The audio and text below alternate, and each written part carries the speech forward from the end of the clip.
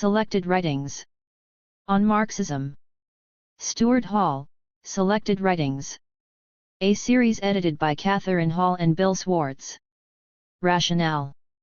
Architect of contemporary cultural studies, New Left analyst of British political moments and movements, radical educator sans parallel, herald of new ethnicities and hybrid social selves, critical race theorist and diasporic voice, Stuart Hall, 1932-2014, can be characterized in many ways. The purpose of this volume of Hall's writings is to help decide how centrally the designation Marxist thinker should be placed within, or ranged right across, that protean spectrum of endeavor. I should say at once, help further decide, because the basic proposition at issue has been aired before in various collections of papers, commentaries, and interviews geared toward identifying Hall's fundamental contributions. Not least, it features within other publications in the Hall series by Duke University Press. Thus, in framing essential essays, editor David Morley underlines Hall's lifelong intellectual investment in Marxism, and many of his essay lections, not only those assigned to the most ostensibly relevant section, provide ample testimony to the influence of Marxism on Hall. 1. Similarly, Introducing Cultural Studies 1983, Larry Grossberg and Jennifer Darrell Slack depict that brilliant course of Hall lectures as undertaken in order to clarify Marxism's contribution to the interpretation of culture, resulting in a superb record of Hall's ongoing wrestling with the angels of Marxist theory. 2. Likewise, the editors of selected political writings insist that Hall's mediating Marxism engagement with politics cannot be fathomed without acknowledging this long presence of Marxism in his thought, the contours of which are then briefly traced in Michael Rustin's afterword to that book. 3. The goal of the present work is to extend the evidence and angle of those previous volumes by gathering another group of Hall's central texts writings that do not appear together elsewhere and by giving undivided attention to the Hall/Marxism issue. If Marxism is agreed to have been, albeit in a complex way, at the forefront of Hall's thought over the years, then we should track this through as many of his emblematic compositions as possibly. We should also bear in mind that some presentations of Hall's thought make it difficult to conclude that Marxism was central to him. Indicatively, a collection of essays on Hall involving close associates was entitled Without Guarantees, referring to what many see as his signature attitude toward the politics of theory. 4. That catchphrase was culled from a Hall essay, our Chapter 4, the full title of which, The Problem of Ideology, Marxism Without Guarantees, conveyed a specific anchorage for the relevant sense of openness. The truncation was therefore questionable, but even so, it was fit for purpose, because across the 400 pages of that tribute volume, Hall's Marxism received only a smattering of passing mentions. More recently, in Homi Bhabha's stylized conversation with Hall Beyond the Grave, the cultural critic describes that same Hall trademark Without Guarantees as our consciousness of how affect registers and regulates the subject's ambivalent and anxious responses as it faces what is new, partially known. At the same time, it provides the agent with an imminent sense of sensory and bodily attentiveness to the task of change. To this rather nebulous end, Hall is construed by Bhabha as deftly recasting Antonio Gramsci in the spirit of post-structuralism, transforming the latter's concept of conjunctural analysis into an active rhetorical practice in conditions of multifaceted contingency. Hall is thereby positioned as having little to do with the totalizing Marxism narrative. 20 years earlier, from an unequivocal Marxist standpoint, Colin Sparks handed down a surprisingly similar verdict, that Hall, never having been a Marxist, was always a post-structuralist in waiting. 6. Preempting any rejoinder to the effect that during the 1970s Hall's governing concepts were demonstrably influenced not only by Marx himself but also by Louis Althusser, Antonio Gramsci, and other Western Marxists, Sparks ruled that some of those figures, and Althusser above all, were philosophical idealists and social conservatives, not proper materialists and true radicals. More recently, while coming from the same straight-left political camp as Sparks, and having in the 1970s registered his own closely worked criticisms of Althusser, Alex Kallinicus begged to differ, exempting Hall from the charge of being a non-Marxist discourse theorist. 7. This volume invites readers to participate in such debates by providing indispensable Hall material about which we can make our own judgments, by organizing the material in a particular way, by offering an overall conception of Hall's distinctive intellectual persona, and by providing further textual and contextual commentary and discussion. Structure of the volume. The first part of the book is the longest, providing 4 core papers from the decade in which Hall's relationship to Marxism was at its closest. One indication of this is the level of sheer detail in his engagement with the works of Marx and Engels. Chapters 1-3 are very much studies in their thought, on the thoroughgoing basis of which Hall subsequently, as in Chapter 4, synthesized in a more strategic way. Determined fully to plumb the depths of the classic Marxist statements and wholly absorbed by the surrounding disputation, Hall's coverage is extensive, the early as well as the mature Marx texts, the philosophical and the economic, the letters as well as the treatises, the contrasting modes of the political writings, interventionist here, observational there. Hall's first aim here is to get to grips, soundly, with the totality of Marx's thought. Notwithstanding their considerable thematic overlap and some commonality of reference, in these essays Hall makes canny, specialist use of different canonical works, and different slices of the same works, to illuminate each problem under examination. In all this, naturally, Hall has his own take on Marx, the works under examination, and the key issues. But it is not as though his preferred interests, the relative autonomy and constitutive role of the superstructures, ideology, culture, politics, are independently projected onto, or pulled out of, his encounter with Marx and others. Expressed so consistently in that terminology, they could not be. Rather, Hall sees his concerns as intimately woven into the layered, checkered bulk of Marx's oeuvre and legacy. A second observation seems almost too obvious to press, except that it is not quite the same as the previous point and is seldom stated plainly, that these writings exhibit a clear intent on Hall's part to defend Marx, to embody commitment to his ideas. Undoubtedly, Hall was a critical, revisionist Marxist. In these pieces it is the best Marx, not every bit of Marx, that Hall is after. And this was a shared motivation at the Center for Contemporary Cultural Studies, University of Birmingham, of which Hall was director throughout the 1970s. Thus, the Communist Manifesto, despite its rhetorical brilliance and provocative intent, was ultimately regarded as too crudely teleological to make the cut. Yet the extent to which Hall constructively elucidates Marx, goes along with Marx's stated intentions, brings out his depth of insight, and refuses to indulge in easy put-downs is notable. More will be said about these writings in my later discussion, especially concerning the quasi-foundational status of Hall's reading of Marx's 1857 Introduction to the Grundrisse.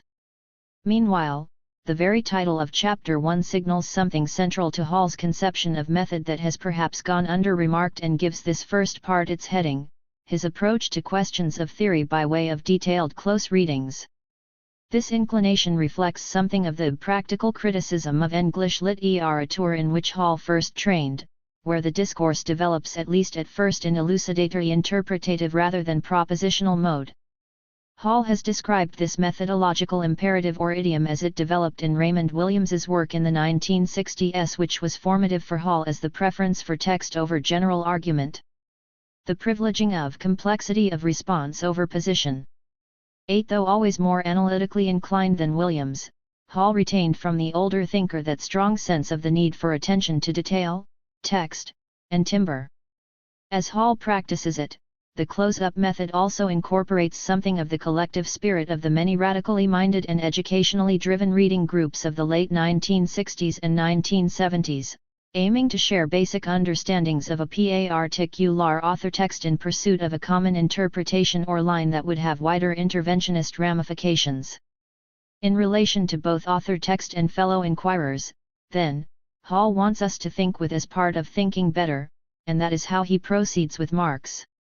Part 2 showcases 3 thematic overviews of demarcated problem areas. Although it is hard to see the Part I pieces as anything other than concentrated theoretical scholarship, Stuart Hall did not regard himself primarily as a theorist in any system-building sense. Rather, his characteristic mode, incorporating his practice of reading, was the critical interpretive survey of standpoints within a politically relevant field. Yet the overview genre as Hall and his co-authors developed it was certainly theoretically driven and conceptually creative. It was not just a matter either of political contestation or applying to urgent social matters theories developed elsewhere. There are many outstanding reviews of this sort distributed across Hall's work. In 5. The first volume of Essential Essays, for example, Hall's defining discussions of cultural studies, e.g., Cultural Studies, Two Paradigms, his journey through the sociology of knowledge in search of ideology, the hinterland of science, and his critique of communications studies, culture, the media, and the ideological effect, are eminent cases in point, all closely aligned with our own SE Lections 9. It is necessary to add that Hall's overviewing talent is also evident in later writings on race and difference, in which the presence of specifically Marxist concepts is hard to discern. For example, in The Multicultural Question of 2000, which appears in the second volume of Essential Essays. 10.2 of the Part 2 SE Lections come from collective works that are often taken to be quintessential Hall and quintessential Birmingham School. One is from Resistance Through Rituals, Youth Subcultures in Post-War Britain, the other from Policing the Crisis, Mugging, the State, and Law and Order. 11. These works are designed to illuminate specific socio-logical realities and to facilitate political change. Accordingly, their conjunctural positioning is crucial. At the same time, many of their pages were preoccupied with developing the right, chiefly Gramscian, Marxist or neo-Marxist theoretical framework, and they have been edited with that in mind. The third, also abridged, item in this part, Variants of Liberalism, is one of Hall's lesser-known excursions, deriving from a set book for the Open University, OU, course Beliefs and Ideologies. Hall's writing in thematic overview vein stocked a remarkable stream of OU teaching materials, some conventionally published as thematic compilations, others produced in-house and sent directly to the large numbers of students. Hall composed hundreds of thousands of words, plus a great many broadcasts and audio guides, during his time as the principal figure within such large-scale collective OU productions as the Social Sciences Foundation course, Crime and Society, State and Society, Popular Culture, Understanding Modern Societies, and several others. Altogether, Hall's work for that non-traditional university represents a truly unique contribution to cultural politics. His forays into political discourse, and about political discourse, were numerous, and by their nature were short. They were often fed, however, by longer investigations such as his consideration of the multi-sided political tradition of liberalism. This SE lection is interesting for us in two main ways. It shows Hall holding on sometimes at a pinch to historical materialist analysis in order coherently to place the emergence, heyday, and signal ideological expressions of the defining political tradition of Western modernity. The essay also lays the groundwork for Hall's excoriating contribution of 2011, the neoliberal revolution. 12 fans of the latter are many, some seeing it as a return to uncompromising left analysis on Hall's part, but they may not be aware of its connection to the earlier study. The chapters in Part 3 represent different sorts of points of departure regarding Marxism, theory, and politics. Chapter 8 is an appreciative review of the Greek Marxist Nikos Poulantzas's final book. Poulantzas worked in Paris and very much in the structuralist Althusserian mode, albeit with considerable drive of his own. He committed suicide in 1979, aged 43. Hall's significant reservations about his theory of class, as detailed in our Chapter 3, are by no means erased in this review of Poulantzas's foreboding last work, State, Power, Socialism, but they are not foregrounded because Hall is equally concerned to reach out to a kindred spirit, someone who continually felt the pull of systematic Marxism, but who was lately beginning to lever away from it in ways that could not be completely rationalized. Hall is especially perceptive on the tensions that emerge when the ideas of Michel Foucault on the saturating micro-effects of power knowledge are brought into contact with Marxist perspectives, whether traditional or structuralist, on class interests and the coercive role of the state. Those comments of Hall's are doubly interesting for us, because while he incisively identifies sources of inconsistency in Poulantzas, these increasingly had to be grappled with in his own thinking in the years ahead, as he sought to incorporate aspects of Foucault that his 1970s work held at a distance. In that regard, Hall's phrasing, in this piece, of the problems facing the Marxist theorization of power as constituting an intractable knot is telling.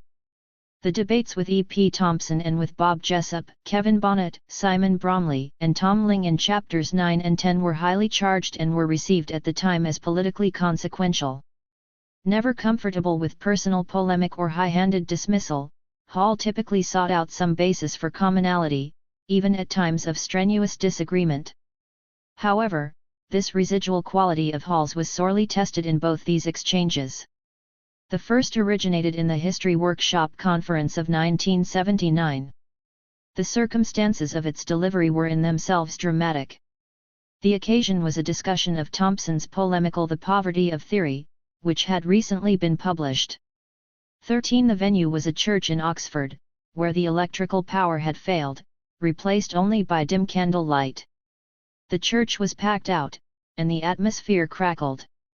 Not only had Thompson, in Hall's view, unjustly caricatured Althusser's contribution to Marxism, Thompson had, at the conference, gratuitously taken to task Richard Johnson, Hall's Birmingham colleague, for seeking out a constructive middle ground between theorists and historians, between conceptual and substantive work. Though himself suspicious of stand-alone exercises in abstraction, Hall reacted to Thompson unambiguously, by opposing to the poverty of theory thesis the case for its vital necessity in giving depth and shape to the empirical surfaces of history and society.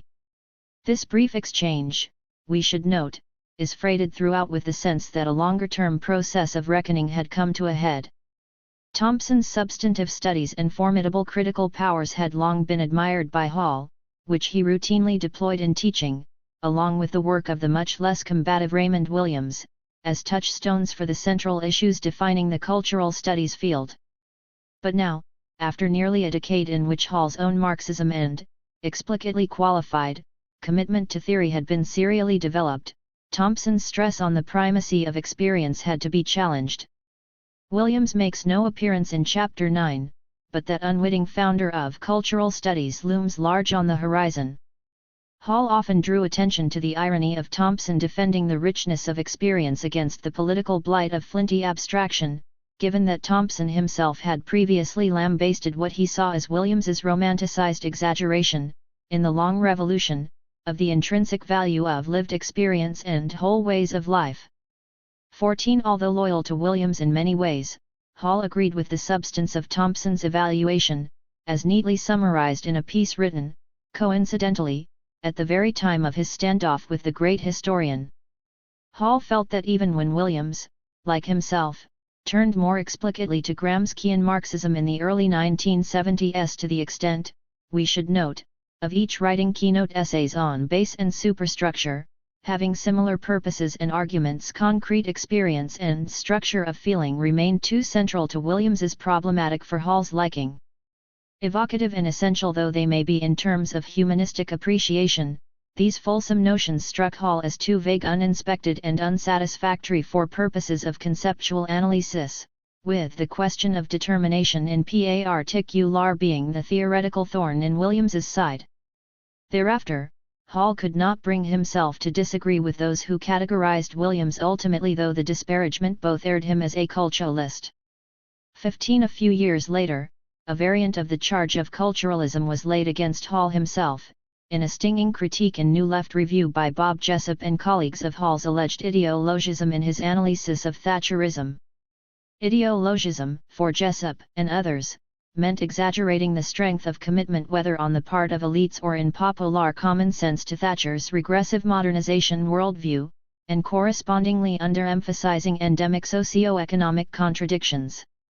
In his vigorous rejoinder our Chapter 10, Hall insists that he was not discounting such structural factors, rather, he was underlining the fact that the left was still insufficiently attuned to the way political projects seek hegemony through ideological imagined, moral imperatives and identities, even if that hegemony turns out to be partial and contested. It was the tone of the attack as much as its content that struck Hall as inappropriate, not least since Jessop's perspectives on the state, on structuralist Marxism, and on Marx's method of articulation were close to Hall's own. 16 With some magnanimity given the provocation, Hall allowed that his delineation of authoritarian populism might have been more precise. What he was offering, we might again say, was a certain way of reading Thatcherism, seeking illumination rather than comprehensive validity. The remaining texts push further into this growing mood of possibly departure from Marxism, though in notably different ways.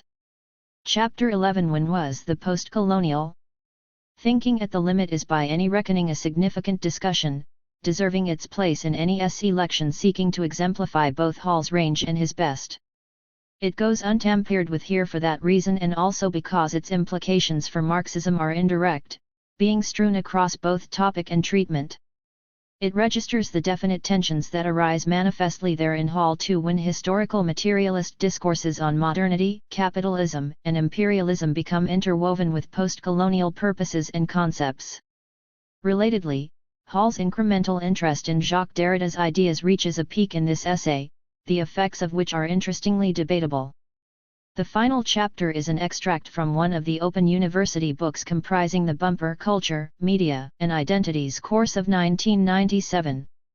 In keeping with the latter's decisive platforming statement concerning the growing substantive and epistemological centrality of culture, Hall's notes on the cultural revolutions of our time take him to the threshold where, perhaps contrary to the circumscribed relative autonomy accorded to ideologies and subjectivity throughout his previous work, culture finally strikes out to achieve not only political and investigative centrality but also a more comprehensive theoretical primacy. I return to this issue of incipient culturalism in the relevant discussion.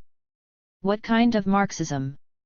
Alignment with Marxism comes in many ties and palpably changes over time, including our own. As an ideal type, or maximum program, we might think of Marxism as containing the following elements. A philosophical anthropology, in which the activity and creativity of labor define humanity's species being in its practical encounter with nature, a conception/methodology of history, outlining the course of social development from so-called primitive communism at one end to anticipated, advanced communism at the other, with a handful of epochal stages in between characterized by different types of labor exploitation and class division, modes of production, a dialectical materialist philosophy, or scientific epistemology, capable of orientating all major questions of human understanding, an account of the structural logic of capitalism, being the current and most crucial mode of production, based on the formally free sale of workers' capacity to labor to owners of capital, the dynamic contradictions of which form the material and social preconditions for socialism. A socio-economic sociology highlighting for any epoch, but especially the capitalist one, the centrality of class positions, relationships, and experiences, a revolutionary politics based on working class struggle, without which the transition to socialism cannot be realized, an analysis, working from those tenets, of the nature and function of institutional and informal social spheres such as politics and the state, culture and ideology, consciousness and belief systems. Heuristically useful, the need for such a comprehensive package has always been contested among Marxists themselves, as has the nature and scope of each presumed component element. Crucial questions arise at all levels. For example, does the analysis of capitalism and class today require strict adherence to the labor theory of value? Must Marxist historians conform to the idea of a given sequence of modes of production when seeking to explain the dynamics of their chosen period and focus? Does Marxism really require a distinctive, superior form of epistemology? And so on. In any case, the very content of Marxist thinking has always been thoroughly overdetermined by strategic geopolitical factors, the dominance, first, of German gradualist social democracy in the later 19th century, through the phases of Leninist and Stalinist consolidations of authoritarian Marxist orthodoxy, with Trotskyist and libertarian alternatives consistently in opposition, and on again to the markedly more pluralistic, predominantly academic Western Marxism of the later 1960s and beyond. In turn, these currents came to be significantly challenged by feminist, post-colonial, and environmentalist perspectives and priorities. According to Goran Thurborn's convenient terminology, the situation today is that the original hallmark triangle of Marxist understanding, philosophical historical theorizing, the structural analysis of capitalism, revolutionary class politics now lies damaged and perhaps even irretrievably broken, though resilient Marxists still strive to hold it all together. 17 at the least, each of the component sides of that triangle seems to require considerable stretching and bending to hold up. Ironically perhaps, this uncertain predicament of Marxism has fed a revival of interest in, and respect for, the person of Karl Marx himself.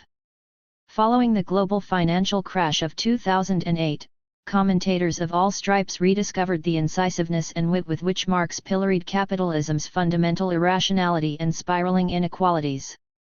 In parallel, within networks like cultural studies, the residual sense of embarrassment through the 1990s regarding its own previous Marxist proclivities gave way, toward and beyond the millennium, to a definite awkwardness about that. Yet if Marx has returned to the seminar rooms, to activist vocabularies, and even to the arts during 2017, the young Marx was in the movies and on the London theatre stage, his rehabilitation has been limited. Indicatively, Gareth Stedman Jones's heavyweight intellectual biography of 2016, Karl Marx, was even-handedly subtitled Greatness and Illusion, yet the emphasis was firmly on the second of those terms. 18 Stuart Hall developed a highly qualified approach to Marxism, and he is often considered, reasonably enough, to be a neo-Marxist. But the brunt of my sketch of the Marxist problematic is that neo-Marxisms are intrinsic to the history and health of Marxism, not something external, far less necessarily hostile. Moreover, Hall's work and example have done more than anyone's to justify such an inclusive, self-critical remit as a valid expression of contemporary Marxism. 19.1 Interpretative difficulty in locating Hall in relationship to Marxism concerns his own, ever-growing, canonicity and aura within cultural theory and politics. This led, from the mid-1980s on, to Hall giving a stronger impression of distance and equivocation than may be warranted, certainly if we have the 1970s texts in front of us, such as our Part I. To take a single example, there is no doubt that Hall found Althusser's prioritizing of philosophical thought within Marxism excessive. This was recast later by Hall himself, and picked up by others accordingly, in overly gladiatorial terms, as a warring to the death, with Hall taking his stand, refusing to be beaten down, and going not 1 inch further. 20 What is occluded by this dramatization is, first, that very many Marxist academics, philosophers, historians, sociologists, political theorists were also routinely both critiquing residual Marxist reductionism and wrestling hard with the theorists of Western Marxism, not least Althusser. Second, the depiction plays down how crucial, if never wholesale, Althusser's influence on Hall was.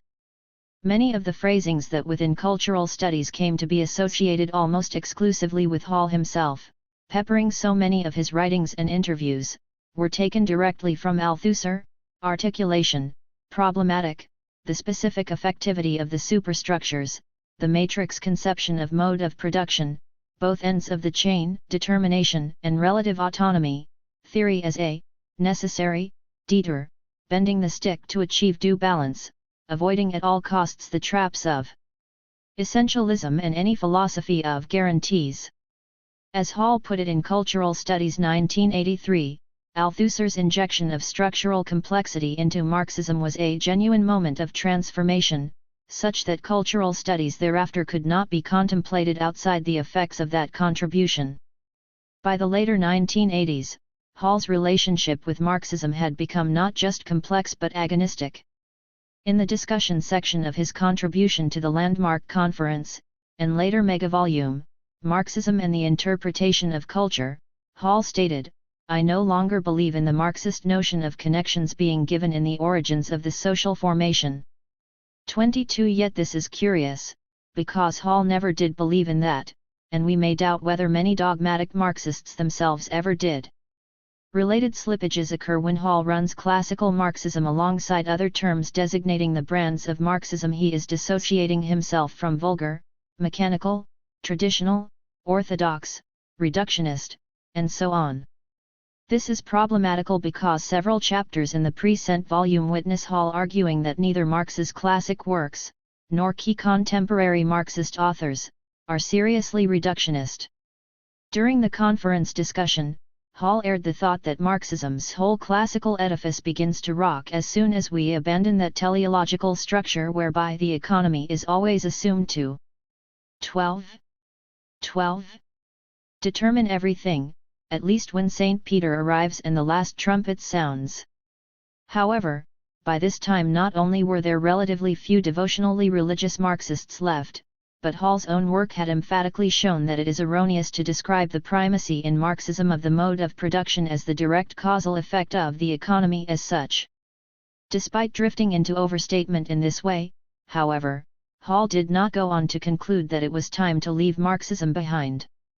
On the contrary, he ended the paper by depicting himself as engaged in unfashionable salvage work, retaining from Marx the notion of classes, the capital/labor contradiction, the social relations of production, etc. 23. That is a lot to recover.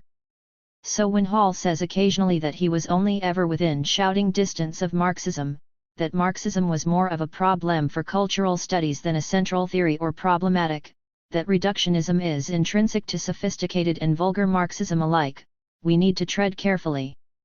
24. What style of intellectual mediation? Such oscillations in outlook and phrasing can best be resolved, in my view, by thinking about Hall's Marxism in relation to the type of intellectual that he exemplified. This goes beyond accounting for his success in terms of his uniquely winning personality, tempting though that is. One natural move would be to portray Hall as a Gramscian in every respect, not least because what he says about Gramsci could surely be said of Hall himself. He understood that the general framework of Marxist theory had to be constantly developed theoretically, applied to new historical conditions, related to developments in society which Marx and Engels could not possibly have foreseen, expanded and refined by the addition of new concepts. Not that he ever forgot or neglected the critical element of the economic foundations of society and its relations.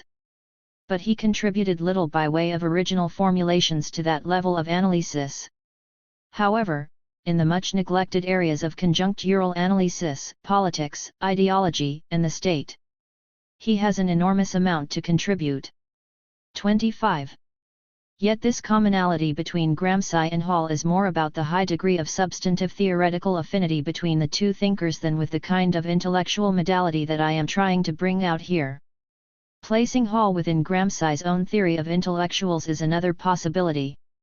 Gramsci distinguished between traditional and organic intel. 12. 13.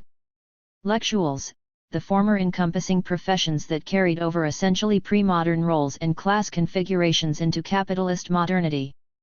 By contrast, the organics are projected as the leading layers of the new industrial working class, or at any rate are closely connected to the fundamental social groups of the present day. Gramsci was talking of course about the 1920s. However, from where we sit now, Gramsci's categories seem too anachronistic, too class-specific, and too intimately bound up with his abiding concern for the role of the modern prince, aka the Communist Party, to apply to Hall. In his paper Theoretical Legacies, Hall does invoke Gramsci's concepts to convey the way that the Birmingham CCCS understood its academic endeavors as political. But his conclusion that we were organic intellectuals without any organic point of reference implicitly concedes that the category did not really fit. 26. At this point we can turn to Jean-Paul Sartre for useful prompts. Sartre makes relatively few appearances in Hall's written work, but they are all positive, as they were in his graduate cultural theory course at Birmingham. Sartre's Search for a Method, alternatively translated as The Problem of Method, being one of the key readings for that module. For example, in the first issue of Working Papers in Cultural Studies, Hall quarreled with what he saw as the phenomenological subjectivism of a fellow contributor, citing Sartre's formulations in search for a method. 27. Let me be clear, I am not suggesting that Hall is a Sartrine. Rather, Sartre's account of the predicament and pluralism of Marxism in that short book serves to illuminate defining aspects of Hall's mode and practice as a political intellectual. For Sartre, Marxism was the one philosophy of our time which we cannot go beyond.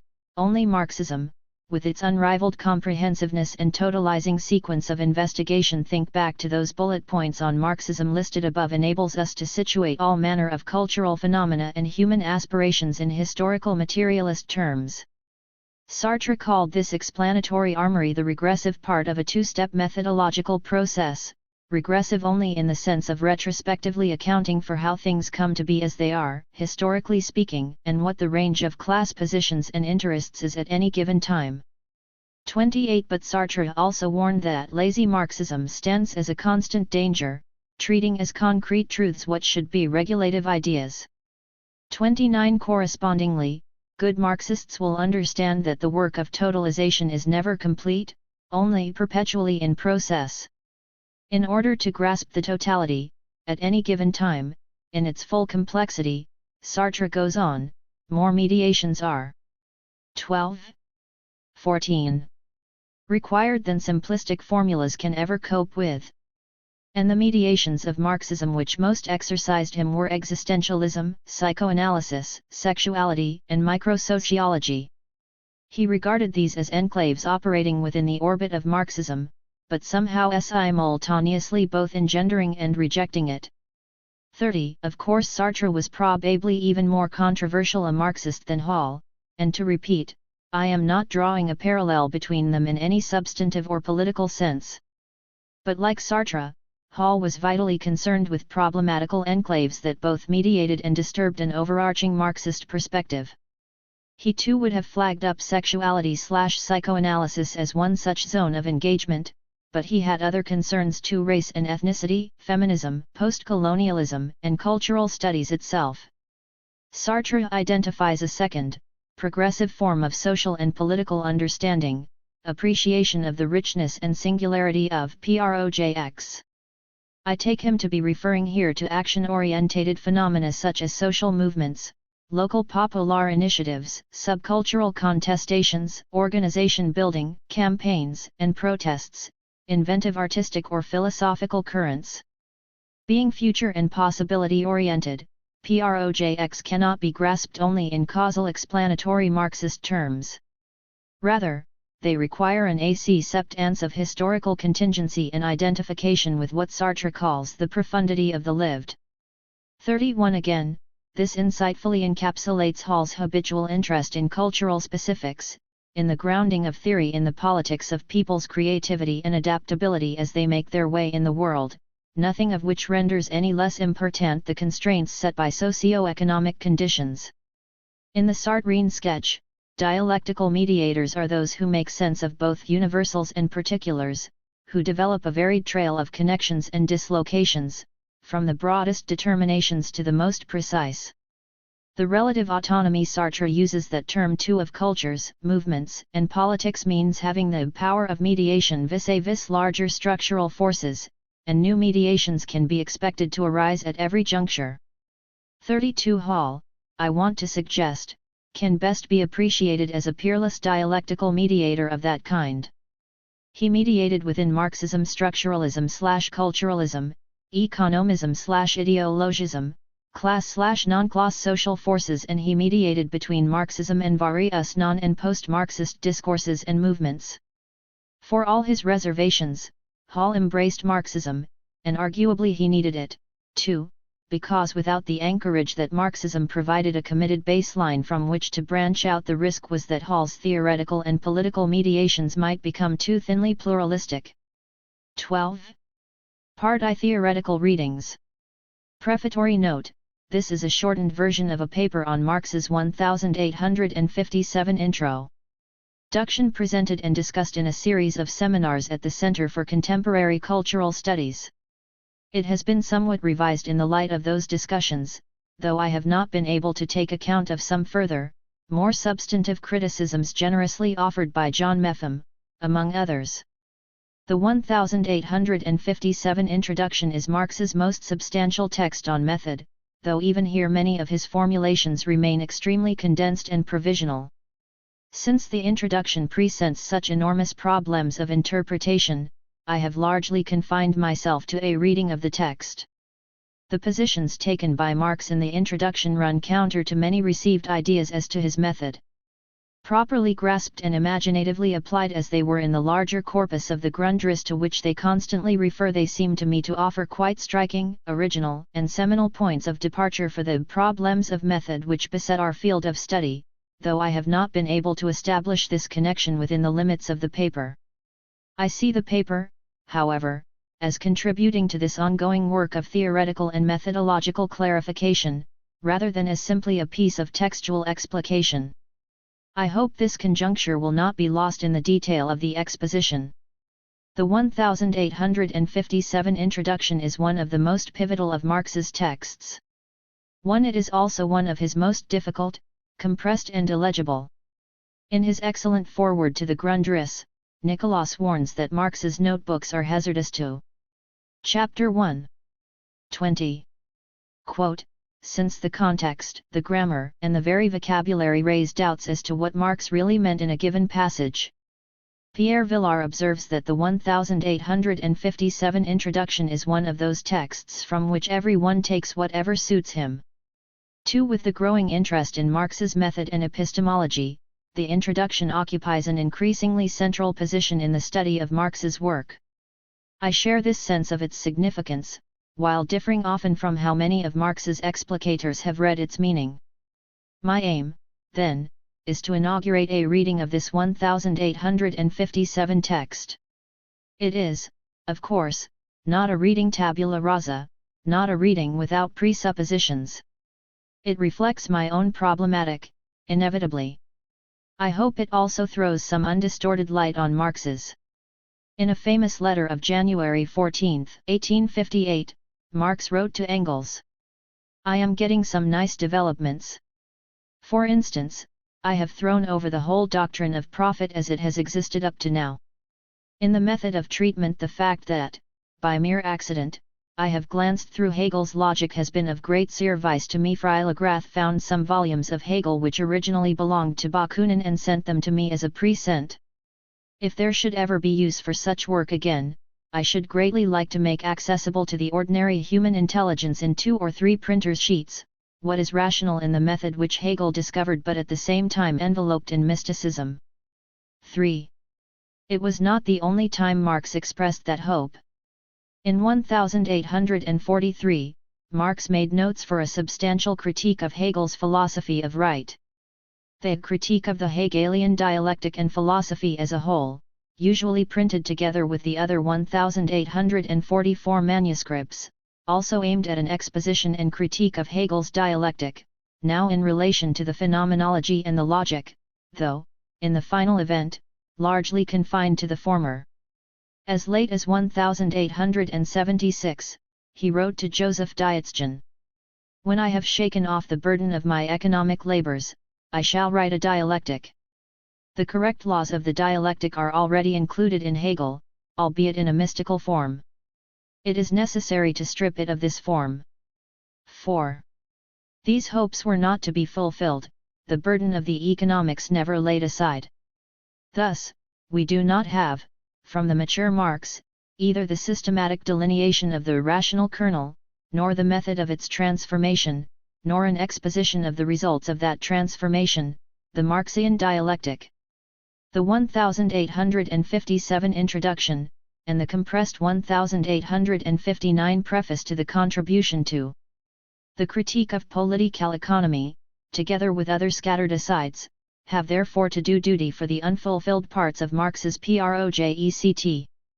The 1857 introduction in particular represents his fullest methodological and theoretical summary text.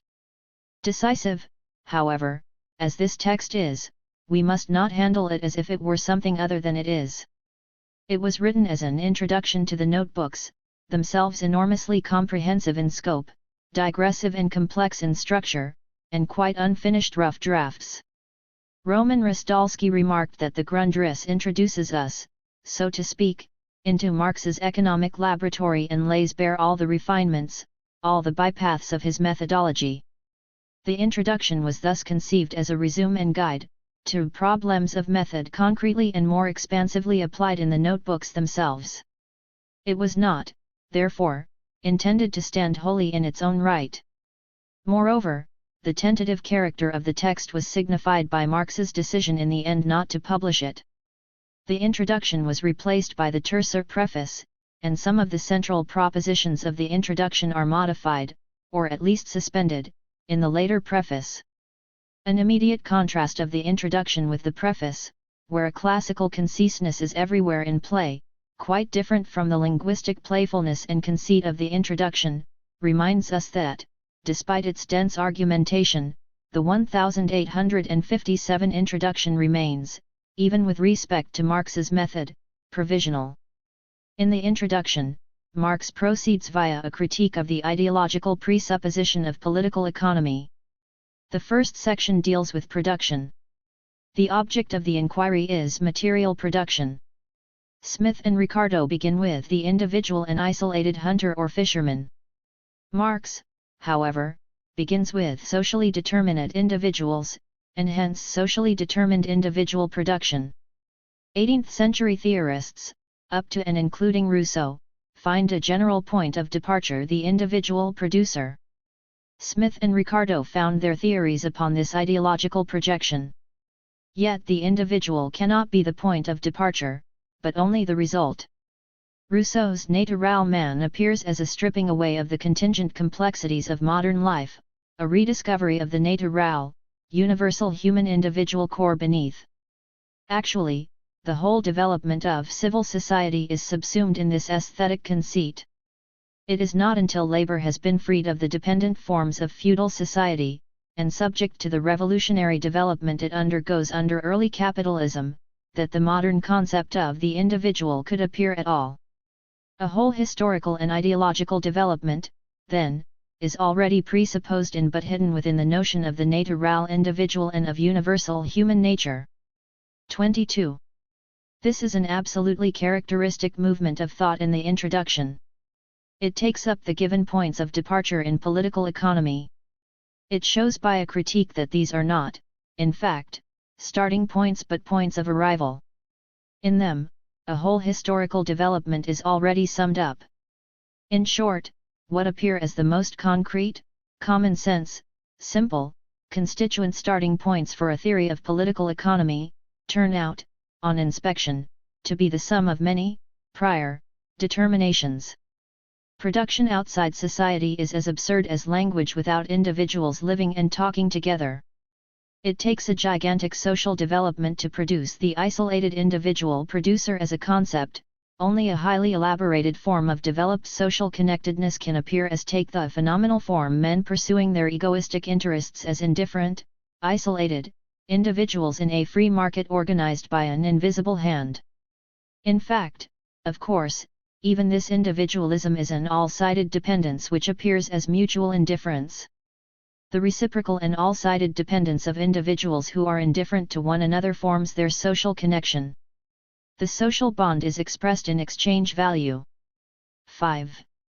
This concept that the capitalist mode of production depends on social connection assuming the ideological form of an individual disconnection is one of the great, substantive themes of the Grundriss as a whole. But its working out also has consequences for the problems of method. For the displacement of real relations via their ideological representations requires for its critique, its unmasking a method which reveals the essential relations behind the necessary but mystifying inversions assumed by their surface forms. This method which, later, Marx identifies as the core of what is scientific in his dialectic forms the master methodological procedure, not only of the notebooks, but of capital itself. This methodological procedure becomes, in its turn, a theoretical discovery of the utmost importance. In its expanded form, there are several provisional attempts to formulate it in the Grundriss. It constitutes the basis of the pivotal section in capital I, on the fetishism of commodities. 6. The introduction, then, opens with a methodological argument, the critique of normal types of logical abstraction.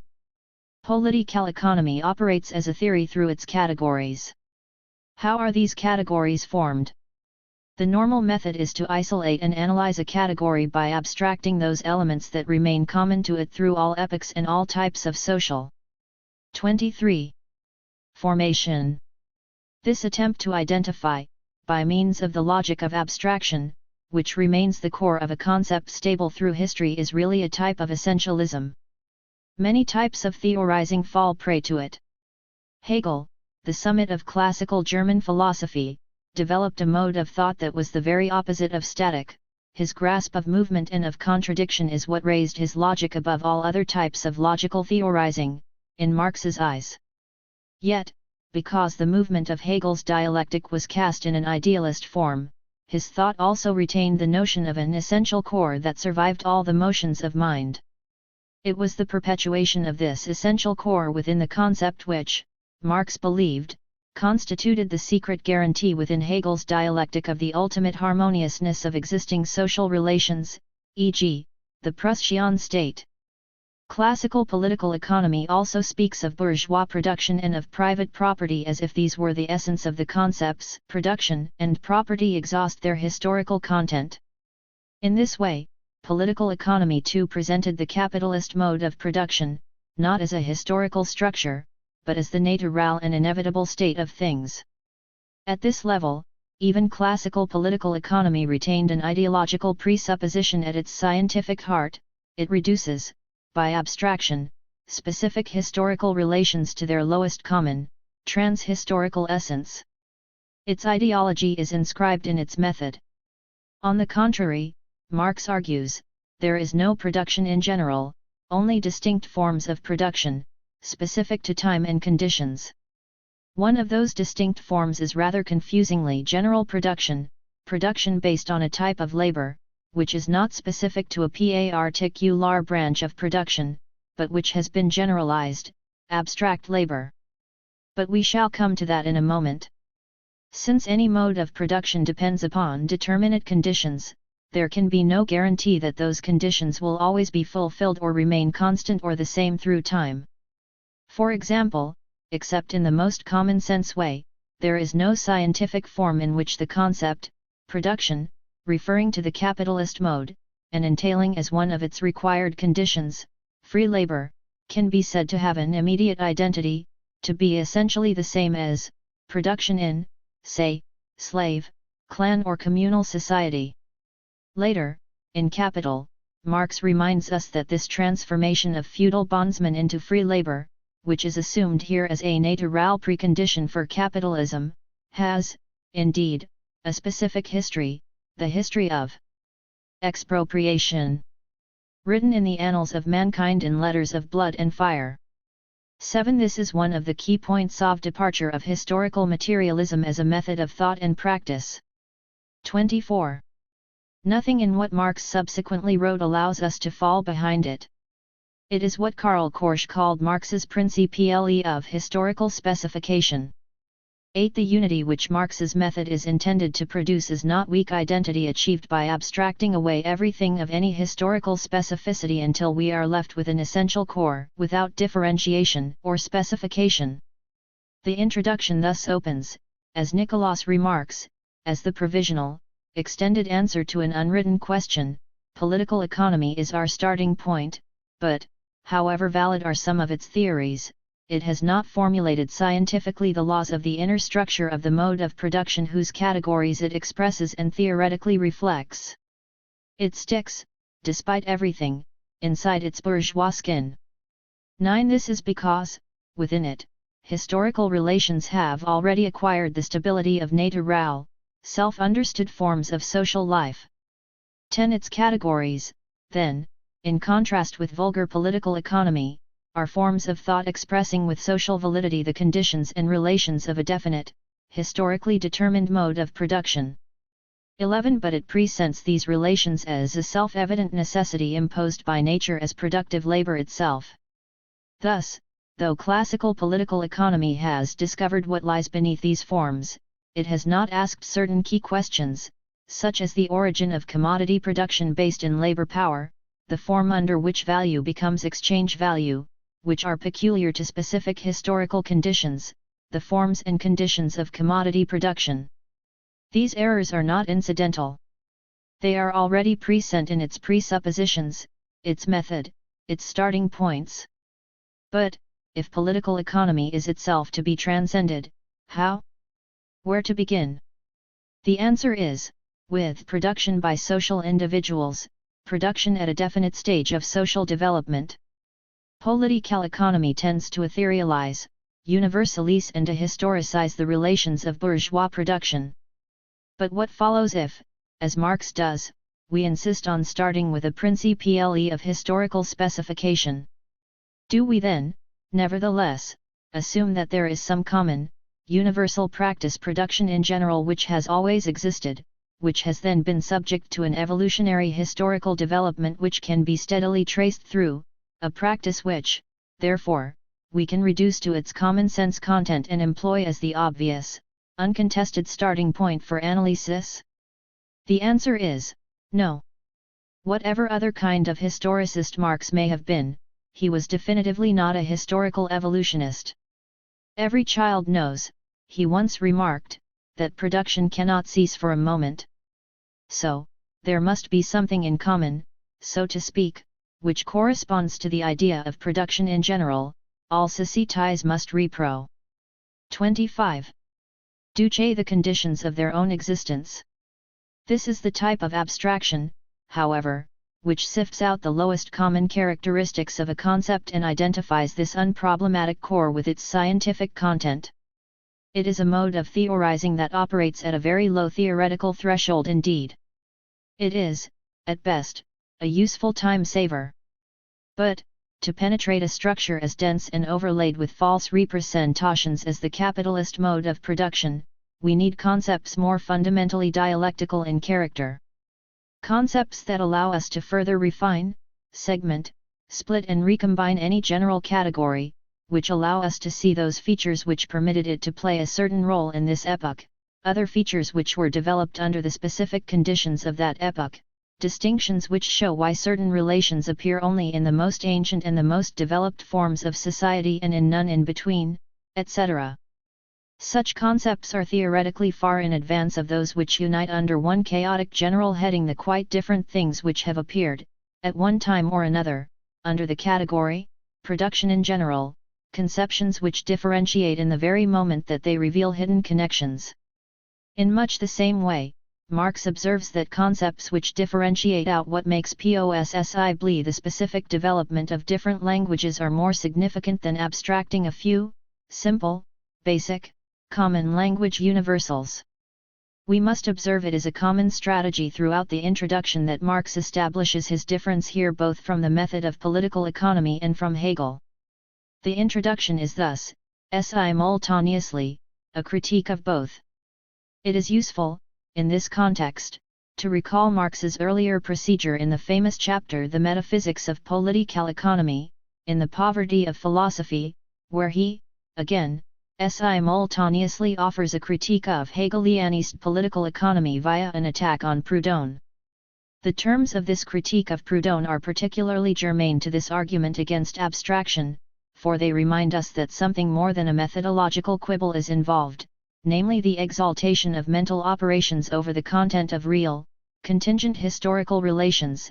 It was not surprising that, if you let drop little by little all that constitutes the individuality of a house, leaving out first of all the materials of which it was composed, then the form that distinguishes it, you end up with nothing but a body, that if you leave out of account the limits of this body, you soon have nothing but a space that if, finally, you leave out of account the dimensions of this space, there is absolutely nothing left but pure quantity, the logical.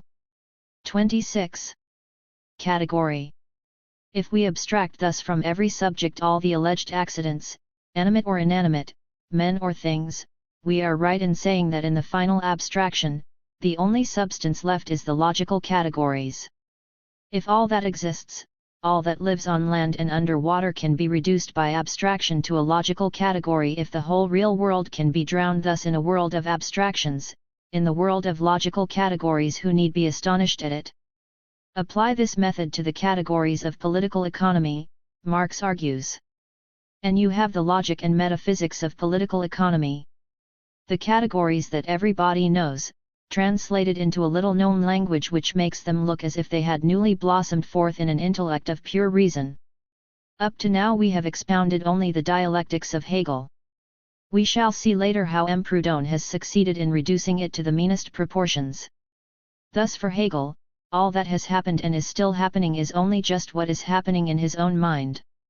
There is no longer a history according to the order in time, there is only the sequence of ideas in the understanding. 12. Marx had long ago noted 13 Hegel's outstanding achievement, his recognition that the different categories of the world, private right, morality, the family, civil society, the state, etc., had no validity in isolation, but dissolve and engender one another. They have become moments of the movement. However, as we know, Marx radically criticized Hegel for conceiving this mobile nature of the categories as a form of self-genesis. Hegel conceives them only in their thought form. Thus the whole movement ends in absolute knowledge. 14. In Hegel, the constitution of the real world becomes merely the appearance, the cloak, the exoteric form of movement and contradiction, which, in the speculative conception, never really deserts the ground of thought. The whole history of alienation and of the retraction of alienation is therefore only the history of the production of abstract thought, i.e., of absolute, logical, speculative thought. This was certainly not the simple, trans-historical, external connections established by vulgar forms of political economy, but an equally unacceptable alternative, the ultimate identity of mind with itself only in thought form. Marx added, this means that what Hegel does is to put in place of these fixed abstractions the act of abstraction which revolves in its own circle. He put the same point even more clearly in the Holy Family. 27. The phenomenology ends by putting in place of all human existence absolute knowledge.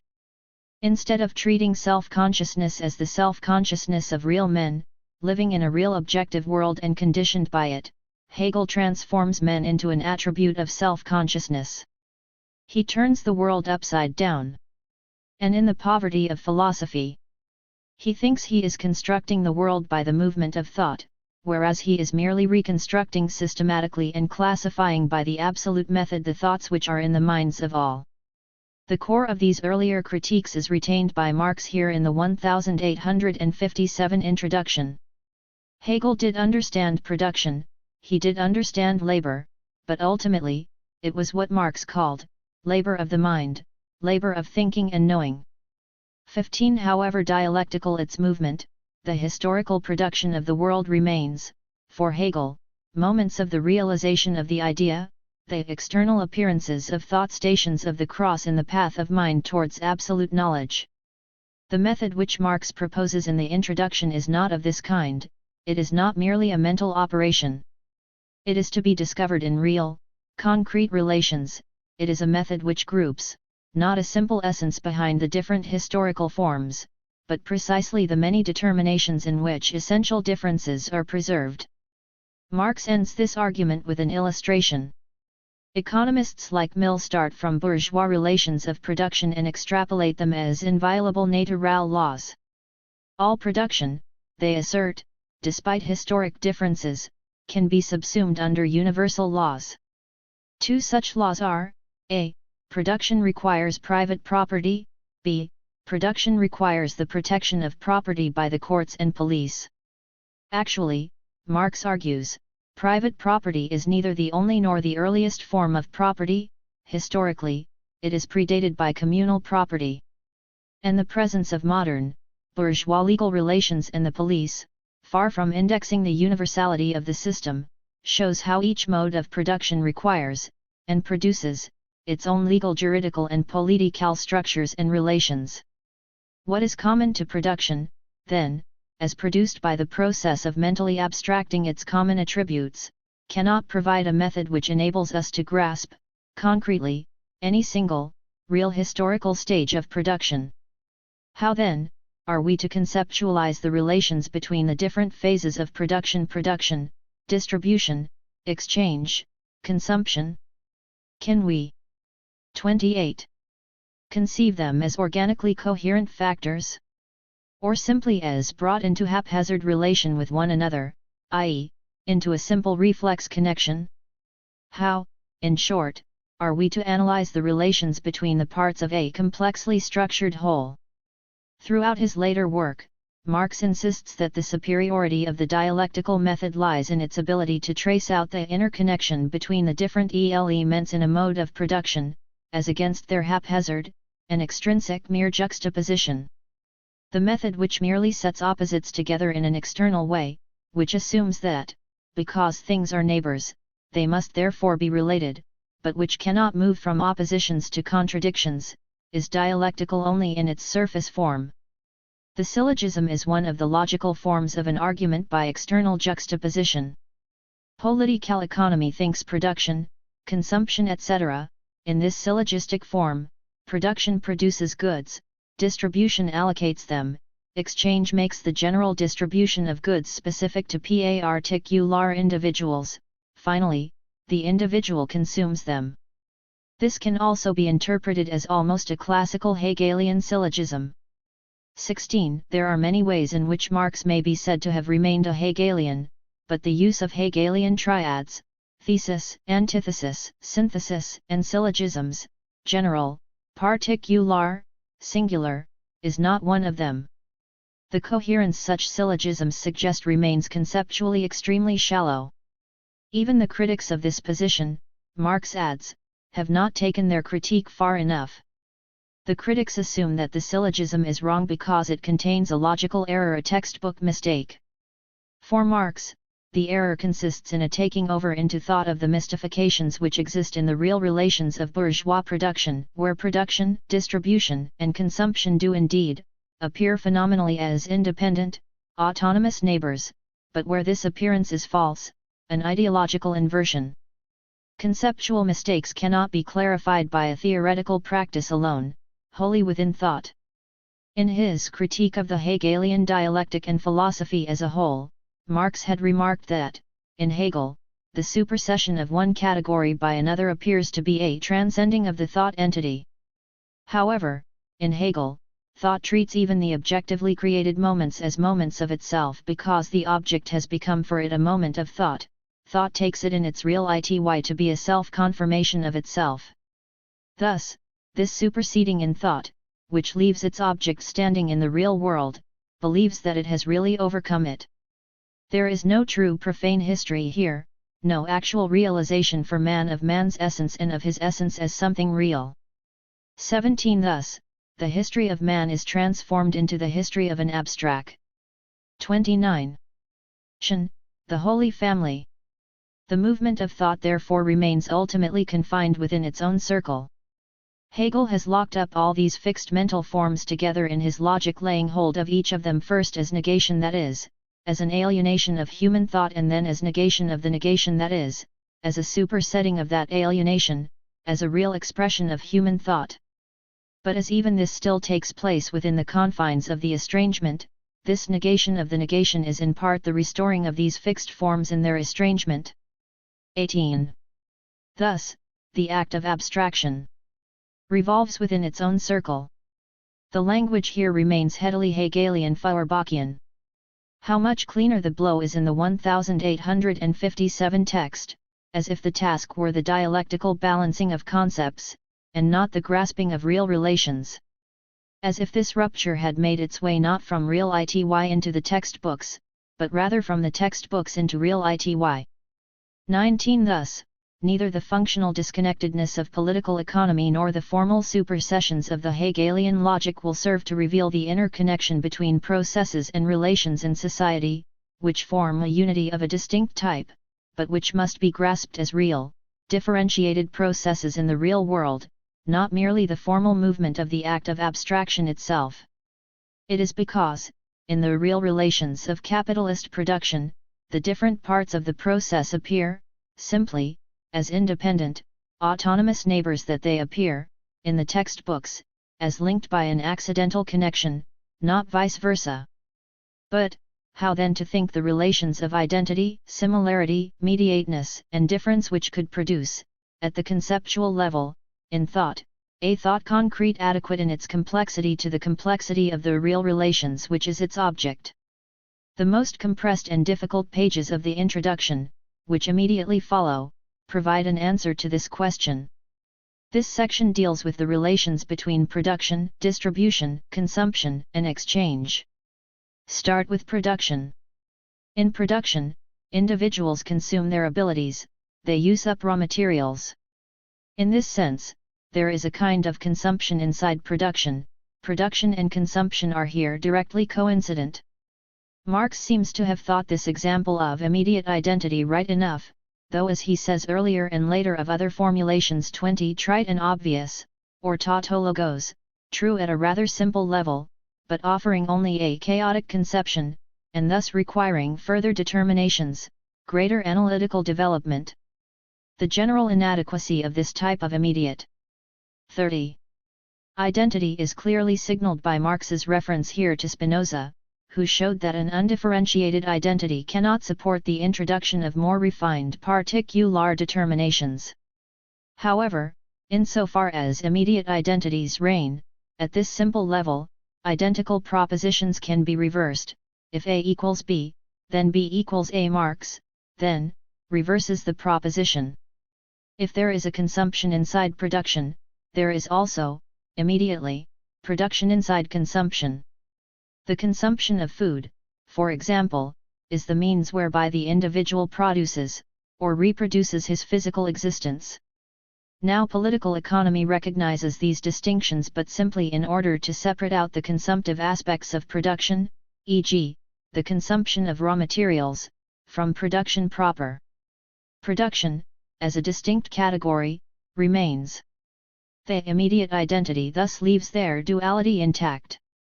This type of identity is thus open to the criticism which Marx originally delivered on Hegel in the 1844 fragment on the critique of the Hegelian philosophy as a whole. This superseding in thought which leaves its object standing in the real world, believes it has really overcome it. Marx now adds a second type of relation, that of mediation, the relation of mutual dependence. Production and consumption also mediate one another. By mediate here, Marx means that each cannot exist, complete its passage and achieve its result, without the other. Each is the other's completion. Each provides within itself the other's object. Thus, production's product is what consumption consumes. Consumption's needs are what production is aimed to satisfy. The mediation here is teleological. Each process finds its end in the other. In this mediating movement, Marx later observes, each side is indispensable to the other, but they are not identical, they remain necessary but external to each other. Marx now expands on how this mediation works. Consumption produces production in two ways. First, production's object, the product, is only finally realized when it is consumed. 22. It is in the passage of the forms, from productive activity to objectified product, that the first mediating movement between production and consumption is accomplished. Second, consumption produces production by creating the need for new production. It is crucial, for the later discussion of the determinacy of production in the process as a whole, that what consumption now does, strictly speaking, is to provide the ideal, internally impelling cause, the motive, internal image, drive, purpose for reproduction. Marx stresses new production, strictly speaking, and significantly, it is the need to reproduce for which consumption is made mediately responsible. 31. Correspondingly, production produces consumption. Marx notes three senses in which this is true. First, production furnishes consumption with its object. Second, production specifies the mode in which that object is consumed, but, third, production produces the need which its object satisfies. This is a difficult concept to grasp, for we normally think of consumption's needs and modes as the property of the consumer, that is, belonging to consumption, separate from the object which, so to speak, satisfies. But as early as 1844 Marx had pointed to the way in which needs are the product of an objective historical development, not the trans-historical subjective property of individuals.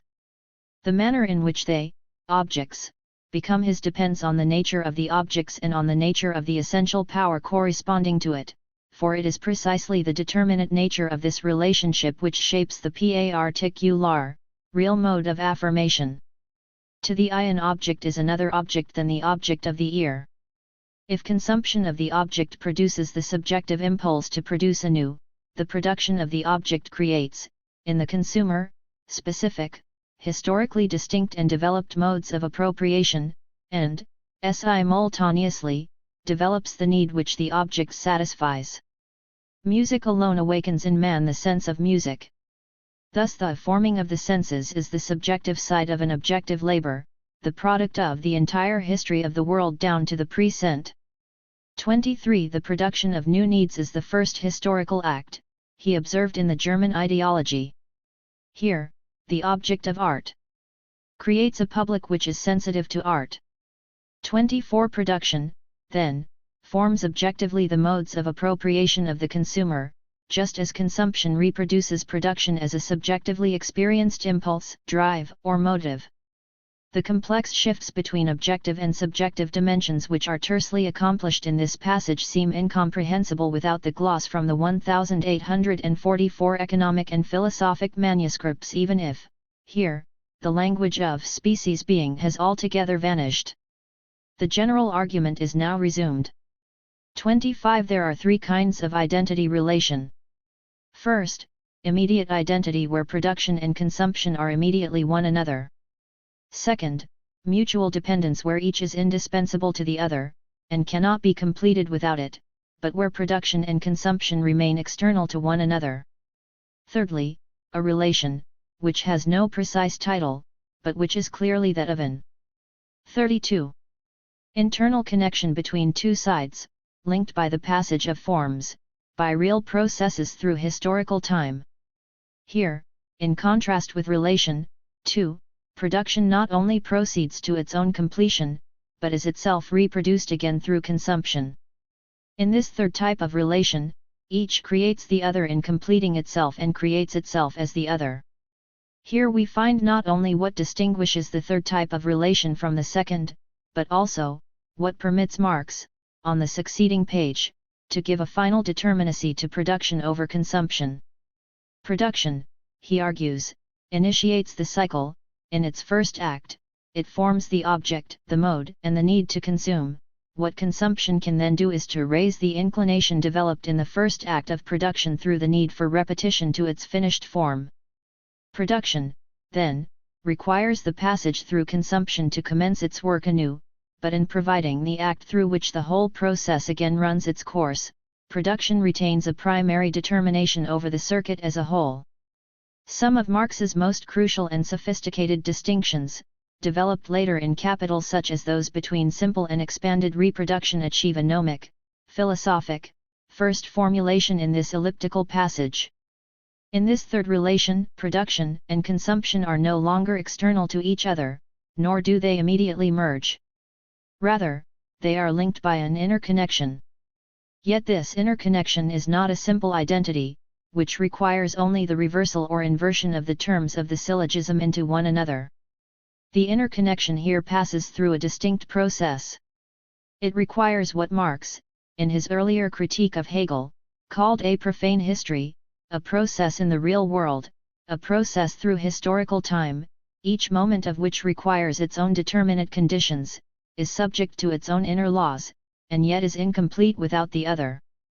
Why is relation 3 not an immediate identity of the Hegelian type? Marx gives 3 reasons. First, an immediate identity would assume that production and consumption had a single subject.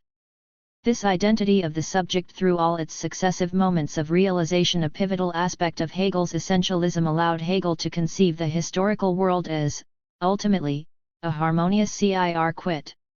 In the real historical world, however, the subject of production and consumption are not one. Capitalists produce, workers consume. The production process links them, but they are not immediate. Second, these are not Hegelian moments of a single act, temporary realizations of the march of world spirit. These are the circuits of a process, with real points of departure, a process with specific forms through which value is prescribed to pass for its realization.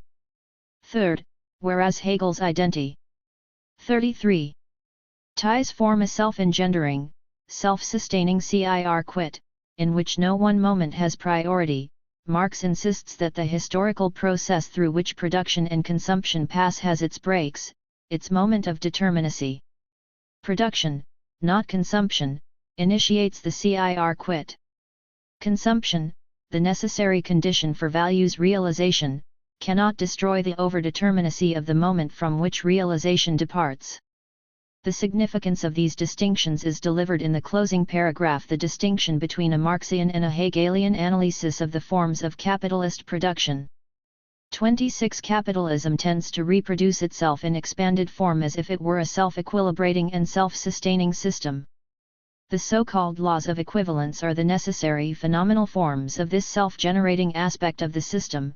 This is precisely the beauty and greatness of it, this spontaneous interconnection, this material and mental metabolism which is independent of the knowing and willing of individuals. 27 But this constant tendency to equilibrium of the various spheres of production is exercised only in the shape of a reaction against the constant upsetting of this equilibrium. 28 Each moment has its determinate conditions, each is subject to its own social laws, indeed, each is linked to the other in the circuit by quite distinct, determinate, forms processes. Thus, there is no guarantee to the producer, the capitalist, that what he produces will return again to him, he cannot appropriate it immediately. The circuits of capital depend on his relation to other individuals. Indeed, a whole, intermediate or mediating movement now intervenes steps between producers and products, determining, but again in accordance with social laws, what will return to the producer as his share in the augmented world of production. Nothing except the maintenance of these determinate conditions can guarantee the continuity of this mode of production over time. Just as the exchange value of the commodity leads a double existence, as the particular commodity and as money, so does the act of exchange split into two mutually independent acts: exchange of commodities for money, exchange of money for commodities, purchase and sale. Since these have now achieved a spatially and temporally separate and mutually indifferent form of existence, their immediate identity ceases. They may correspond or not, they may balance or not, they may enter into disproportion with one another. They will, of course, always attempt to equalize one another. 34. But in the place of the earlier immediate equality there now stands the constant movement of equalization, which evidently presupposes constant non-equivalence. It is now entirely possible that consonance may be reached only by passing through the most extreme dissonance. 29. It is, in short, a finite historical system, a system capable of breaks, discontinuities, contradictions, interruptions, a system with limits, within historical time. It is a system indeed, which rests on the mediating movement of other processes not yet named, for example distribution, production, distribution, consumption. Is distribution, then, immediate with production and consumption? Is it inside or outside production? Is it an autonomous or a determinate sphere? In the first section, 30 Marx examined the couplet production/consumption in terms of an immediate Hegelian unity, opposites/identical. He then dismantled the production/consumption couplet by the terms of a Marxian transformation, opposites-mediated mutually dependent differentiated unity, not identical. In part, this is accomplished by wresting from apparently equivalent relations a moment of determinacy, production. In the second section, from page 94, the second couplet production/distribution is dismantled by means of a different transformation, determined determining determinate. In Political Economy, Marx wrote, "Everything appears twice. Capital is a factor of production, but also a form of distribution, interest and profits. Wages are a factor of production, but also a form of distribution. Rent is a form of distribution, but also a factor of production, landed property. Each element appears as both determining and determined. What breaks this seamless circle of determinations? It can only be deciphered by reading back from the apparent identity of the categories to their differentiated presuppositions, determinate conditions. Here, once again, Marx is concerned to establish the moments of break, of determinacy, in the self-sustaining circuits of capital. Vulgar economy assumed a perfect fit between the social processes of capital. This was expressed in the Trinitarian formula. Each factor of production was returned its just rewards in distribution, capital profits, land ground rent, labor wages. Thus each bit appeared twice, by grace of a secret assumed natural harmony or compact with its identical opposite. Distribution appears to be, in common sense, the prime mover of this system. Yet, Marx suggests, behind the obvious forms of distribution, wages, rent, interest, lie, not simply economic categories, but real, historic relations, which stem 35. From the movement and formation of capital under specific conditions. Thus, wages presuppose, not labor, but labor in a specific form, wage labor. Slave labor has no wages. Ground rent presupposes large-scale landed property, there is no ground rent in communal society. Interest and profit presuppose capital in its modern form. Wage labor, landed property, and capital are not independent forms of distribution but moments of the organization of the capitalist mode of production, they initiate the distributive forms, wages, rent, profits, not vice versa. In this sense, distribution, which is, of course, a differentiated system, is nevertheless overdetermined by the structures of production. Before distribution by wages, rent, profits can take place a prior kind of distribution must occur, the distribution of the means of production between expropriators and expropriated, and the distribution of the members of society, the classes, into the different branches of production. This prior distribution of the means and of the agents of production into the social relations of production belongs to production, the distribution of its products, its results, in the form of wages or rent, cannot be its starting point. 31. Once this distribution of instruments and agents has been made, they form the starting conditions for the realization of value within the mode. This realization process generates its own distributive forms. This second type of distribution, however, is clearly subordinate to production in this wider, mode-specific sense, and must be considered as overdetermined by it. In the third section, on exchange, the demonstration is even briefer. 32. Exchange, too, is an aspect of production. It mediates between production and consumption, but, again, as its presupposition, it requires determinate conditions which can only be established within production, the division of labor, production in its private exchange form, exchanges between town and country, etc. This argument leads, almost at once, to a conclusion. It is a conclusion, not simply to the section on exchange, but to the whole problem posed on page 88. Production, distribution, consumption, and exchange are not adequately conceptualized as immediate identities, unfolding, within the essentialist Hegelian dialectic, to their monistic categorical resolution. Essentially, we must think the relations between the different processes of material production as members of a totality, distinctions within a unity. That is, as a complexly structured differentiated totality, in which distinctions are not obliterated but preserved, the unity of its necessary complexity precisely requiring this differentiation. Hegel, of course, knew that the two terms of a relation would not be the same. But he looked for the identity of opposites for immediate identities. 36. Behind the differences. Marx does not altogether abandon the level at which, superficially, opposite things can appear to have an essential underlying similarity. But this is not the principal form of a Marxian relation.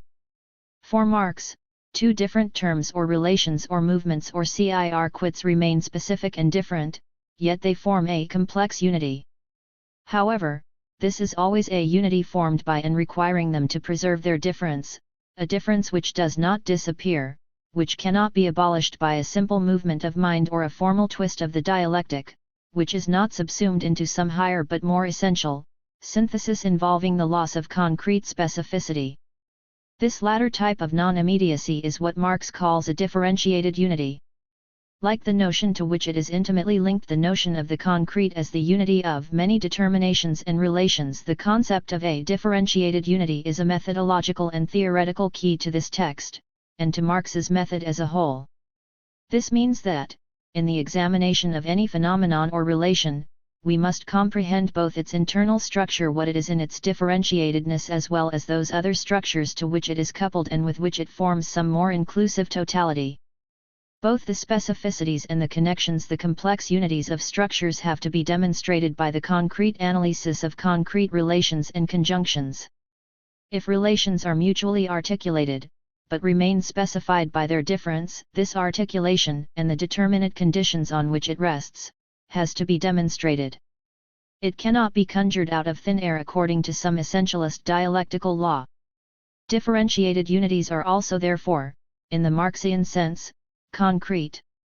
The method thus retains the concrete empirical reference as a privileged and undissolved moment within a theoretical analysis without thereby making it empiricist, the concrete analysis of concrete situations. Marx gives an overdeterminacy to production. But how does production determine? Production specifies the different relations between different moments, are italics. It determines the form of those combinations out of which complex unities are formed. It is the principle of the formal articulations of a mode. In the Althusserian sense, production not only determines in the last instance but determines the form of the combination of forces and relations which make a mode of production a complex structure. Formally, production specifies the system of similarities and differences, the points of conjuncture, between all the instances of the mode, including which level is, at any moment of a conjuncture, in dominance. This is the modal determinacy which production exercises in Marx's overall sense. 37. In its more narrow and limited sense as merely one moment, forming a differentiated unity with others, production has its own spark, its own motive, its own determinateness derived from other moments in the circuit, in this case, from consumption. To this argument, the nature of the relations of determinacy and complementarity or conjuncture between the different relations or levels of a mode of production Marx returned at the end of the introduction. One of its results, already foreshadowed here, is the law of uneven development. Marx now goes back to the beginning, the method of political economy. 33. In considering the political economy of a country, where do we begin? 1. Possibly starting position is with the real and concrete, a given, observable, empirical concept, e.g., population. Production is inconceivable without a population which produces. This starting point, however, would be wrong. Population, like production, is a deceptively transparent, given category, concrete only in a common-sense way. 34. Already it presupposes the division into classes, the division of labor, and thus wage labor, capital, etc., the categories of a specific mode of production. Population thus gives us only a chaotic conception of the whole. Further, it triggers off a methodological procedure which moves from the blindingly obvious to ever more simple concepts, ever thinner abstractions. This was the method of abstraction of the 17th century economists. It is also the metaphysical method of Proudhon which Marx pilloried so brilliantly and brutally in The Poverty of Philosophy. Later economic theorists begin with simple relations and trace their way back to the concrete. This latter path, Marx calls the obviously scientifically correct one. This concrete is concrete in a different sense from the first formulation. In the first case, population is concrete in a simple, unilateral, common-sense way. It manifestly exists, production cannot be conceived without it, etc. But the method which produces the complex concrete is concrete because it is a rich totality of many determinations and relations. The method, then, is one which has to reproduce in thought, the active notion of a practice is certainly present here, the concrete in history. No reflexive or copy theory of truth is now adequate. The simple category, population, has to be reconstructed as contradictorily composed of the more concrete historical relations, slave owner/slave, lord/serf, master/servant, capitalist/laborer. This clarification is a specific practice which theory is required to perform upon history. It constitutes the first part of theory's adequacy to its object. Thought accomplishes such a clarification by decomposing simple, unified categories. 38. Into the real, contradictory, antagonistic relations which compose them. It penetrates what is immediately present on the surface of bourgeois society, what appears as the phenomenal form of the necessary form of the appearance of a process which is taking place behind. 35. Marx sums up the point. The concrete is concrete, in history, in social production, and thus in conception, not because it is simple and empirical, but because it exhibits a certain kind of necessary complexity. Marx makes a decisive distinction between the empirically given, and the concrete. In order to think this real, concrete historical complexity, we must reconstruct in the mind the determinations which constitute it. Thus, what is multiply determined, diversely unified, in history, already a result, appears, in thought, in theory, not as where we take off from but as that which must be produced. Thus, the abstract determinations lead towards a reproduction of the concrete by way of thought. Let us note at once, that this makes the way of thought distinct from the logic of history as such, though it does not make thought absolutely distinct. What is more, for Marx, the concrete in history makes its appearance once again, now as the historical substratum to thought.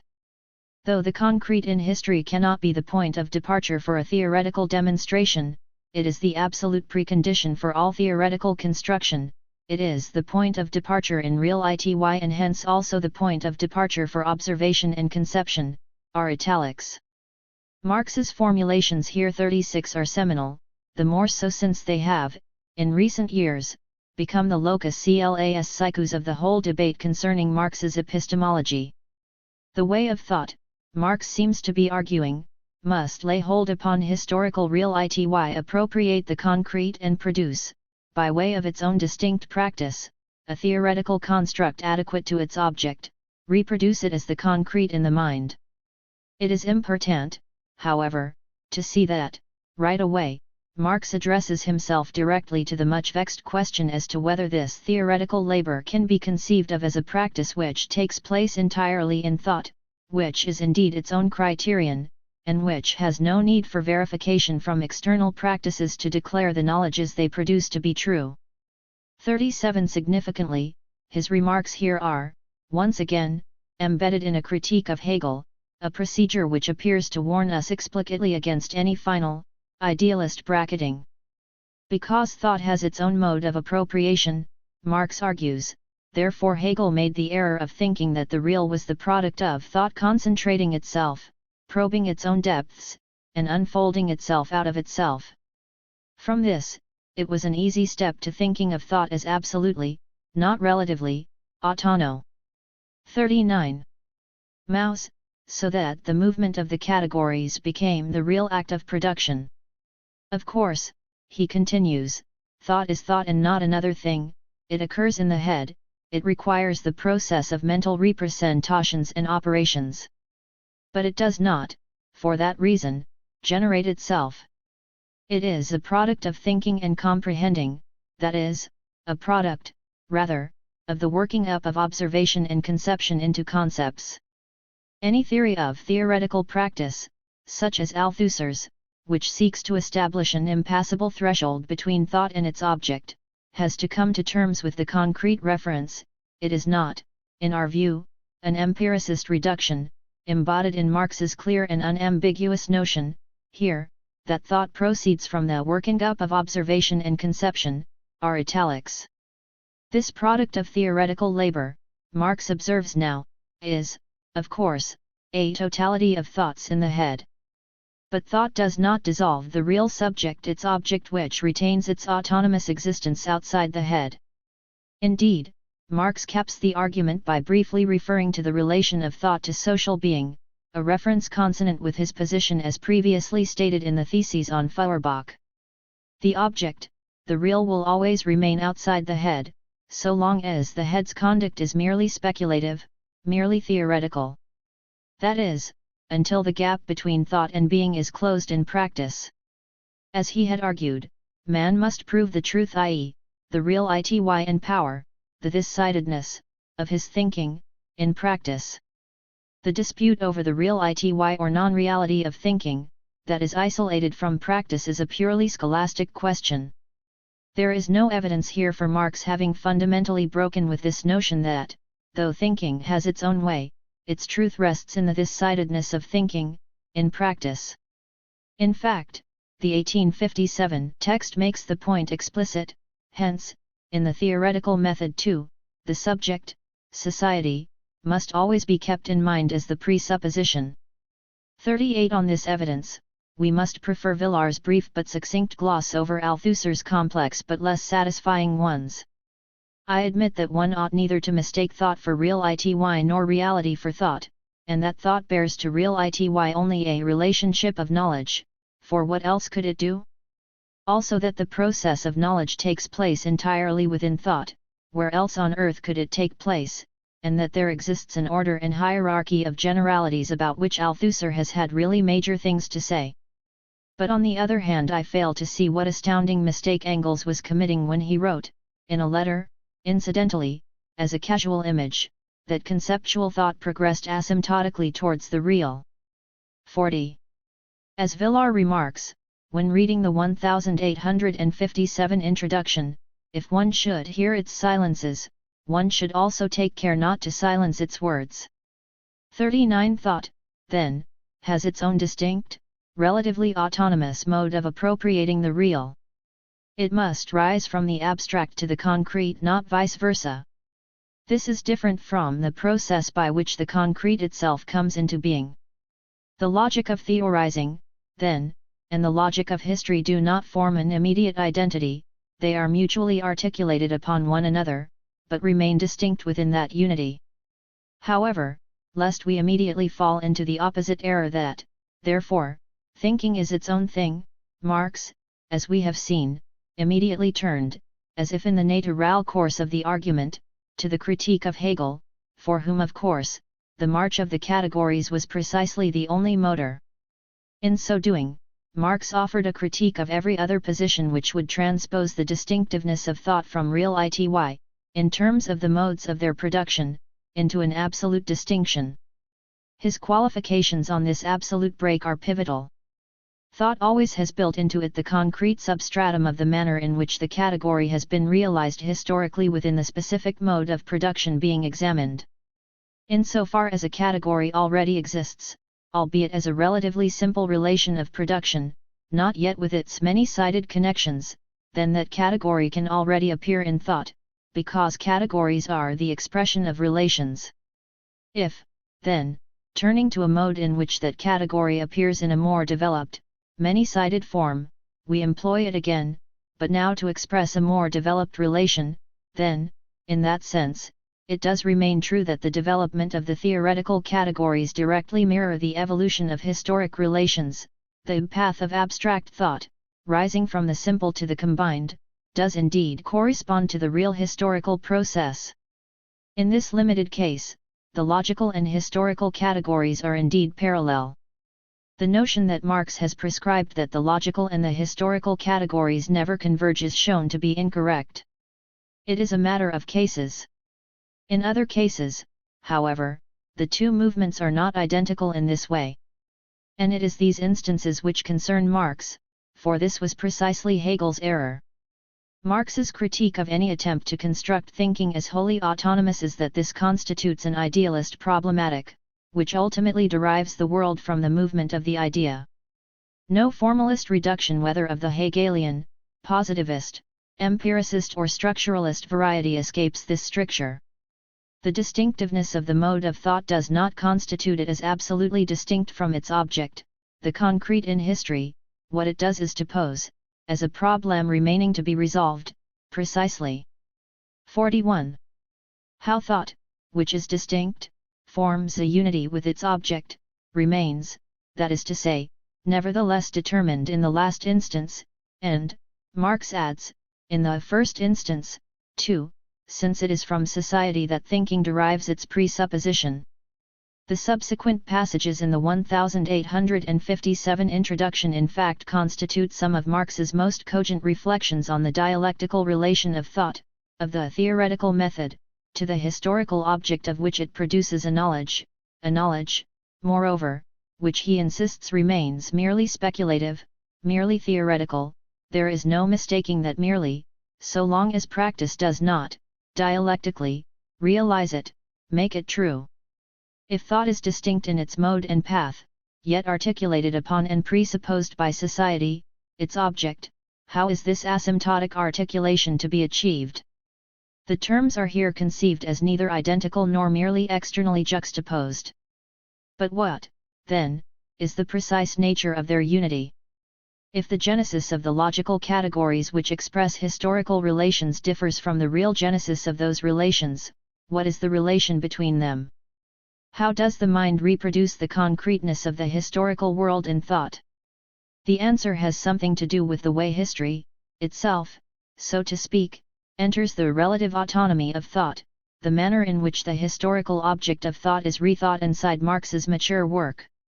The relation of thought to history is definitively not presented in the terms of a historical evolutionism, in which historical relations are explained in terms of their genetic origins.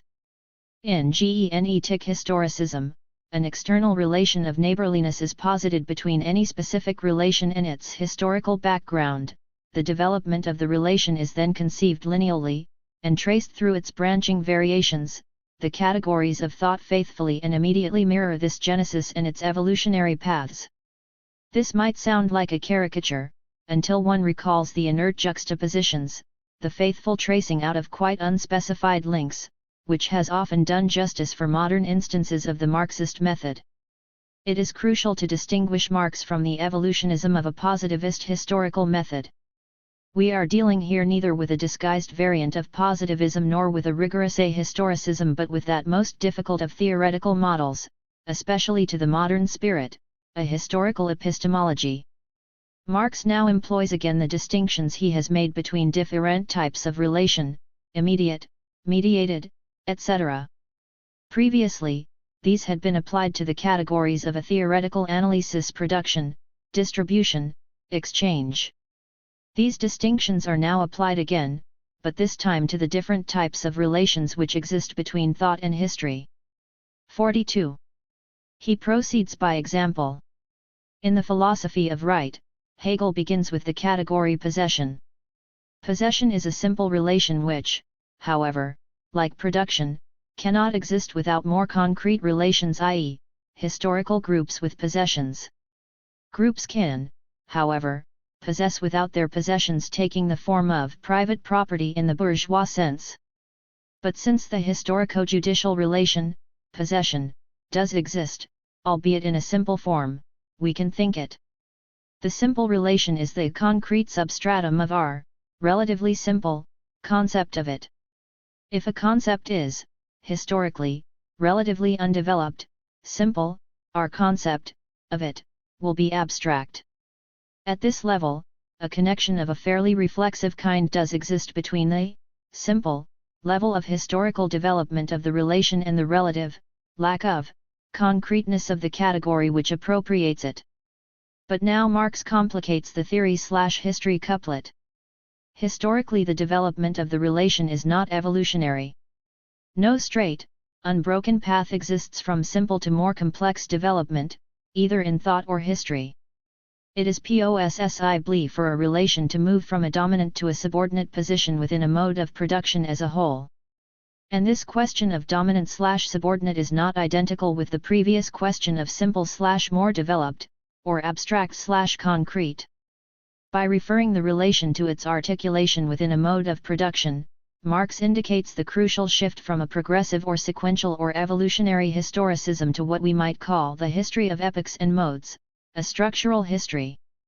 This movement towards the concepts of mode and epoch interrupts the linear trajectory of an evolutionary progression, and reorganizes our conception of historical time in terms of the succession of modes of production, defined by the internal relations of dominance and subordination between the different relations which constitute them. It is a crucial step. There is, of course, nothing original whatever in drawing attention to the fact that Marx divided history in terms of successive modes of production. Yet the consequence of this break with genetic evolutionism does not appear to have been fully registered. The concepts mode of production and social formation are often employed as if they are, in fact, simply large-scale historical generalizations, within which smaller chronological sections of historical time can be neatly distributed. Yet, with the concepts of mode of production and social formation, Marx pinpoints the structural interconnections which cut into and break up the smooth march of a historical evolutionism. It represents a rupture with historicism in its simple, dominant form, though this is not, in our view, a break with the historical as such. 43. Take money. It exists before banks, before capital. If we use the term, money, to refer to this relatively simple relation, we use a concept which, like possession above, is still abstract and simple, less concrete than the concept of money under commodity production. As money becomes more developed, so our concept of it will tend to become more concrete. However, it is possibly for money in its simple form to have a dominant position in a mode of production. It is also possibly to conceive of money in a more developed, many-sided form, and thus expressed by a more concrete category, occupying a subordinate position in a mode of production. In this double-fitting procedure, the couplets simple/developed or abstract/concrete refer to what we might call the diachronic string, the developmental axis of analysis. The couplet dominant/subordinate points to the synchronic axis, the position in which a given category or relation stands in terms of the other relations with which it is articulated in a specific mode of production. These latter relations are always thought by Marx in terms of relations of dominance and subordination. The characteristic modern inflection is to transfer our attention from the first axis to the second, thus asserting Marx's latent structuralism. The difficulty is, however, that the latter does not bring the former movement to a halt but delays or, better, displaces it. In fact, the line of historical development is always constituted within or behind the structural articulation. The crux of this practical epistemology, then, lies precisely in the necessity to think the simple/developed axis and the dominant/subordinate axis as dialectically related. This is indeed how Marx defined his own method, by proxy, in the second afterword to Capital. What else is he picturing but the dialectic method? Take another case. Peru was relatively developed but had no money. In the Roman Empire, money existed, but was subordinate to other payment relations, such as taxes, payments in kind. Money only makes a historic appearance in its full intensity in bourgeois society. There is thus no linear progression of this relation and the category which expresses it through each succeeding historical stage. Money does not wade its way through each historical stage. It may appear, or not appear, in different modes, be developed or simple, dominant or subordinate. What matters is not the mere appearance of the relation sequentially through time, but its position within the configuration of productive relations which make each mode an ensemble. Modes of production form the discontinuous structural sets through which history articulates itself. History moves but only as a delayed and displaced trajectory, through a series of social formations or ensembles. It develops. 44. By means of a series of breaks, engendered by the internal contradictions specific to each mode.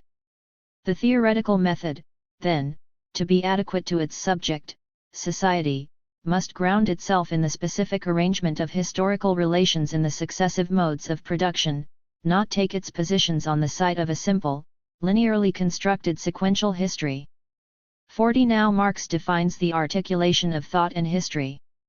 The most general abstraction in the main sense of general, i.e., many-sided, development appears only when there is, in society, in history, the richest possible concrete development. Once this has happened in real ity, the relation ceases to be thinkable in its particular, i.e., abstract, form alone. Labor, as a loose, catch-all, concept, such as all societies must labor to reproduce, has thus been replaced by the more concrete category, labor in general, generalized production, but only because the latter category now refers in bourgeois society to a real, concrete, more many-sided, historical appearance. The general concept has, Marx strikingly asserts, become true in practice. It has achieved that specificity, in thought, which makes it capable of appropriating the concrete relations of labor in practice. It has achieved practical truth as an abstraction only as a category of the most modern society. Thus, even the most abstract categories are nevertheless themselves likewise a product of historical relations and possess their full validity only for and within these relations. 41. It is for this reason especially that bourgeois society, the most developed and the most complex historic organization of production, allows us insights into vanished social formations, provided we do not make over hasty identities or smudge over all historical differences. 4. It is only insofar as older modes of production survive within, or reappear in modified form within, capitalism, that the anatomy of the latter can provide a key to previous social formations. 42. Again, we must think the relation between the categories of bourgeois social formations and those of previous, vanished formations, not as an immediate identity, but in ways which preserve their appearance in bourgeois society, that is, the relations of developed/simple and of dominant/subordinate in which new and previous modes of production are arranged or combined within it. From this basis, Marx can make his critique of simple, historical evolutionism. The so-called historical presentation of development is founded, as a rule, on the fact that the latest form regards the previous ones as steps leading up to itself. This is to regard the matter one-sidedly. This does not, however, abolish history from the scheme. If thought is grounded in social being, but not in 45. Social being conceived evolutionarily, then it must be present social real ity modern bourgeois society, the most developed and complex historic organization of production which forms thought's presupposition, its point of departure. The object of economic theorizing, modern bourgeois society, is always what is given in the head as well as in real ity. 43. And it is this point it holds for science as well which is decisive for the order and sequence of the categories. It has recently been argued that, with this observation about the distinction between the historical and the logical succession of the categories, Marx makes his final rupture with historicism. It is often forgotten that the point is made by Marx in the context of a discussion about the fundamentally relativist epistemological origins of thought itself, a discussion which specifically draws attention to the dependence of the logical categories on the relations. The forms of being, which they express thus, not what thought produces by its own mechanisms from within itself, but what is concretely given in the head as well as real ity is Marx's starting point here for his discourses on the epistemological foundations of method. The order and sequence of the economic categories, then, do not follow one another in the sequence in which they were historically decisive, not because as was true for Hegel the logical categories engender themselves above or outside the real relations, but because the epistemological reference for thought is not the past but the present historic organization of production, bourgeois society. This is a quite different argument. Thus, what matters is not the historical sequence of the categories but their order within bourgeois society. In bourgeois society, each category does not exist as a discrete entity, whose separate historical development can be traced, but within a set, a mode, in relations of dominance and subordination, of determination and determinateness to other categories, an ensemble of relations. This notion of an ensemble does indeed break with any straight historical evolutionism. The argument has then, sometimes, been taken as supporting Marx's final break with history as such a break expressed in the couplet, historicism/science. Marx, in my view, is drawing a different distinction, signaling a different break, that between a sequential historical evolutionism determining thought and the determinateness of thought within the present historic organization of social formations. The relations of production of a mode of production are articulated as an ensemble. There are complex internal relations and connections between them. In each mode, moreover, there is a level of determination in the last. 46. Instance, one specific production relation which predominates over the rest. Assigns rank and influence to the others. Bathes all other colors and modifies their particularity. 44. Marx insists that we attend to the specificity of each ensemble, and to the relations of determination, dominance, and subordination which constitute each epoch. This points towards the Althusserian concept of a social formation as a complexly structured whole structured in dominance and to the complementary notions of overdetermination and conjuncture.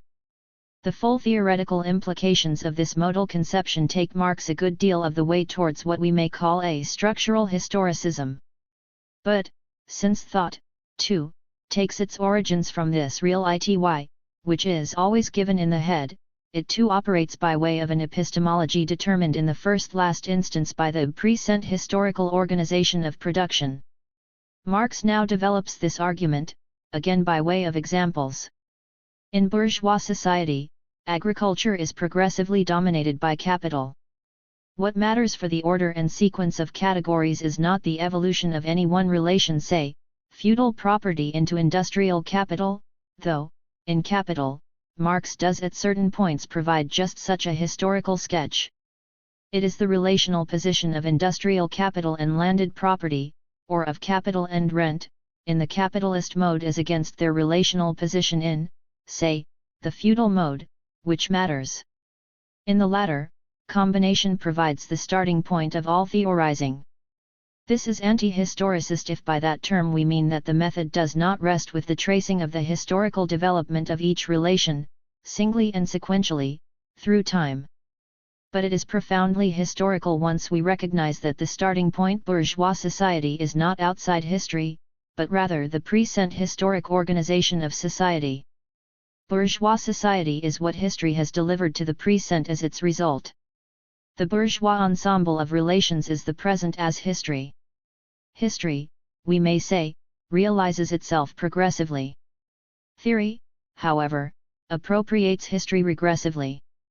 Theory, then, starts from history as a developed result, post festum. This is its presupposition, in the head. History, but only in its realization as a complexly structured totality, articulates itself as the epistemological premise, the starting point, of theoretical labor. This is what I want to call Marx's historical not historicist epistemology. However undeveloped and untheoreticized, it marks off Marx's method sharply both from a philosophically unreflexive traditional mode, including that final reference to the self-generating scientificity of science which indexes the lingering positivist trace within structuralism itself. Lucio Colletti has x. 47. Pressed the argument succinctly when he observes that much theoretical Marxism has shown a tendency to mistake the first in time, i.e., that from which the logical process departs as a recapitulation of the historical antecedents with the first in real ity or the actual foundation of the analysis. The consequence has been that whereas Marx's logico-historical reflections culminate in the formation of the crucial problem of the contemporaneity of history, as Lukács once aptly said, the present is history, traditional Marxism has always moved in the opposite direction of a philosophy of history which derives its explanation of the present from the beginning of time. 45. Marx's historical epistemology, then, maps the mutual articulation of historical movement and theoretical reflection, not as a simple identity but as differentiations within a unity. He retains in, as it were a displaced form the historical premise, thoroughly reconstructed, inside the epistemological procedure and method, as its final determination. This is not thought and reality on infinitely parallel lines with an impassable threshold between them. It signifies a convergence, what Engels called an asymptotic movement on the ground of the given, here, bourgeois society as the ground or object both of theory and practice. It remains an open epistemology, not a self-generating or self-sufficient one, because its scientificity is guaranteed only by that fit between thought and real ity, each in its own mode, which produces a knowledge which appropriates real ity in the only way that it can, in the head, and yet delivers a critical method capable of penetrating behind the phenomenal forms of society to the hidden movements, the deep structure, real relations which lie behind them. This scientific appropriation of the laws and tendencies of the structure of a social formation is, then, also the law and tendency of its passing away, the possibility, not of the proof, but of the realization of knowledge in practice, in its practical resolution, and thus, the self-conscious overthrow of those relations in a class struggle which moves along the axis of society's contradictory tendencies, and which is something more than merely speculative, more than a theoretical speculation. Here, as Coletti has remarked, we are no longer dealing with the relationship thought being within thought, but rather with the relation between thought and real ity. 46. It is worth referring this methodological argument in the introduction to passages in the Grundriss itself, where the distinctions between the historical origins of the capitalist mode, and capitalism as the present historic 48. Organization of production are elaborated. 47. The capitalist mode, Marx is arguing, depends on the transformation of money into capital. Thus, money constitutes one of the antediluvian conditions of capital, belongs to its historic presuppositions. But once this transformation to its modern form in commodity production is accomplished, the establishment of the capitalist mode of production proper, capitalism no longer depends directly upon this recapitulation of its historic presupposition for its continuation. These presuppositions are now past and gone. They belong to the history of its formation, but in no way to its contemporary history, i.e., not to the real system of the mode of production ruled by it. In short, the historical conditions for the appearance of a mode of production disappear into its results, and are reorganized by this realization. Capitalism now posits, in accordance with its immanent essence, the conditions which form its point of departure in production, posits the conditions for its realization, on the basis of its own real ity.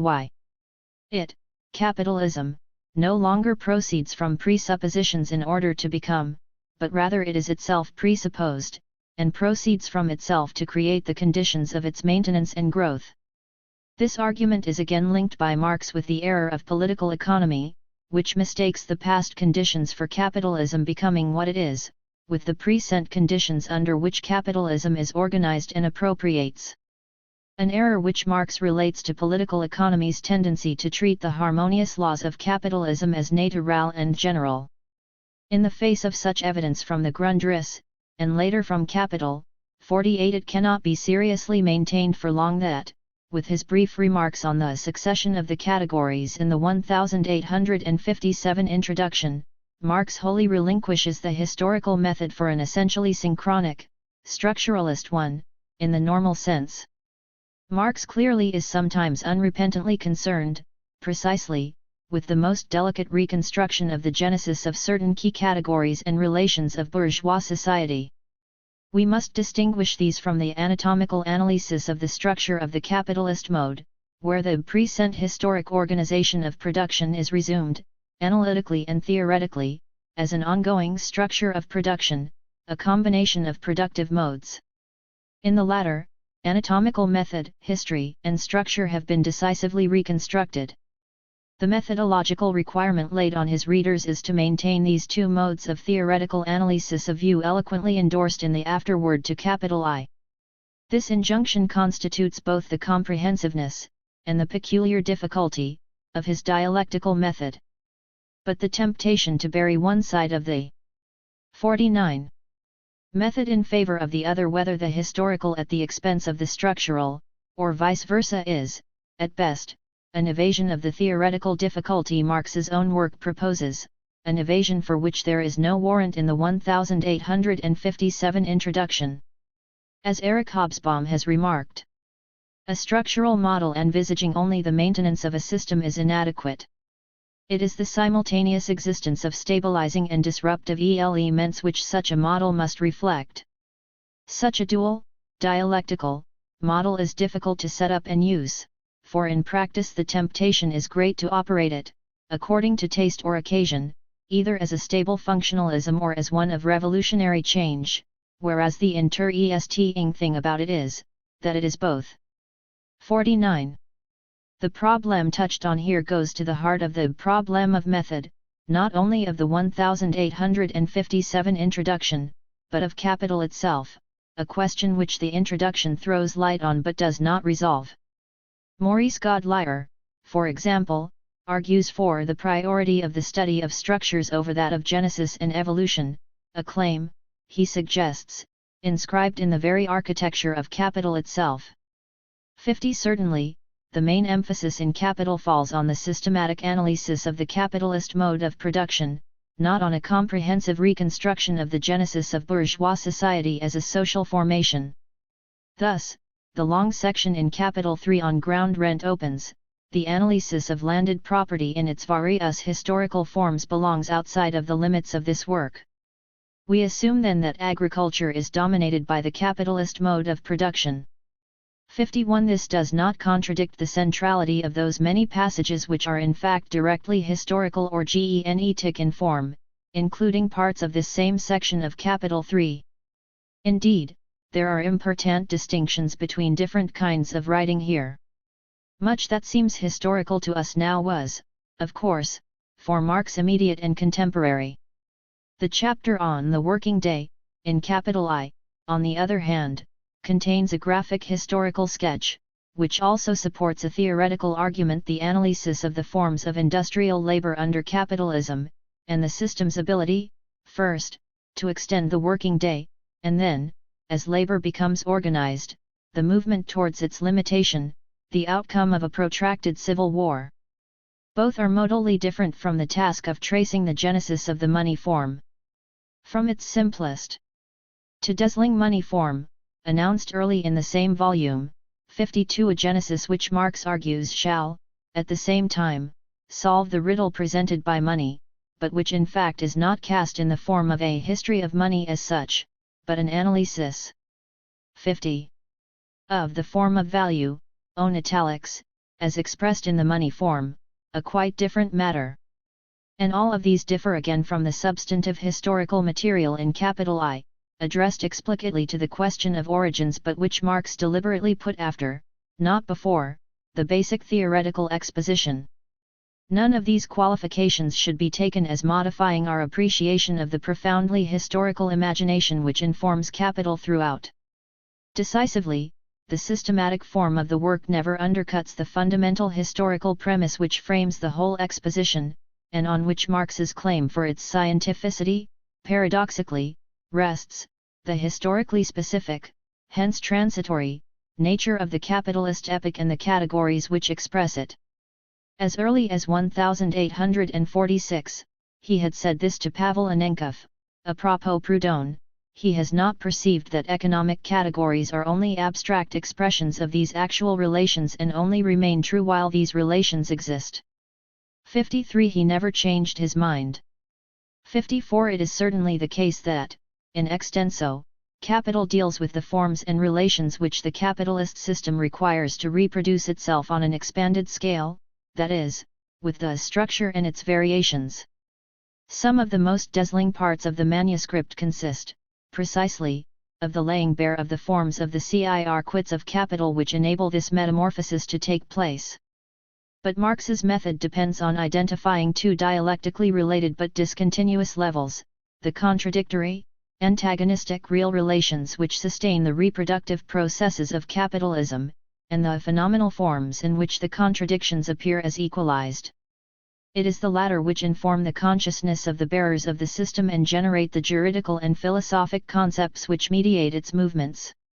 A critical science must unmask the inverted forms of the metamorphosis of the structure of capital and lay bare its antagonistic real relations.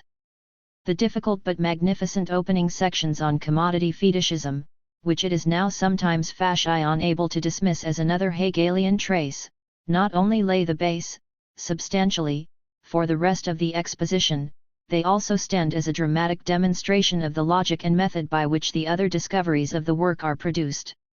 55. Thus, though for Marx one of the truly staggering aspects of capitalism was, exactly, its self-reproduction, his theory transcended political economy only insofar as he could show that the forms of the appearance of this structure could be read through, read behind, read back to their presuppositions as if one were deciphering the hieroglyphic to get behind the secret of our own social products.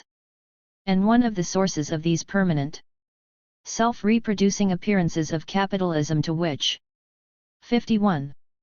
Marx drew our attention was, precisely, the loss, misrecognition, of any sense of its movements as socially created, historically produced forms. Man's reflections on the forms of social life, and consequently also his scientific analysis of these forms, take a course directly opposite to that of their actual historical development. He begins post festum with the results of the process of development already to hand. The characters that stamp products as commodities, and whose establishment is a necessary preliminary to the circulation of commodities, have already acquired the stability of natural, self-understood forms of social life before man seeks to decipher, not their historical character, for in his eyes they are immutable, but their meaning. So too, he added, the economic categories, already discussed by us, bear the stamp of history. They are socially valid and, therefore, objective thought forms which apply to the production relations peculiar to this one historically determined mode of social production. 56. But, this decipherment, which is, in its practical state, his method, all science would be superfluous if the outward appearance and the essence of things directly coincided. 57 is not just a critique. It is a critique of a certain distinctive kind, one which not only lays bare the real relations behind their phenomenal forms, but does so in a way which also reveals as a contradictory and antagonistic necessary content what, on the surface of the system, appears only as a phenomenal form, functional to its self-expansion. This is the case with each of the central categories which Marx deciphers: commodity, labor, wages, prices, the equivalence of exchange, the organic composition of capital, etc. In this way, Marx combines an analysis which strips off the appearances of how capitalism works, discovers their hidden substratum, and is thus able to reveal how it really works, with an analysis which reveals why this functionalism in depth is also the source of its own negation, with the inexorability of a law of nature. 58. The first leads us to the ideological level, at which the phenomenal forms are taken at their justificatory face value. They appear directly and spontaneously as current modes of thought, i.e., as the prevailing forms of common-sense perceptions.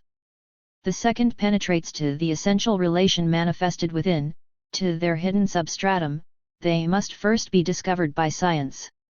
Classical political economy provides the basis, but only via a critique of this second, scientific level, since it nearly touches the true relation of things, without however consciously formulating it.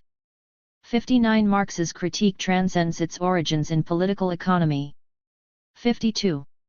Not only because it formulates consciously what has been left unsaid, but because it reveals the antagonistic movement concealed behind its automatic mode, its spontaneous generation. 60. The analysis of the double form of the commodity use value, exchange value with which capital opens, and which appears at first as merely a formal exposition, only delivers its first substantive conclusion when, in the chapter on the general formula for capital, the CIR quid of equivalence, MCM, is redefined as a CIR quid of disequilibrium, MCM. Where this increment or excess over the original value I call surplus value. It is this movement that converts it, value, into capital.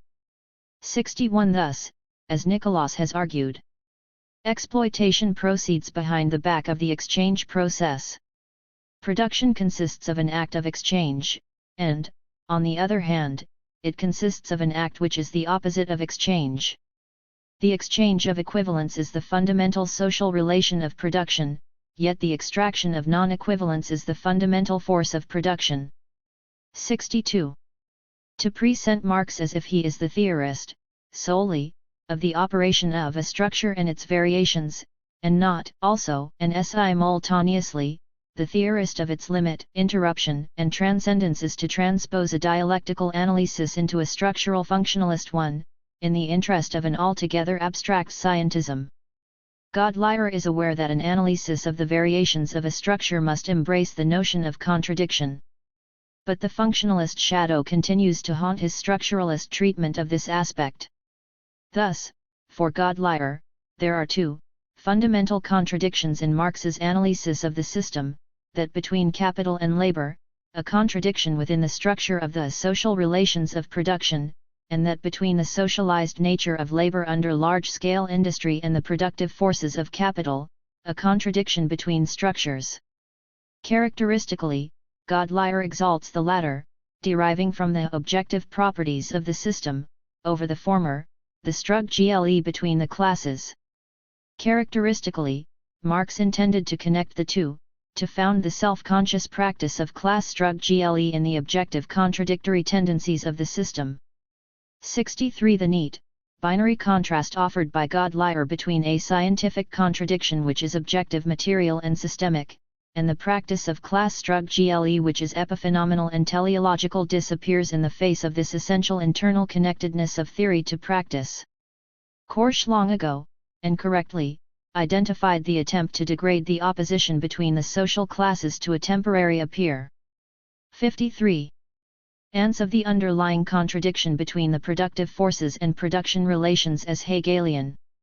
64. Marx ended his letter outlining the theoretical argument of Capital 3 thus: finally, since these three, wages, ground rent, profit, constitute the respective sources of income of the three classes, we have, in conclusion, the class struggle, into which the movement of the whole skies is resolved.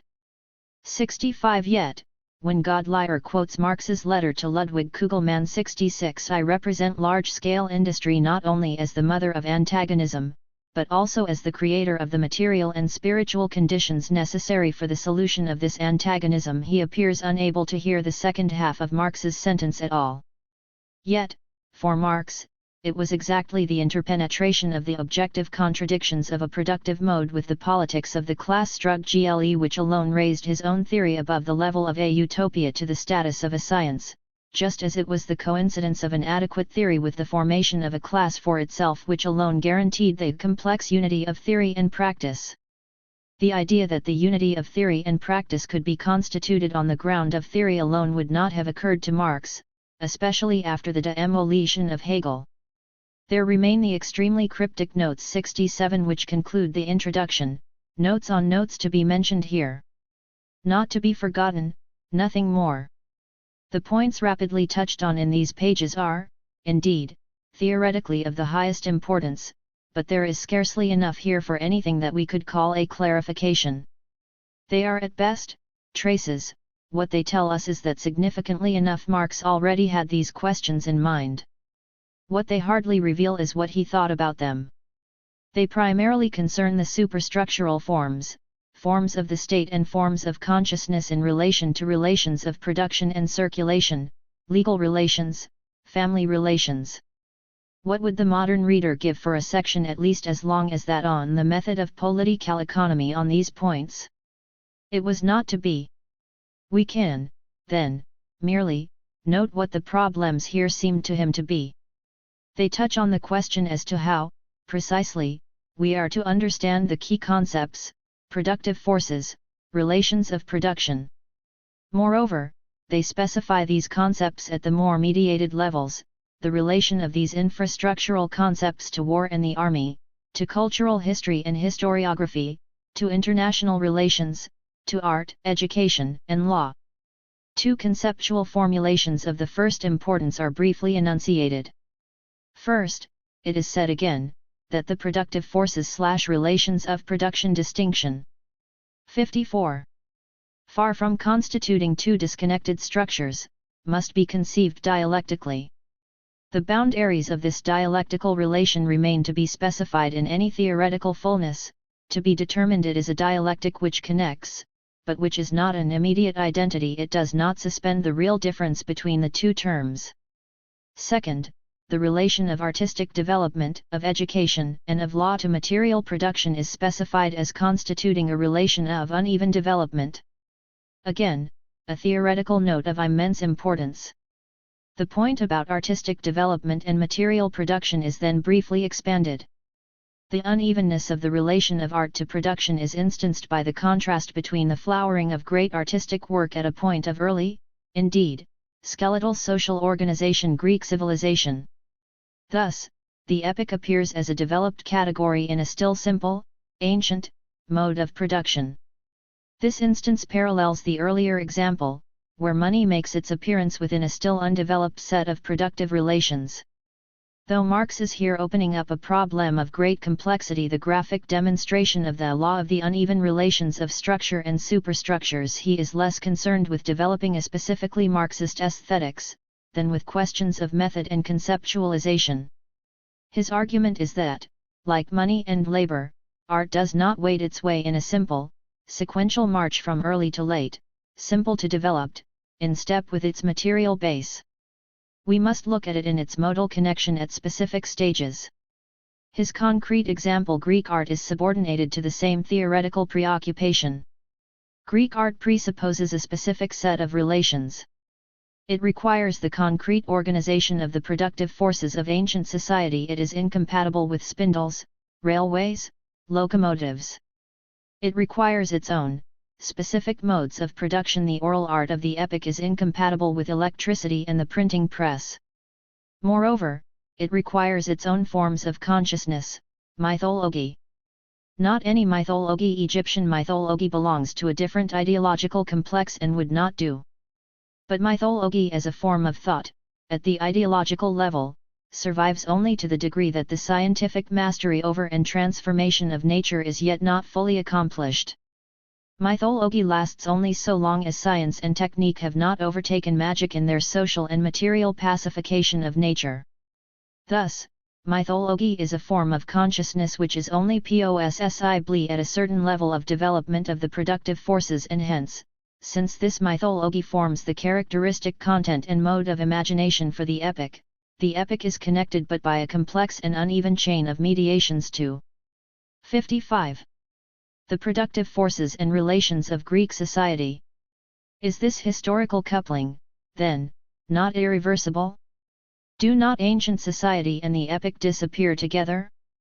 Is the heroic form of Achilles imaginable in the epic of modern warfare? Marx does not end his inquiry with this demonstration of the historical compatibility between artistic and material forms. The greater theoretical difficulty, he observes, is to conceive how such apparently ancient forms stand in relation to the present historic organization of production, emphasis added. Here, once again, Marx gives a concrete instance of the way he combines, in his method, the analysis of concrete instances, the epical development of complex structures through time, and the structural law of the mutual connection and interdependence of relations within the present mode of production. The demonstration, though brief and elliptical, is exemplary.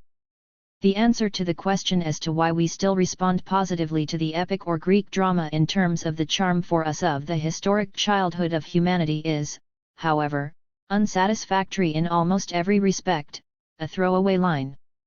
The resolution to these perplexing, and, in our time, progressively central and determining, theoretical issues is achieved stylistically, but not conceptually. What light, if any, does the 1857 introduction throw on the problem of theoretical breaks in Marx?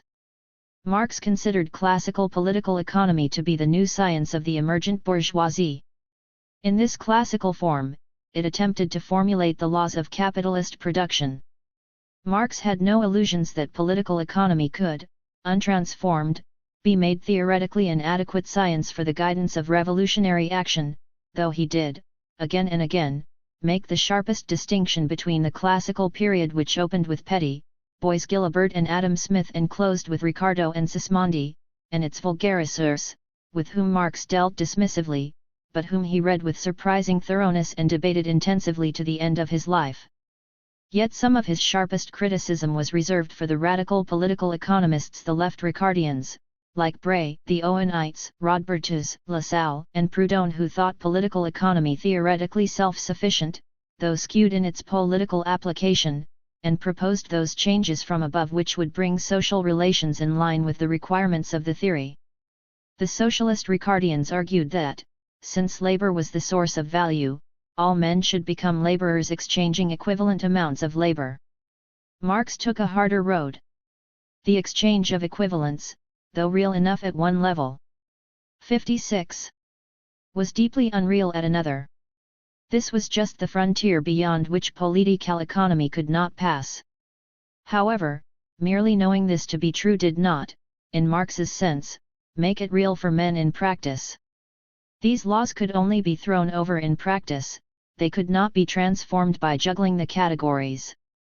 At this point, then, the critique of political economy, and of its radical revisionists, merged with the metacritique of Hegel and his radical revisers the left Hegelians, for Hegel, too, conceived only of abstractions which revolve in their own circle and mistook the movement of the categories for the profane movement of history, and his radical disciples thought the Hegelian system complete, and only its application lacking its proper finishing touch. Certainly, when Marx said of Proudhon that he conquers economic alienation only within the bounds of economic alienation, it was a direct echo, if not a deliberate parody, of the critique he had already made of Hegel. 68. It is this point that bourgeois relations must be overthrown in practice before they can be wholly superseded in theory, which accounts for the complex, paradoxical, relations Marx's mature work bears to political economy, and thus for the extreme difficulty we have in trying to mark exactly where it is that Marxism, as a science, breaks wholly and finally with political economy. The difficulty is exactly that which has in recent years so preoccupied the discussion of Marx's relation to Hegel, and it may be that we must tentatively return the same kind of answer to each form of the question. The whole of Marx's mature effort is, indeed, the critique of the categories of political economy. The critique of method is positively opened, though not closed, in the 1857 introduction. Yet political economy remains Marx's only theoretical point of departure. Even when it has been vanquished and transformed, as in the case of the dismantling of the Ricardian theory of wages, or in the breakthrough with the suspended concept of surplus value, Marx keeps returning to it, refining his differences from it, examining it, criticizing it, going beyond it. Thus even when Marx's theoretical formulations lay the foundations of a materialist science of historical formations, the laws of political economy still command the field, theoretically because they dominate social life in practice. To paraphrase Marx's remarks on the German theoretical conscience, political economy cannot be realized in practice without abolishing it in theory, just as, on the other side, it cannot be abolished in practice until it has been theoretically realized. This is in no sense to deny his breakthroughs. In a thousand other ways, capital, in the doubleness of its unmasking and reformulations, its long sus. 57. Pensions, while Marx lays bare the circuits of capital as if they were really so, only to show, in a later section, what happens when we return this pure case to its real connections, its transitions, lays the foundation of a scientific critique of the laws of capitalist production. Yet it remains a critique to the end. Indeed, the critique appears, to return to the 1857 text, as paradigmatically, the form of the scientificity of his method. The nature of this end toward which his critique pointed must be spelled out. It was not an attempt to erect a scientifically self-sufficient theory to replace the inadequate structure of political economy. His work is not a theoreticist replacement of one knowledge by another.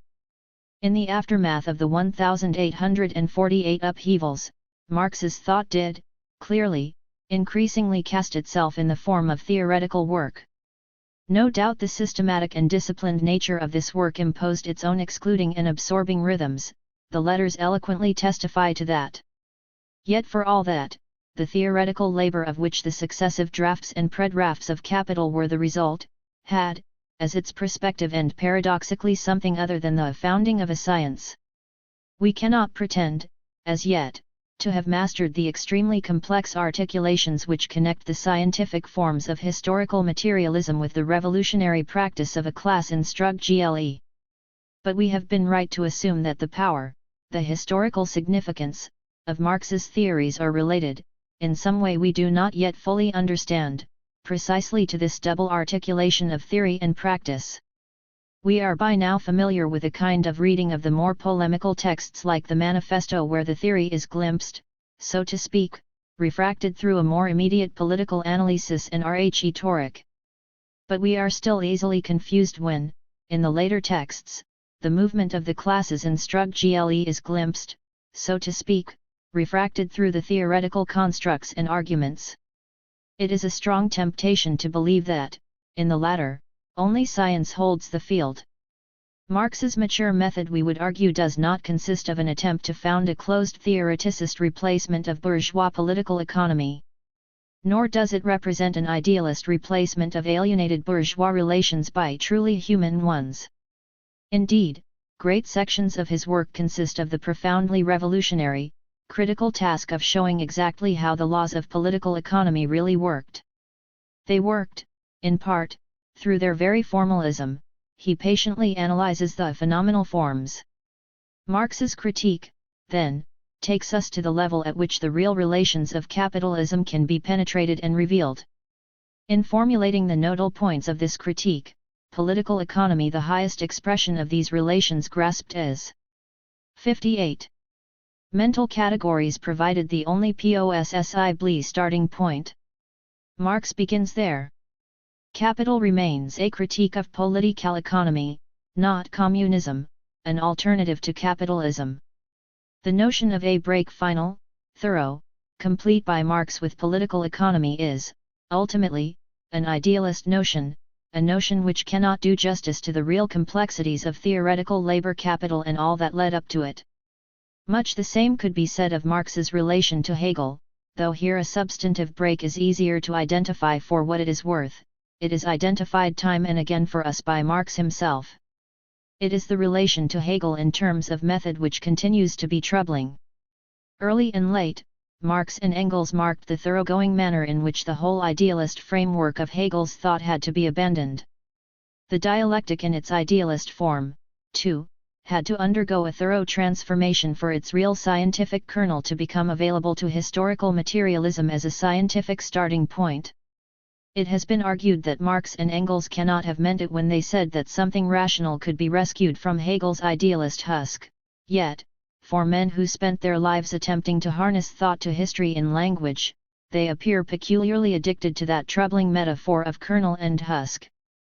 Could something remain of Hegel's method which a thoroughgoing transformation would rescue when his system had to be totally abandoned as mystification and idealist rubbish?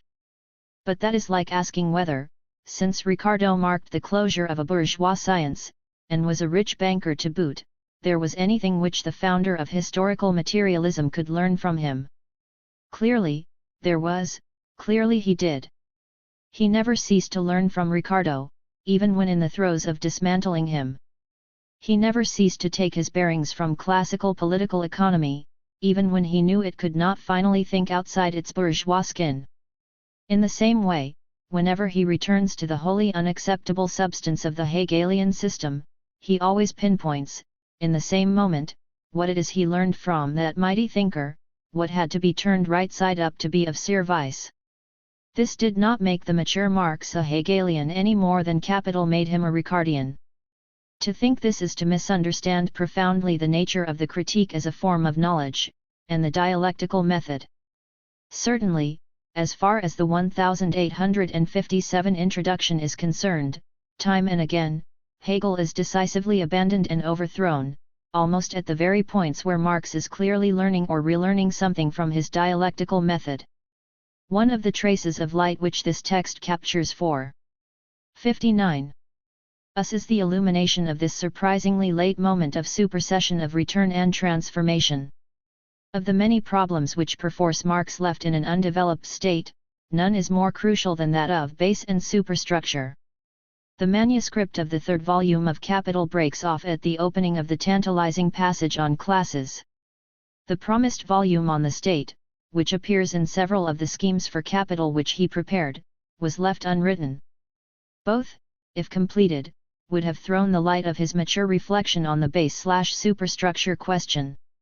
As it is, we have a very substantial part of his mature thought on the laws of motion of the capitalist mode of production, but nothing from the same period which takes as its theoretical object a capitalist social formation as a whole, encompassing all its levels and the relation between them, including the superstructures.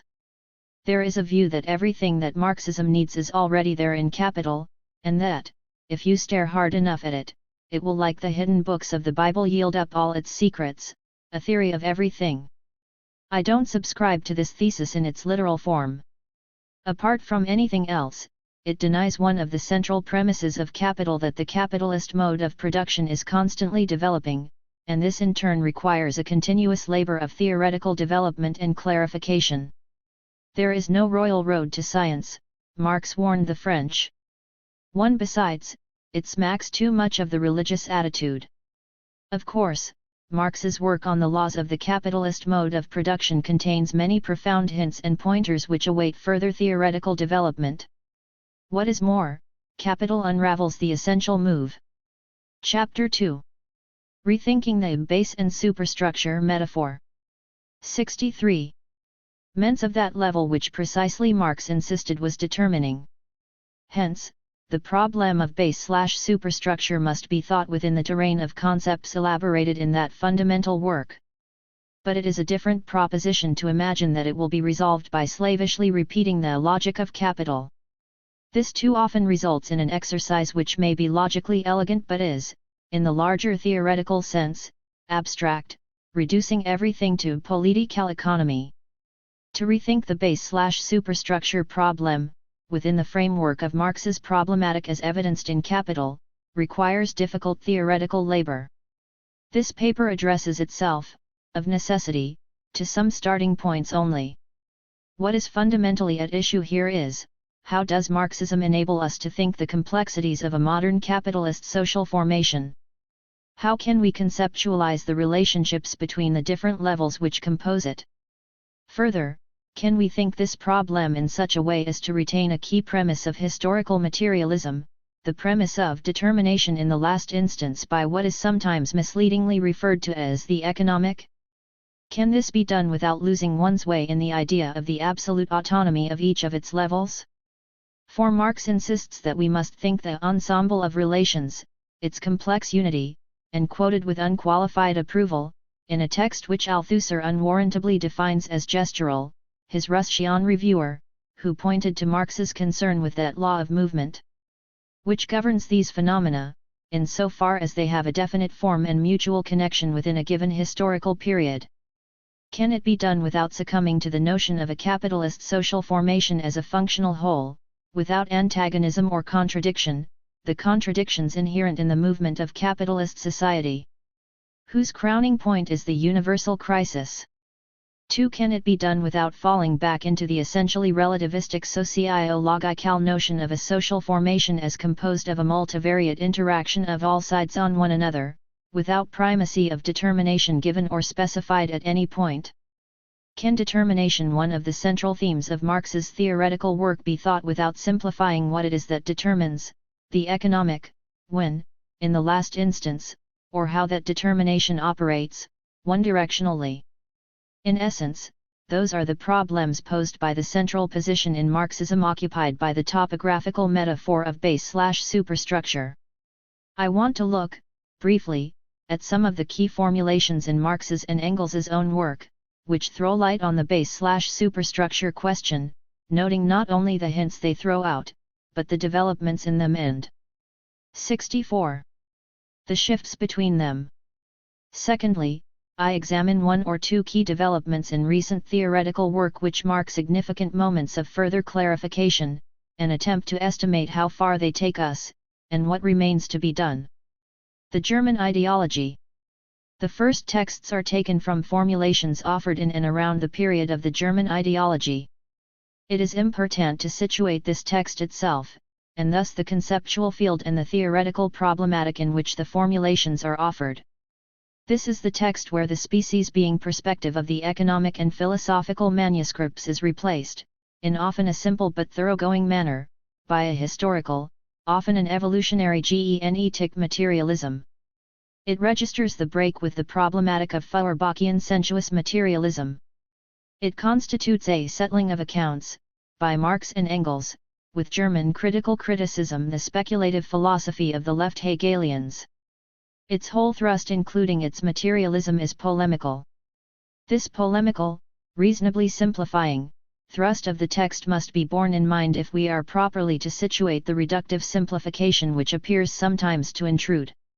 The production of life, both of one's own by labor and of fresh life by procreation, appears at once as a double relationship, on the one hand as a natural, on the other as a social relationship.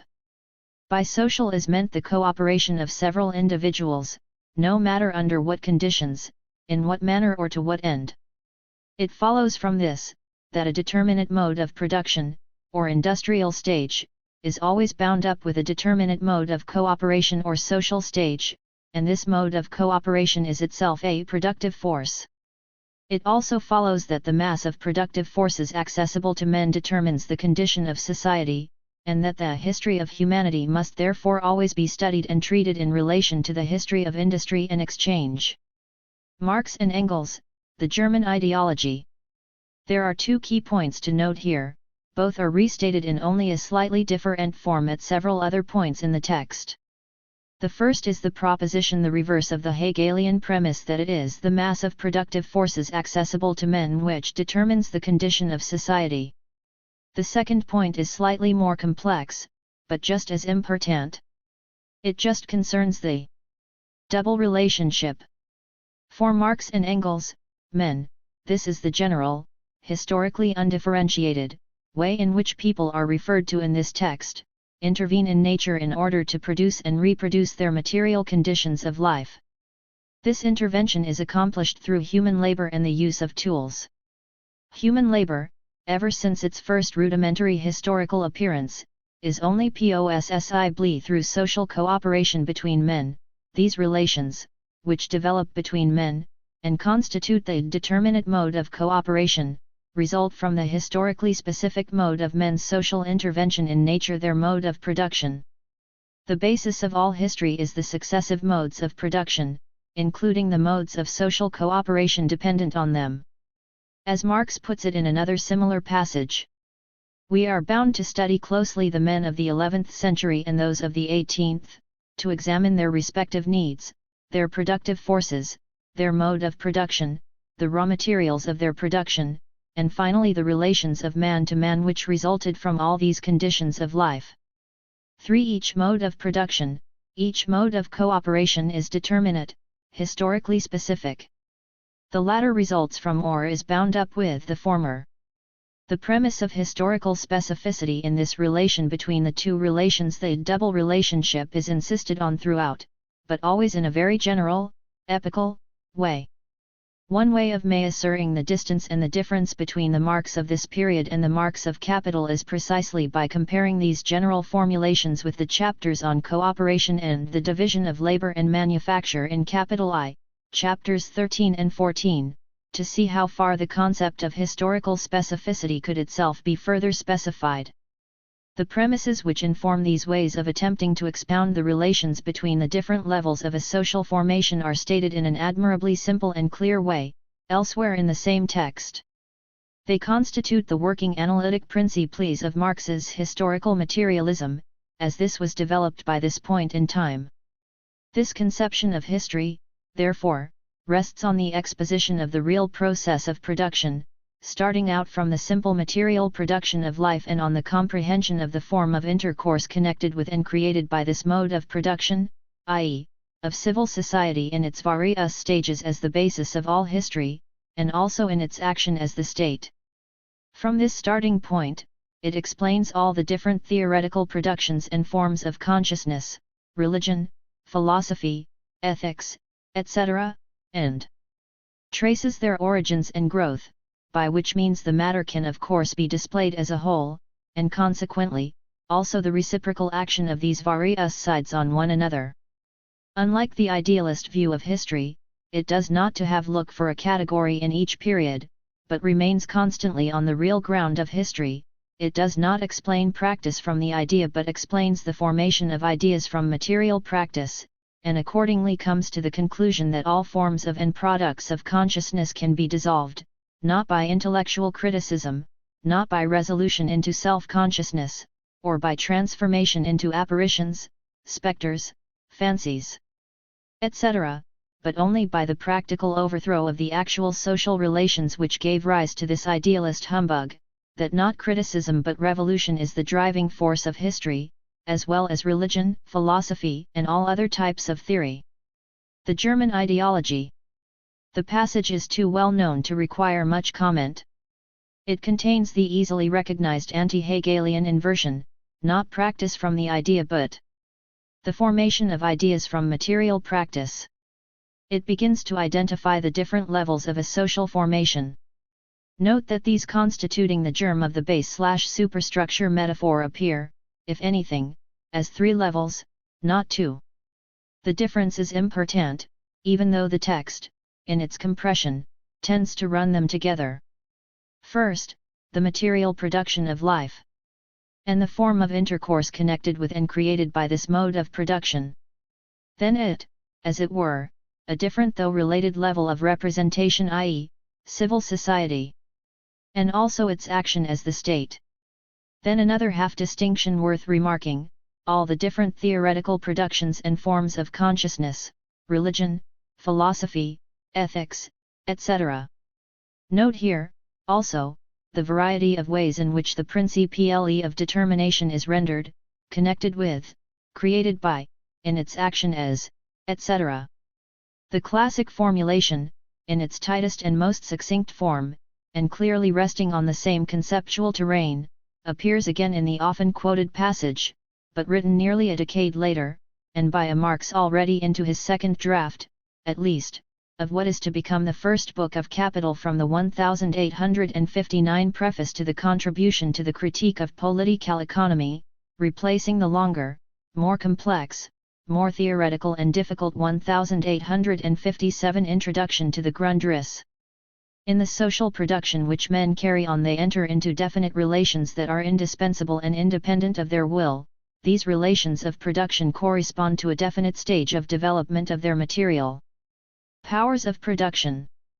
The totality of these relations of production constitutes the economic structure of society, the real foundation on which legal and political superstructure arise and to which definite forms of social consciousness correspond. The mode of production of material life determines the general character of the social, political, and spiritual processes of life.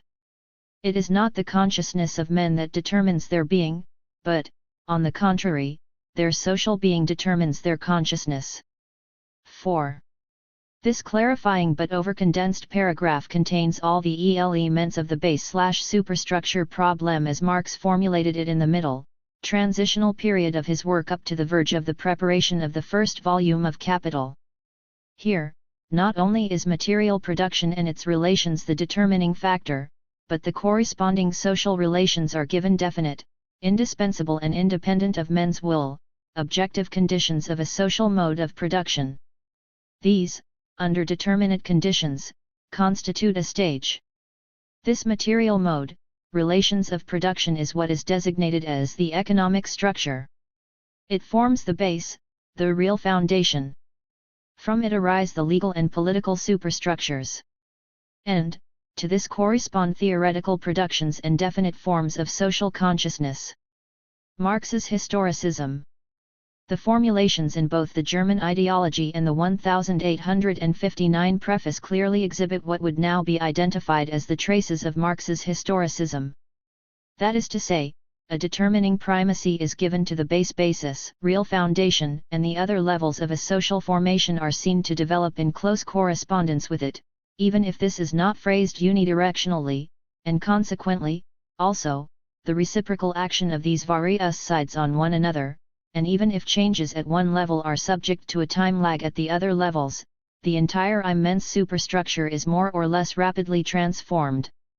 The matter which is displayed as a whole is thought in terms of a broad determination, changes in the economic structure of society will, more or less rapidly, produce consequent and determinate changes in the legal and political superstructures and in the ideological forms in which men become conscious of this conflict and fight it out, that is, also, at the ideological level. Louis Althusser would argue that, here, the social totality is conceptualized, essentially, as an expressive totality, in which, despite its apparent levels and differentiations, contradictions in the base appear to unroll, evenly, and 67. 68. To be reflected sooner or later through corresponding modifications in the superstructures and the ideological forms. This, then, is still an essentialist conceptualization of a social formation. It is also historicist, in Althusser's view, because it makes little if any separation between theoretical productions and ideological forms. It makes the theoretical level appear also as a correspondence or a reflection of the material base. We shall return to the weight and force of this critique of the historicist Marx, at a later point.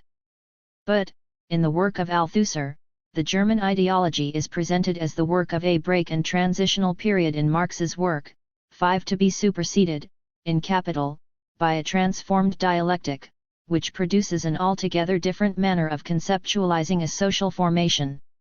It is therefore worth noting where and how this earlier formulation, which, appearing as it does in the 1859 preface, comes relatively very late in the so-called epistemological rupture between the early and middle Marx, and the late, reappears again in Marx's mature work.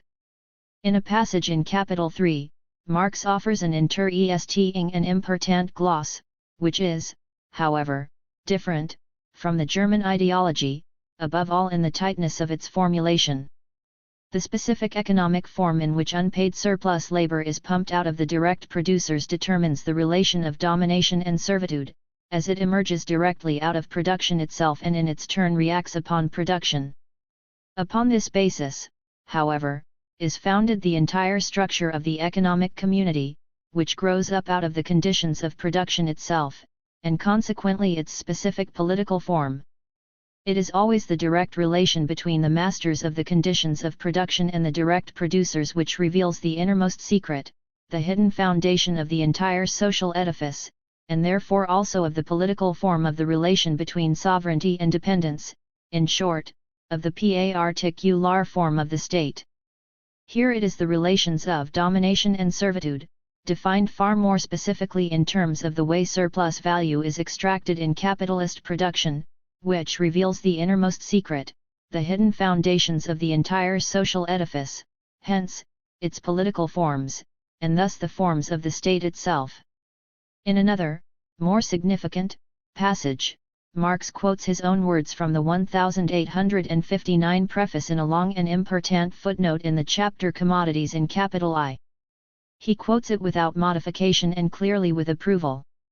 The context and development is, however, also significant. A German critic had quoted Marx's 1859 preface, and, while acknowledging the primacy of the economic in the capitalist epoch, denied its determining role for the feudal period or for classical antiquity, where politics reigned supreme. Marx's reply restates the basic premise: it is the economic structure which is the real basis. We must remember, however, that whereas this structure is treated in a very reduced and simple form in the original formulation, it is now recalled in the context of a work which is devoted to an extremely comprehensive and elaborate consideration of just what the forms and relations of this structure are. The Middle Ages, he continues, could not live on Catholicism nor ancient Rome on politics. However, he adds, it is the mode in which they gained a livelihood which explains why here politics and their Catholicism played the chief part. 6. Thus, while the mode of production plays a determining role in all epochs, its role appears here as that of assigning to some other level of practice, politics, religion, i.e., ideology, the chief role, the dominant role, as it has come to be designated. This is a new way of formulating the problem of determination by the economic, and one which, incidentally, gives far greater effectivity to the superstructures, which can now, in some epochs, be dominant. The argument is already anticipated in the 1857 introduction, where Marx argues that in all forms of society there is one specific kind of production which predominates over the rest, whose relations thus assign rank and influence to the others.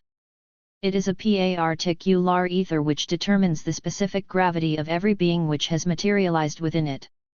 7. These are, of course, two of the principal sources for the Althusserian distinction between determining and dominant instances, and thus for the thesis that, in his later work, Marx ceased to think a social formation as a simple expressive totality.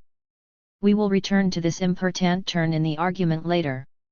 The crucial formulations of the base/superstructure problem first occur, and are given at least one decisive, and quite consistent form, in the period between the consignment of the German ideology to the gnawing criticism of the mice and the replacement of the 1857 introduction by the 1859 preface.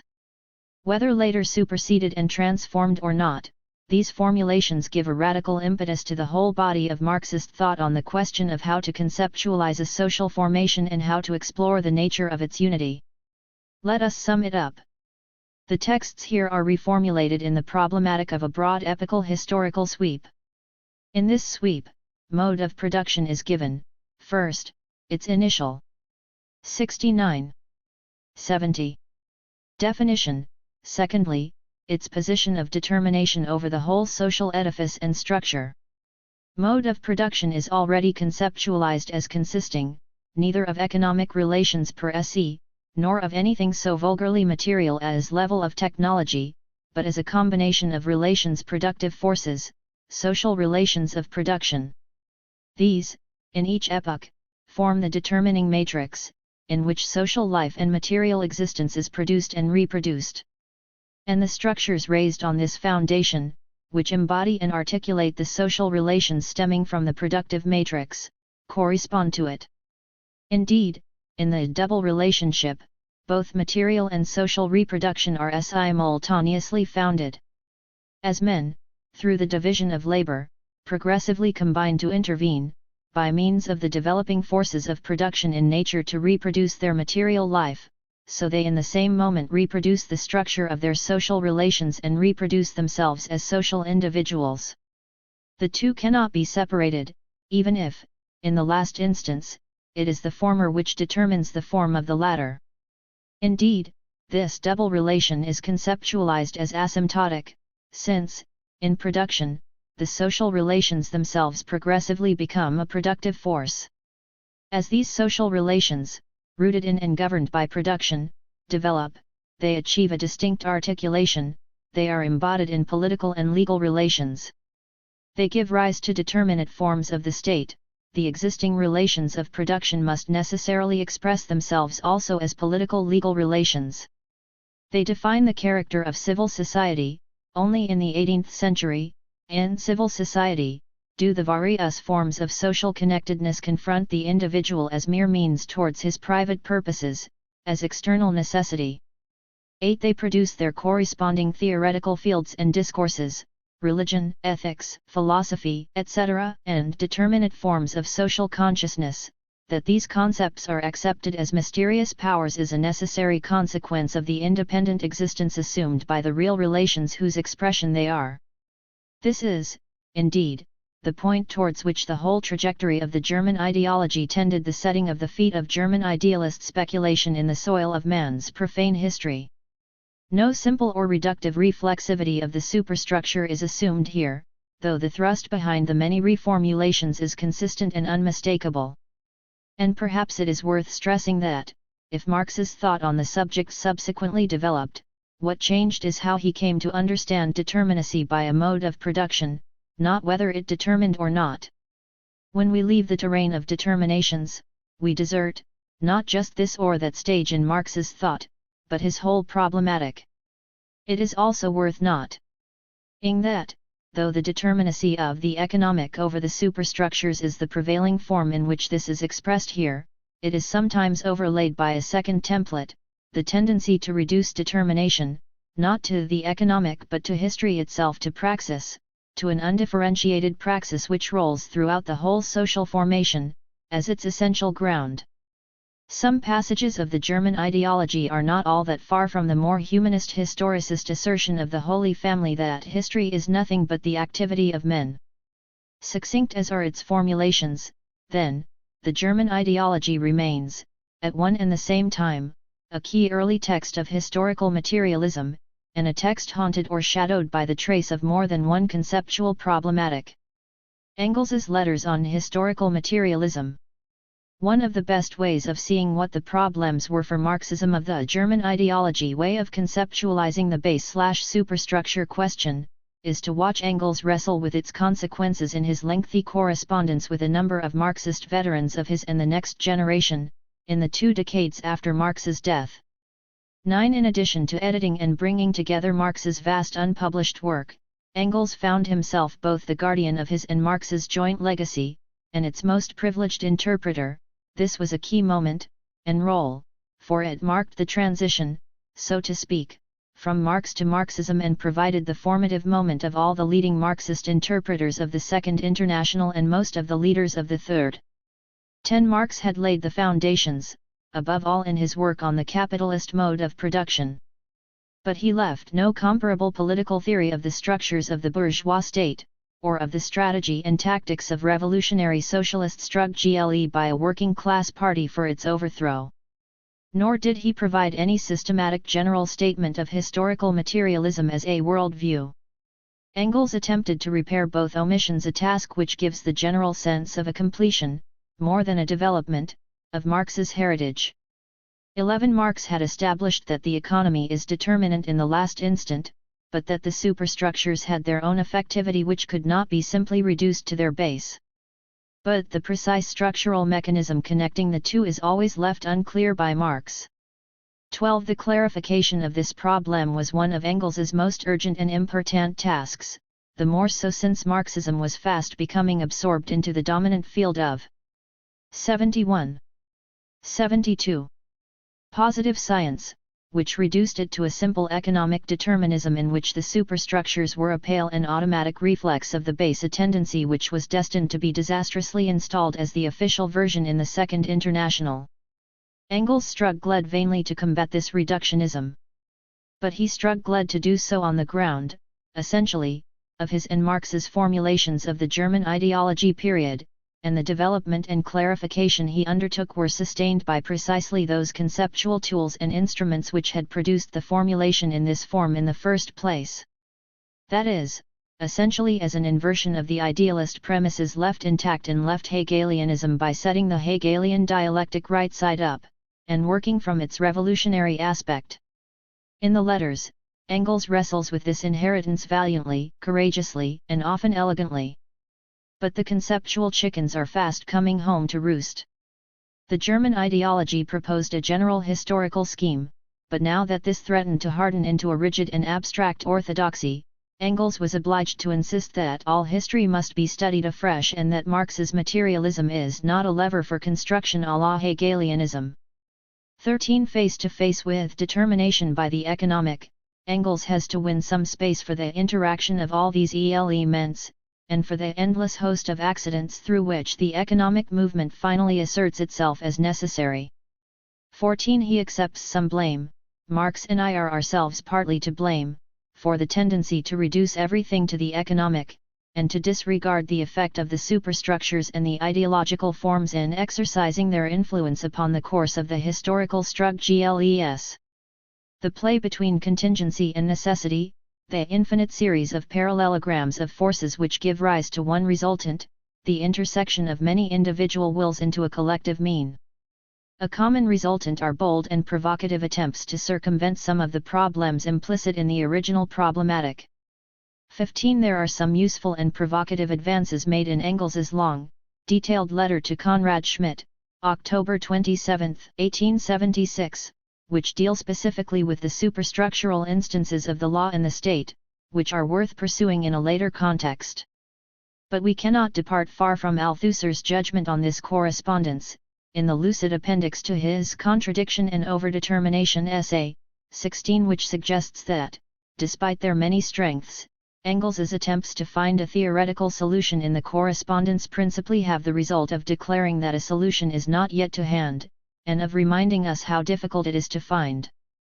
The problem, Althusser suggests, is how to think the specific relations between the relations of production and the political, juridical, and ideological forms in such a way as to grasp, simultaneously, the determination by the economic in the last instance and the relative autonomy or effectivity of the superstructures.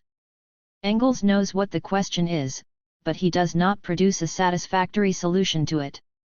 We have traced the afterlife of the German ideology formulations beyond Marx's death, partly as a way of registering the continuing theoretical power and resonance which they still and in a sense, must carry within the Marxist tradition. But the fact is that they were beginning to be superseded and transformed, implicitly if not explicitly, and in terms of the bringing into use of the elements of an alternative paradigm, even if not fully theorized, within Marx's own lifetime and within the scope of his later work. We can identify three ways or directions in which this modification is taking place.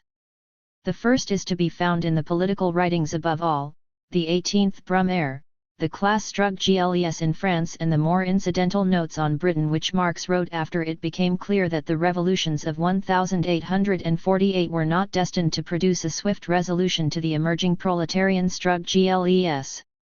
17 In these writings Marx is not only dealing with concrete social formations at a specific historical moment, but his attention is focused on one level of the superstructure, the political instance.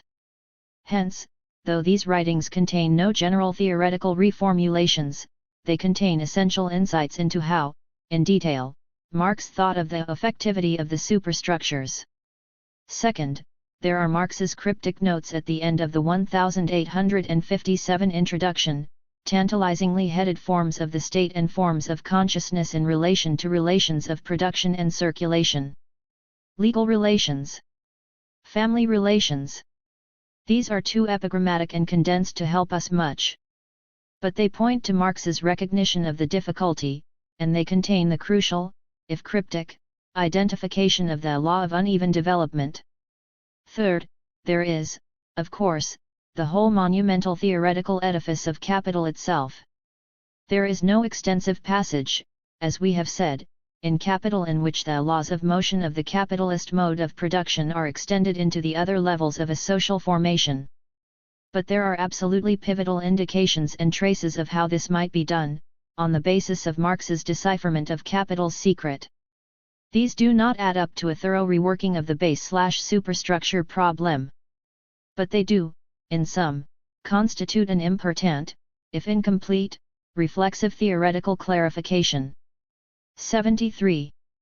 74. The 18th Brumaire. Before briefly looking at each of these moments, in turn, we can usefully sum up here the direction in which this incomplete clarification points. Crudely put, the relation of base to superstructure is thought, in the German ideology, as some kind of fairly direct or immediate correspondence, i.e., within the framework of an identity theory. Marx progressively criticizes and departs from identity theory. Essentially, two things provoke this break. Historically, the antagonisms multiplying at the economic level fail, in the revolutions of 1848, to produce their corresponding political resolutions. Marx is therefore forced, not only to abandon the perspective of immediate catastrophe which had been ringingly told out in the Communist Manifesto, but to look again at the much more complex interplay between the political and the economic, and to consider the ways in which solutions could be found, at the political level, which thwarted, modified or even displaced the contradictions accumulating at the economic level, taking them forward, in their contradictory form, to a higher level of development. The 18th Brumaire is the classic instance of such an analysis of the effectivity and specificity of the political instance in relation to the economic. Here Marx began, for the first time, to develop a systematic set of concepts for coming to grips with the phenomena of a politics which is certainly that of class structure, the structure of groups whose existence and interests are defined by the relations of production, but which is nevertheless politics, practiced in the field of ideology and coercion that gives it its specific character. 18. This is the direct result of a longer and more complex perspective, born in the failed denouement of 1848. Gwyn Williams has recently brilliantly expounded, from an internal reading of the 18th Brumaire, precisely how and where this historical break registers as an analytic break inside Marx's text. 19 Engels subsequently remarked that in 1848, he and Marx had mistaken the birth pangs of capitalism for its death throes. But the break is also provoked theoretically. For the more Marx examined in depth the capitalist mode of production, the more he observed the internal complexities of its laws and relations, and the less he thought this complex whole could be expounded in terms of the immediate correspondence between one of its circuits and another, let alone one of its levels and all the others. This major revision is of course practically exemplified in the conceptual structure of capital itself. But it is also stated, as a matter of theory and method, in the 1857 introduction, which contains a thorough critique of identity theory and begins to sketch out a Marxist alternative, a theory of articulations between relations which are in no sense immediately corresponding. We cannot examine this here, but it provides, so to speak, the pivotal transitional point between the German ideology and capital itself. 20 Thus, in this period, Marx's clarification turns our attention in a new direction. He is concerned, now, with the necessary complexity of the social formations of advancing capitalism and of the relations between its different levels. He is concerned with the unevenness, the non-immediate correspondences, between these levels which remain, nevertheless, connected. He is concerned with the functions which, specifically, the superstructures perform in relation either to the maintenance and reproduction, or the retardation of the development, of capitalist social relations, and with the fact that these functions not only appear in ever more complex forms, but that, at a certain stage of their development, they may actually require the non-immediacy, the relative autonomy they exhibit. This is a different problematic from that of the German ideology period. It is also different from Engels's attempts to extend the chain of reflexivity between base and superstructures, in a simple, linear way. Before looking, briefly, at the 18th Brumaire, his most worked example, we can pinpoint from a number of sources the problems which constitute the field of Marx's new problematic. When Marx examined British politics in the series of articles for the New York Daily Tribune which he commenced in 1852, he had to confront the stubborn fact that, though the capitalist mode of production was fast developing, and with it an emergent industrial bourgeoisie, the latter appeared to rule either through a Tory party, representing the large landed proprietors, or through the Whig party, consisting of the oldest, richest, and most arrogant portion of English landed property. The aristocratic representatives of the industrial and commercial middle class.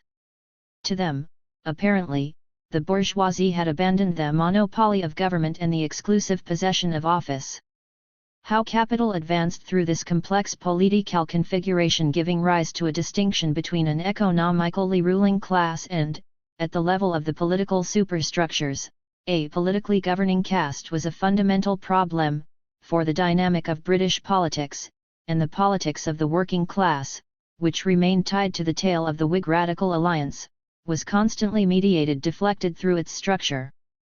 In fact, as Fernbach notes, Marx understood Britain politically far less well than France. He never grasped the deep compromise on which 75. 76.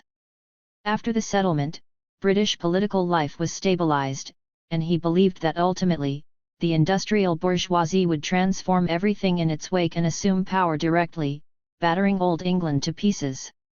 In fact, the industrial bourgeoisie managed to integrate itself politically and culturally into the old ruling bloc, and the aristocratic mask was to remain for at least a further half-century to camouflage and mystify the rule of capital. 22. But, if Marx mistook the line of development, he was not wrong in locating the issue, an issue, essentially, of non-identity between the classes in dominance at the economic level and the class factions in power, at the level of politics and the state. 23. Take another superstructural domain.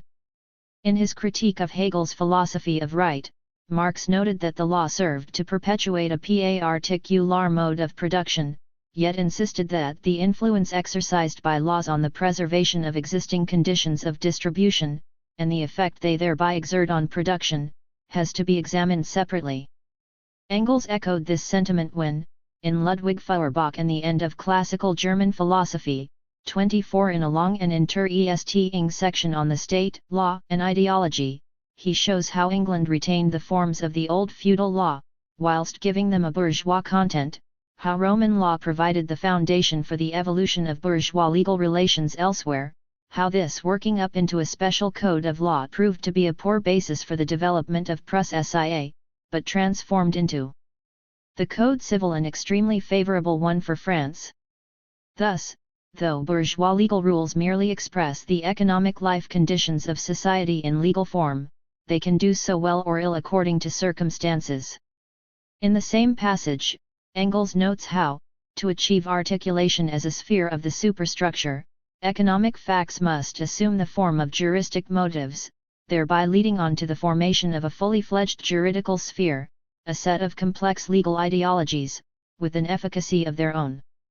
It is indeed among professional politicians, theorists of public law and jurists of private law that the connection with the economic facts gets really lost. It is, then, not surprising that it is in relation to legal relations that Marx states his law of uneven development in the Grundrisse. But the really difficult point to discuss here is how relations of production develop unevenly as legal relations. Thus, e.g., the relation of Roman private law to modern production. There seems little doubt that, had this point been expanded by Marx at the length of, say, Book 1 of Capital, the one thing it would not have exhibited is a simple law of correspondence between the material base and the forms of the superstructure. The 18th Brumaire is, then, relatively simple to set in this context of problems, though its argument is not simple either to follow or resume.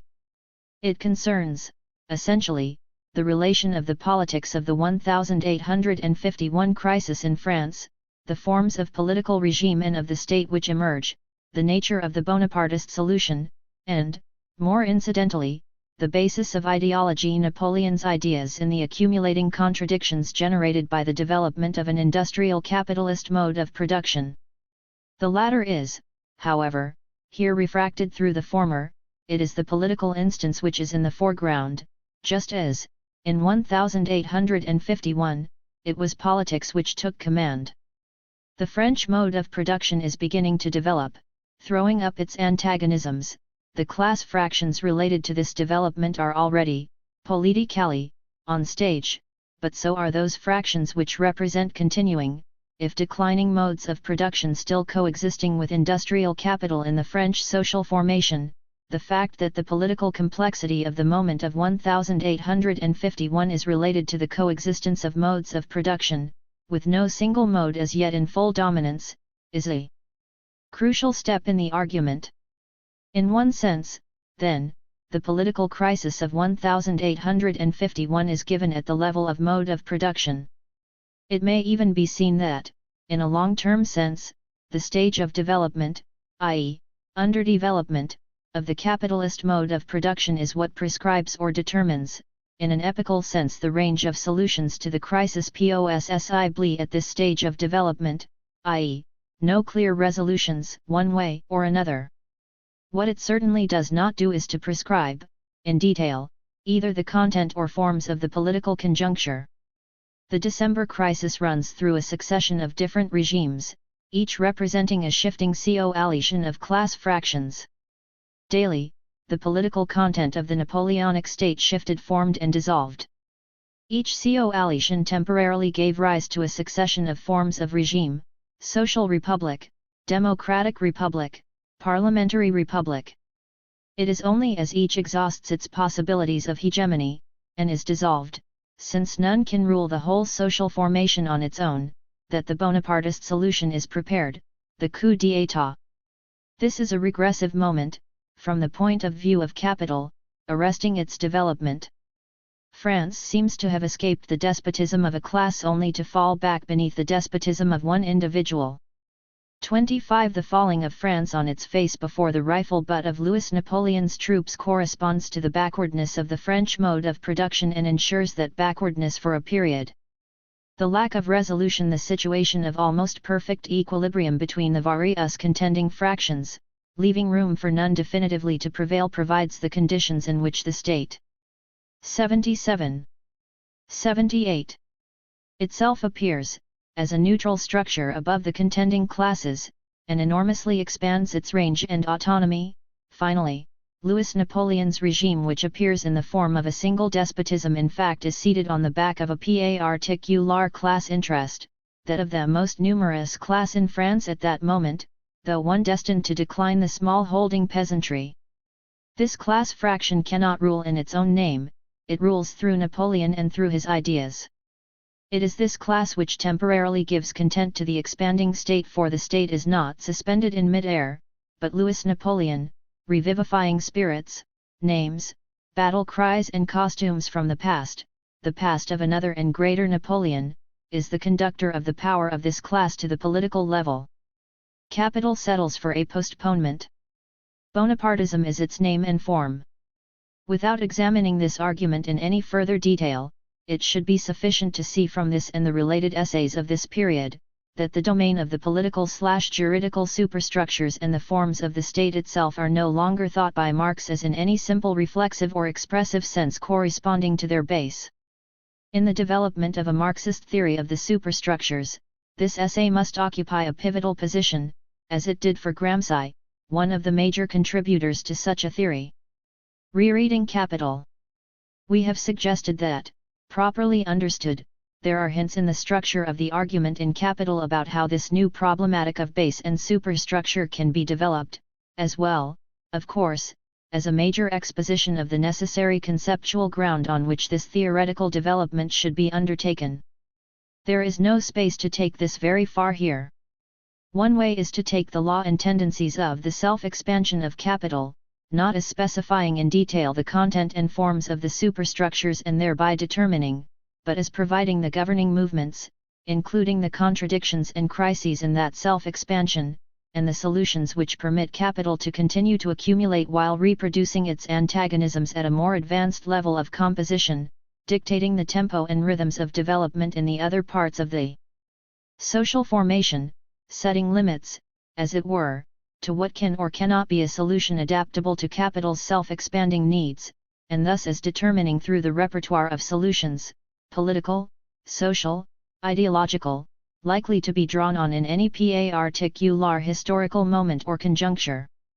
This involves a reading, some would say another reading, of Capital, treating it neither as the theoretical analysis of a pure mode of production, whatever that is, nor as a history of British capitalism in the 19th century, which seem at this point in time to be the two prevailing alternatives on offer. We would have to try, instead, to understand, for example, as Marx does, the shift from the extraction of absolute to the extraction of relative surplus value as one of the key dynamics of the developing capitalist mode of production, as not merely a theoretical distinction but one which can be made concrete and historically specific in, say, the capitalist mode in England after the factory legislation of the mid-century. We can then see this shift as providing the baseline of solutions to the contradictions to which capitalism, as a fully established mode of production, is progressively exposed. If we then attempt to think all that is involved politically, socially, ideologically, in terms of the state, of politics, of the reproduction of skills, of the degree of labor and the application of science as a productive force, as a consequence of the uneven development towards this second moment in the unfolding of capitalist accumulation, i.e., as the inner spark which prompts many of the transformations in capitalism which we now sum up as the transition from laissez-faire to monopoly, then, we begin to see how capital provides a foundation for the development of a Marxist theory of the superstructures within the framework of determination in the last instance, without falling back into the identity correspondence position outlined in the German ideology.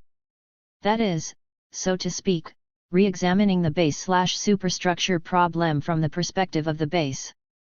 But it is also possible, within the framework of capital, to reconstruct certain key mechanisms and tendencies of the superstructures from distinctions Marx is always drawing between the base levels of production and exchange. And this helps us to understand how it can be possible to insist that, within Marxism, the superstructures are at one and the same moment determined and yet absolutely, fundamentally necessary and required, not empty ideological forms and illusions. This relates to what is now sometimes called the theory of Darstellung or Repräsentation in Marx. 26. Without taking on a complex account of this theory here, we may try to approach it more easily through Marx's notion or concept of appearances, and thus to the theory of fetishism as outlined in Capital I, Part 1, though there is considerable argument as to whether the theories of Darstellung and the theory of fetishism are in fact the same. Often, though by no means exclusively, the question of appearances or of real relations/phenomenal forms is linked, in Capital, with the 79. 80. Distinction between production and exchange.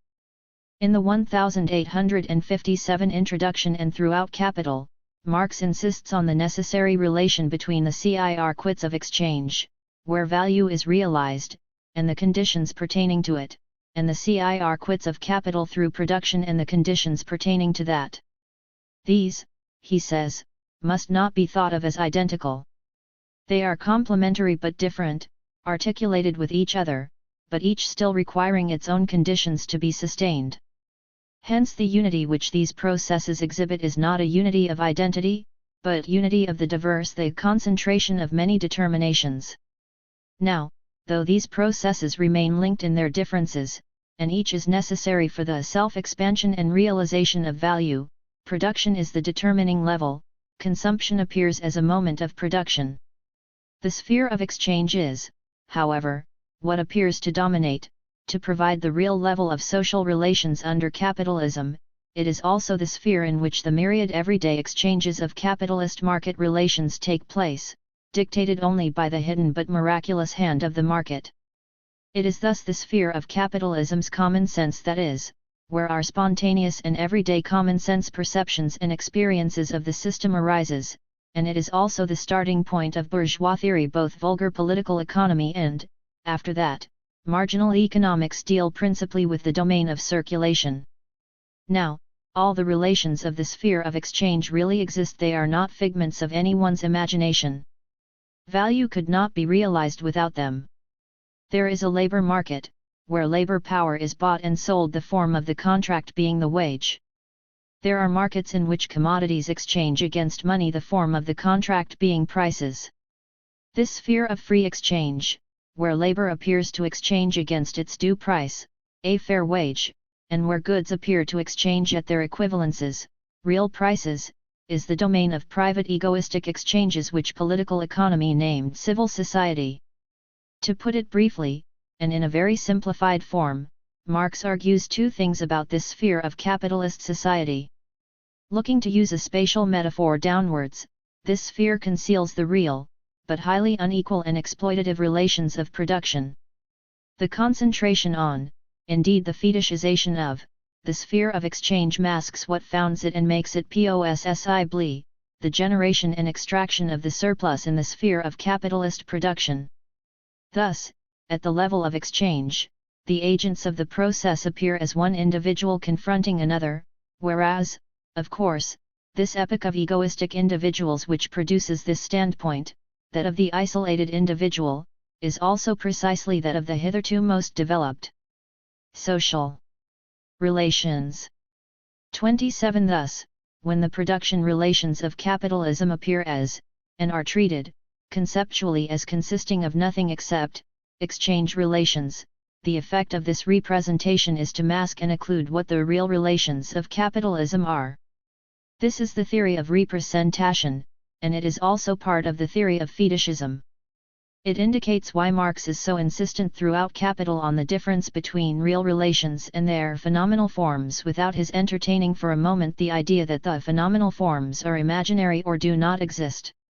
However, looking to use the spatial metaphor again upwards, Marx then notes that it is these phenomenal relations which constitute the basis of civil society and the politico-juridical relations, that is, the superstructures. And from that level, also, arise the various forms of ideological consciousness. On the surface of bourgeois society, Marx writes, the wage of the laborer appears as the price of labor, a certain quantity of money that is paid for a certain quantity of labor.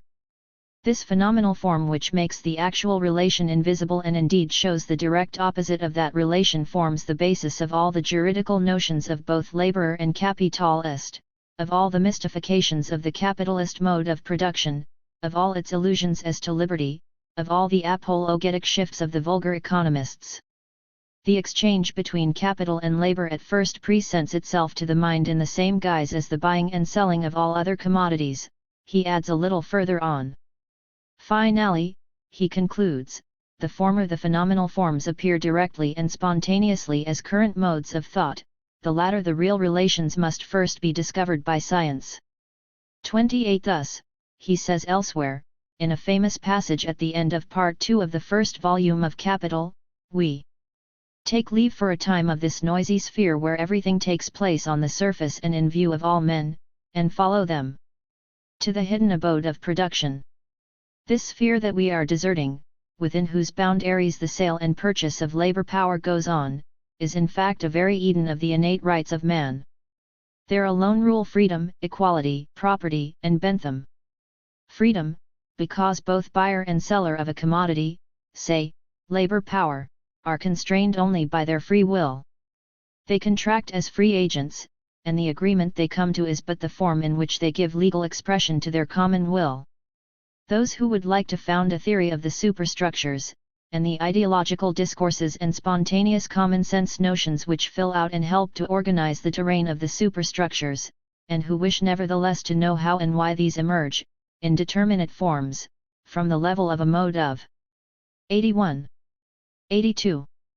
Production, have, it seems to me, little or no alternative but to begin to work outwards from this essential starting point at the heart of the argument in the mature Marx in Capital itself. 29. Gramsci. The problem of base/superstructure has been the subject of considerable further development and theorizing, especially within Western Marxism, though it must be said that few appear to try to work outwards from the terrain of the mature Marx in the way tentatively formulated above. Most attempts have preferred to go back to the less adequate formulations of the German ideology period. What is more, many of these attempts have been concerned with the specifically ideological dimensions of the superstructures. We have neglected this aspect here, not only because it has been much written about, and because it constitutes a difficult area of theorizing in itself, but also because the concentration on the problems of ideology has, until recently, obscured the fact that when Marx refers to the superstructures, he is discussing the forms, relations and apparatuses of the state and civil society, as well as the ideological forms and forms of social consciousness corresponding to them.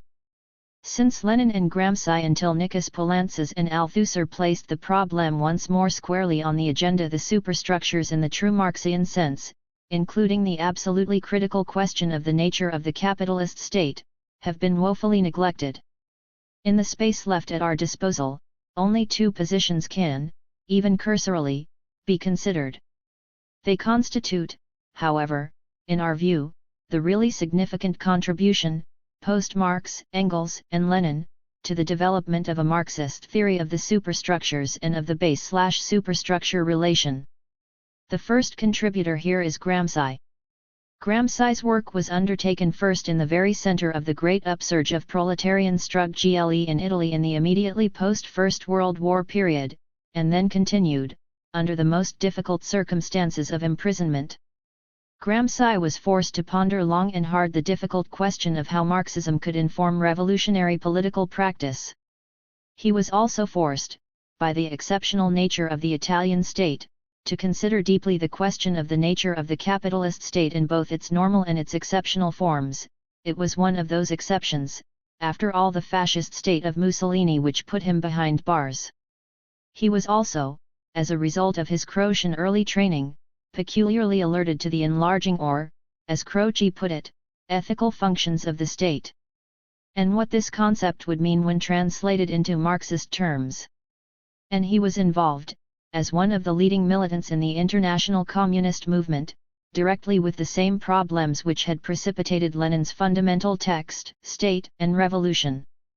It is not possible to recapitulate Gramsci's formulations about the state and the superstructures here. All that we can do is to indicate the direction of Gramsci's thinking in this domain. Much of Gramsci's work is directed in polemic against economic reductive theories of the superstructures. Hence, he argued that the proper posing of the relation between base and superstructures was the seminal issue in a Marxist theory of politics. 30 Fundamental class relations always, under conditions of developing capitalist relations, extend themselves in and through the complex spheres of the superstructures, for only thus could the reproduction of the social relations of capitalism be carried through in such a way as, progressively, to draw civil, social, political, and cultural life into a larger conformity with capital and its needs. In developed capitalist social formations, this enlargement of capital's sway throughout the social formation as a whole depended, precisely, on the development of the state and of civil society. Here, Gramsci paid close attention to the ethical function of the state, by which he meant the work which the state performs on behalf of capital in establishing a new level of civilization, creating a new kind of social individual appropriate to the new levels of material existence accomplished by the development of capitalism's base. It was through the state, through its work in and with the family, the law, education, the multiplicity of private associations, the cultural apparatus, the church, the formation of new strata of the intelligent SIA, the formation of political parties and the development of public opinion, in short, in the complex sphere of the superstructures, that capitalism ceased to be simply a system of production and became a whole form of social life, conforming everything else to its own movement. This expansion of the conception of what it is the superstructures do for capital is Gramsci's first contribution. The second is the manner in which he generates those critical intermediary concepts which enable us to think the specificity of a superstructural level. Here we have in mind Gramsci's development of the political instance, and the critical, if often provisional and cryptic, concepts he elaborates thereof: relations of force, hegemony, historical bloc, corporate and subaltern classes, class fractions, Caesarism, Bonapartism, etc. Once again, in Gramsci's concept of hegemony, for example, we discover the beginnings of a way of conceptualizing how classes, constituted at the fundamental level, 83. 84. Of production relations, come to provide the basis of the social authority, the political sway and cultural domination of a class alliance on behalf of capital, without reducing the idea to what Marx once called the dirty Jewish question of class interest, narrowly conceived. This latter form of economic reductionism, Gramsci argues, conceives of history as a continuous march de dupes, a competition in conjuring and sleight of hand. Critical activity, i.e., Marxism, is reduced to the exposure of swindles, to creating scandals, and to prying into the pockets of public figures. 31. Which of us cannot quickly recall that brand of Marxism of exposure? Gramsci's third contribution in this area is the attention he paid to the nature, specifically, of the capitalist state, its role in the generation of ideological consent, and thus to how class power secured itself in its decisive passage from the structure to the sphere of the complex superstructures, whilst at the same time providing, at the level of the superstructures and of ideologies, that cement which welded the social formation together under the hegemonic sway of an alliance founded on the fundamental class of capital. In real ity, the state must be conceived of as an educator, inasmuch as it tends precisely to create a new type or level of civilization. Because one is acting essentially on economic forces, reorganizing and developing the apparatus of economic production, creating a new structure, the conclusion must not be drawn that the superstructural factors should be left to themselves to develop spontaneously, to a haphazard and sporadic germination. The state, in this field too, is an instrument of rationalization, of acceleration, and of taylorization. It operates according to a plan, urges, incites, solicits, punishes, for, once the conditions are created in which a certain way of life is possible, then criminal action or omission must have a punitive sanction, with moral implications, and not merely be judged generically as dangerous. The law is the repressive and negative aspect of the entire, positive, civilizing activity undertaken by the state. 32. A Marxist grasp of the nature of the state and its functions and processes under capitalism, especially in its classical liberal or laissez-faire form, and the complementary discussion of consent and coercion, of the role of ideology and common sense, etc., which fill out Gramsci's subtle and perceptive thought on this question, has rarely if ever been surpassed. Gramsci's work remains, of course, theoretically underdeveloped. The concepts are often in what Althusserians would call their practical state, they are hardly ever pure, never thoroughly or radically dismembered from their location within specific conjunctures. But if Lenin was correct to argue that what a Marxist analysis pointed to as its proper conclusion was the concrete analysis of a concrete situation, in other words, precisely, the analysis of conjunctures, then it is Lenin himself, first, and Gramsci immediately behind, who insofar as such an analysis embraces the superstructures lead the way. Gramsci is the one historicist whose work continues to haunt and can never be expunged from the starting points which the structuralists, like Althusser and Poulantzas, the other major contributors to a Marxist theory of base and superstructure, adopt. Both Althusser and Poulantzas criticize Gramsci's starting position within a philosophy of praxis. 33. Both are massively indebted to Gramsci, in seminal not just in marginal or incidental ways. Poulantzas's work on the political instance and on the state is conceptually impossible without Gramsci. And, as Althusser has revised his more theoreticist earlier positions and moved towards a more substantive, less epistemological approach to the object of Marxist analysis, as for example in his seminal and extremely influential essay, Ideology and Ideological State Apparatuses, 34. So his debt to Gramsci, already handsomely acknowledged, becomes both more explicit and more pronounced. The concept of ideological state apparatus, which has become a generative idea in the post-Althusserian analysis of the capitalist state, is a direct reworking of a few seminal passages on apparatuses of consent and coercion in Gramsci's State and Civil Society essay, though, of course, translated with effect into a more structuralist Marxist language. Althusser.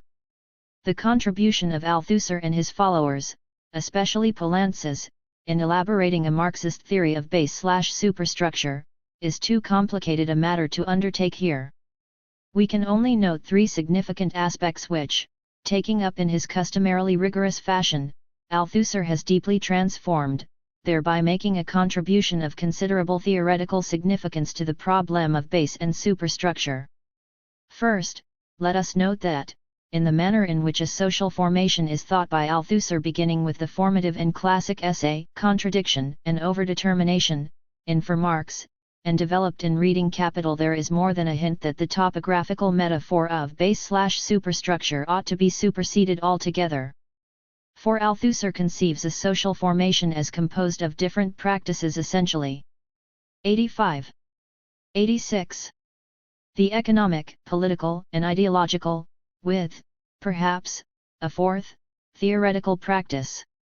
Each of which is required for the production and reproduction of the relations of the capitalist mode, and each of which has its own inner constitution, its own specificity, its own dynamic and relative autonomy from the others.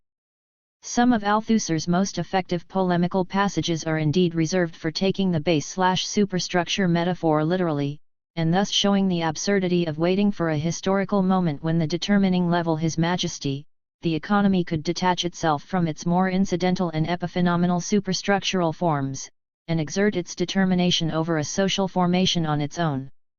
Neither in time nor history can determination in the last instance by the economic be so read as to suggest that the level of economic practice could stand free and appear denuded of political and ideological practices.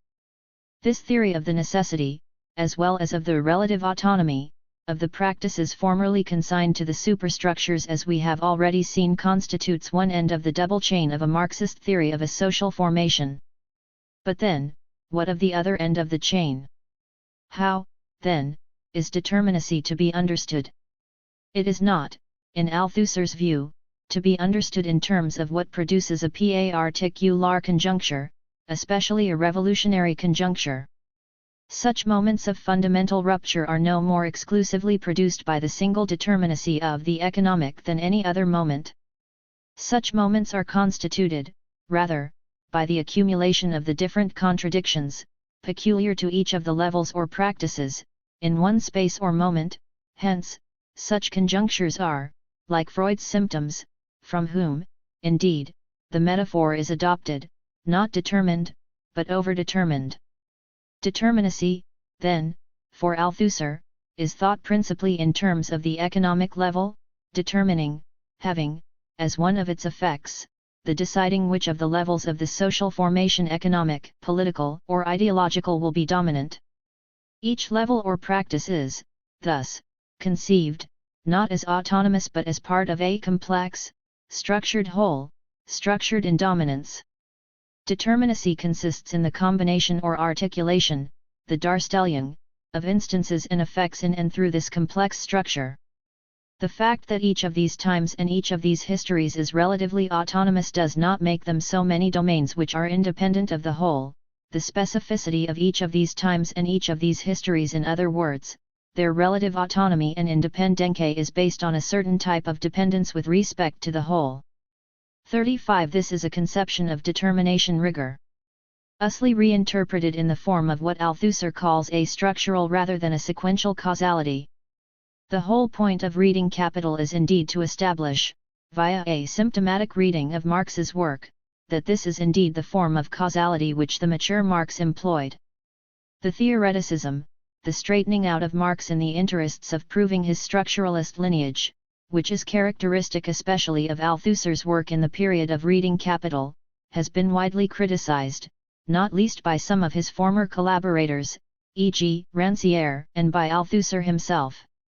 36. But this should not detract from the seminal advance which the base superstructure problem has undergone in his hands. This is brought forcefully forwards in the now famous Ideological State Apparatuses essay, in which Althusser puts forward some notes on the nature of ideology and the state, and restores some of the problems he had previously addressed to the more classical terrain of the Klassstrukturelle, actually, both here and in Poulantzas, more often invoked than present, as a concept performing the work of knowledge, in their respective texts. Again, the Ises essay cannot be resumed here. It requires careful and critical reading. It falls very much into two parts, and the first, which examines the locating of ideology in the apparatuses and structures of the state, is far more convincing than the second, which, following the sinuous path of a Lacanian revision of Freud, enters, it seems to us, another problematic which, however important, is as yet hardly within hailing distance of any which can be attributed to Marx without straining credibility. What is most significant from our point of view here, however, is the manner in which the effectivity of the superstructures is posed in this essay. Althusser recapitulates the central position in Marxism occupied by the base/superstructure metaphor. It is, he suggests, a metaphor of topography. It makes something visible, namely that the upper floors could not stay up alone, if they did not rest precisely on their base. Despite Althusser's probing irony here at the expense of this topographical depiction, he acknowledges that it has a function.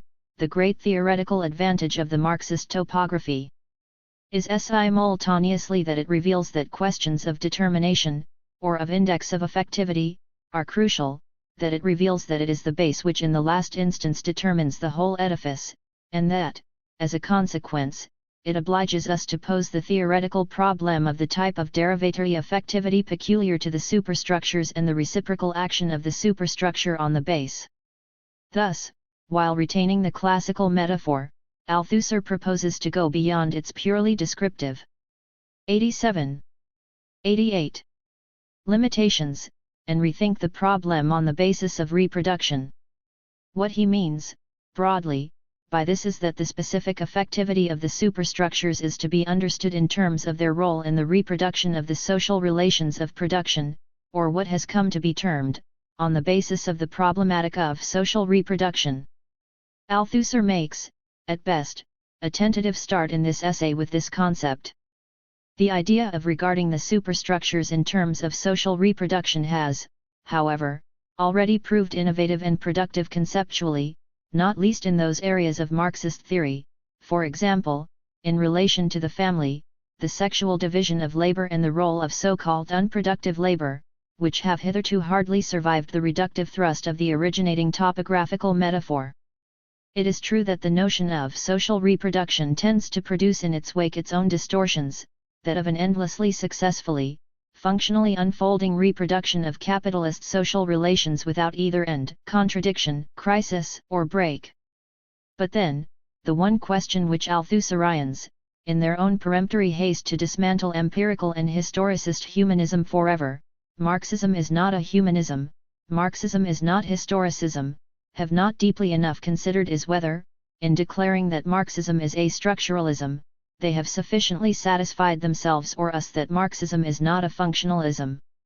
However, while bearing this crucial but difficult theoretical issue in view, it must be said that the attempt to reconceptualize the base/superstructure problem in terms of social reproduction, and thus in much closer conceptual touch with the starting point of Marx's mature work, Production, Reproduction, has done a great deal to revivify theoretical work on the problem, and to set work on it moving in what may well prove to be a fruitful direction.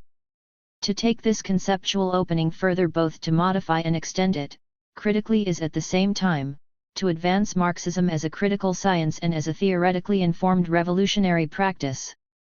Only when we can grasp and comprehend the dense, opaque integument of capitalist societies, their base and their complex superstructures through the former, are we likely to be able to develop a sufficiently informed practice to transform them. The limits on this paper will be immediately obvious. It is not possible, here, to present anything like a comprehensive or systematic survey of Marx's theory of classes.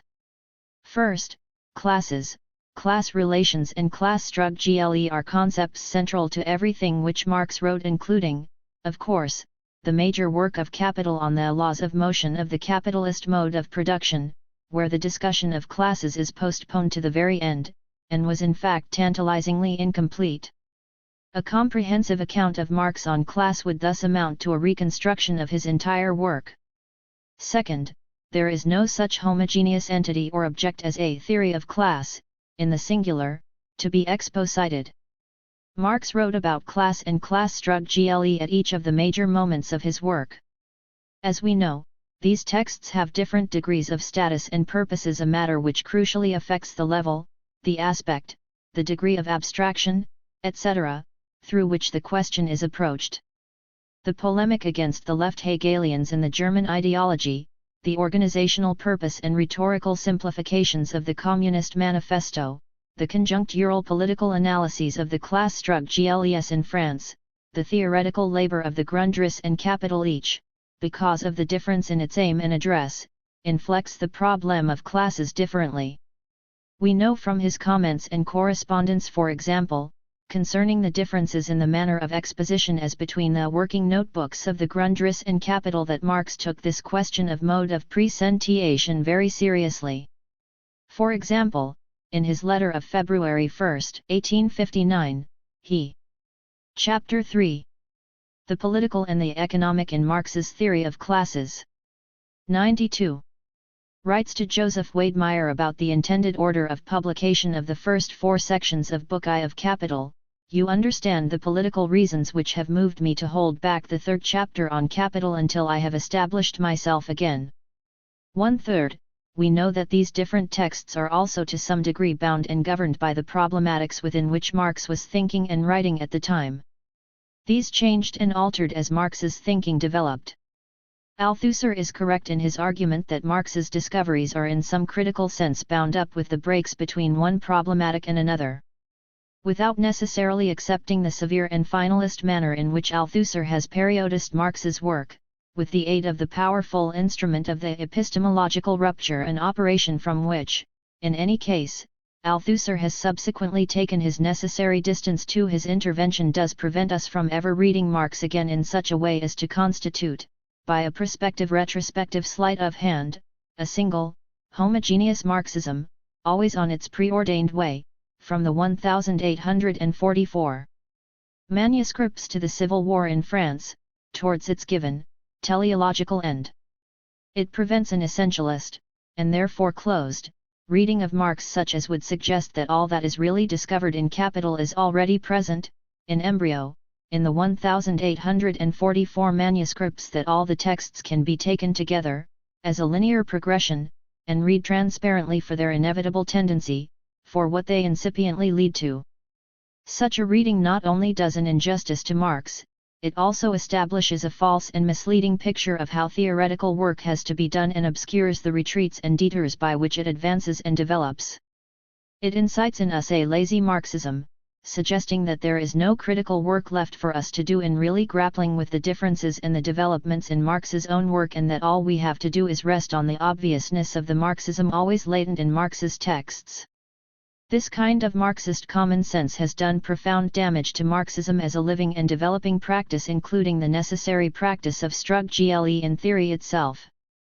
Such a linear transparency in Marx must be constantly and vigorously challenged. In part, what is involved, then, is a particular practice of reading one which tries to hold together the logic of the argument and exposition of a text, within the matrix of propositions and concepts which makes its discourse possibly, which generates it. In the limited passages and texts discussed in this paper, much depends on the project to develop a mode of theoretical work of this kind. It involves ceasing to take a text at its face value, as a closed object. This applies both where the text is resoundingly 93 obvious, and where it is obviously complex, even obscure. The question of the class Struct-GLE is manifestly present in every line and paragraph of the Communist Manifesto. Yet the concept of classes which generates that text is, as we hope to show, not immediately graspable from its luminous surface. Capital is precisely the reverse, a complex, theoretical text, which has centrally as its object the capitalist mode of production, and which appears, for long stretches, to have postponed the class Struct-GLE to another level, another moment. One of the most difficult exercises is to read the manifesto for the concept of the relation between classes and modes of production which lies at its heart, and to read the laws and motion of capital in terms of the class Struct-GLE. In the latter instance, Marx gives us a beautiful insight again, in a letter he wrote to Engels, April 30, 1868, into how the two relate. He is resuming the argument, essentially, of Capital 3. He goes over some of the most complex and technical of concepts, the constitution of an average rate of profit, the relation between the different branches of production, the problem of the transformation of value into price of production, the tendency of the rate of profit to fall. Then he returns, at the end, to what constitutes the starting point for the vulgar economist, the famous Trinitarian formula, the dismantling of which, in extenso, in Capital 3 is one of the richest and most devastating theoretical passages of that work. This is the formula which appeared to explain the distribution of profit in terms of the harmonious return of each proportionate part to its appointed factor in capitalist production, rent originating from the land, profit, interest, from capital, wages from labor. In revealing the real movement behind this distribution, he has dismantled its apparent form, but this is no mere theoretical demystification. Finally, since these three, wages, rent, profit, interest, constitute the respective sources of income of the three classes of landowners, capitalists, and wage laborers, we have, in conclusion, the class Struct-GLE into which the movement and the analysis of the whole business shit, in the original resolves itself. 3. Althusser has given us a protocol for reading theoretical texts in this way, the method of asymptomatic reading. My own remarks above stop some way short of proposing the full symptomatic reading of Marx's work. The idea has its source, of course, in Freud's theory of the formation of symptoms in the discourse of the patient, in his important work The Interpretation of Dreams. The difficulty with the full-blown theory of asymptomatic reading when applied to a theoretical text arises in terms of what are the controls on it. It is one thing to read a complex text with one eye. 94. Always on the matrix of conceptual premises and propositions which generates it, gives it what theoretical coherence it possesses, and also helps us to identify its silences, its absences. Reading for absence is certainly one of the principal foundations of a critical theoretical practice. But it is quite another thing to operate a symptomatic reading like a theoretical guillotine, beheading any concept which has the temerity to stray from its appointed path. The line between the two is unfortunately not very well defined. It is not always easy to differentiate between a symptomatic reading which enables us to read with effect the theoretical structure of a Marx text out of those surface formulations where concepts appear in what is sometimes dubiously called their practical state, and a symptomatic reading which really provides the cover for so translating these practical concepts into their pure theoretical state that a text can be made to be really saying whatever it is that the reader has already determined to find there. Reading capital, which operates this method in its most rigorous and extreme form, on the one hand prevents us from an innocent reading of Marx, but is often also guilty itself of so transforming what Marx really said that it of course produces what it first set out to discover. To put it bluntly, if Marx's practical concepts are systematically raised to a more theoretical level with the aid of structuralist instruments and concepts, then it is not difficult, in this way, to produce at the end a structuralist Marx. The extremely important question posed at the opening of Reading Capital as to what sort of structuralist the mature Marx really was, cannot be answered in this circular manner.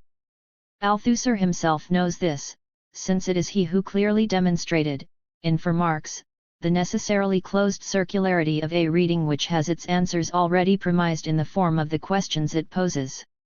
He called this circularity ideological. For in what follows I shall attempt to avoid both the innocence of a reading which sticks fast to the surface form of an argument, and the particular form of guilt attached to producing an interpretation which simply fits my preconceptions.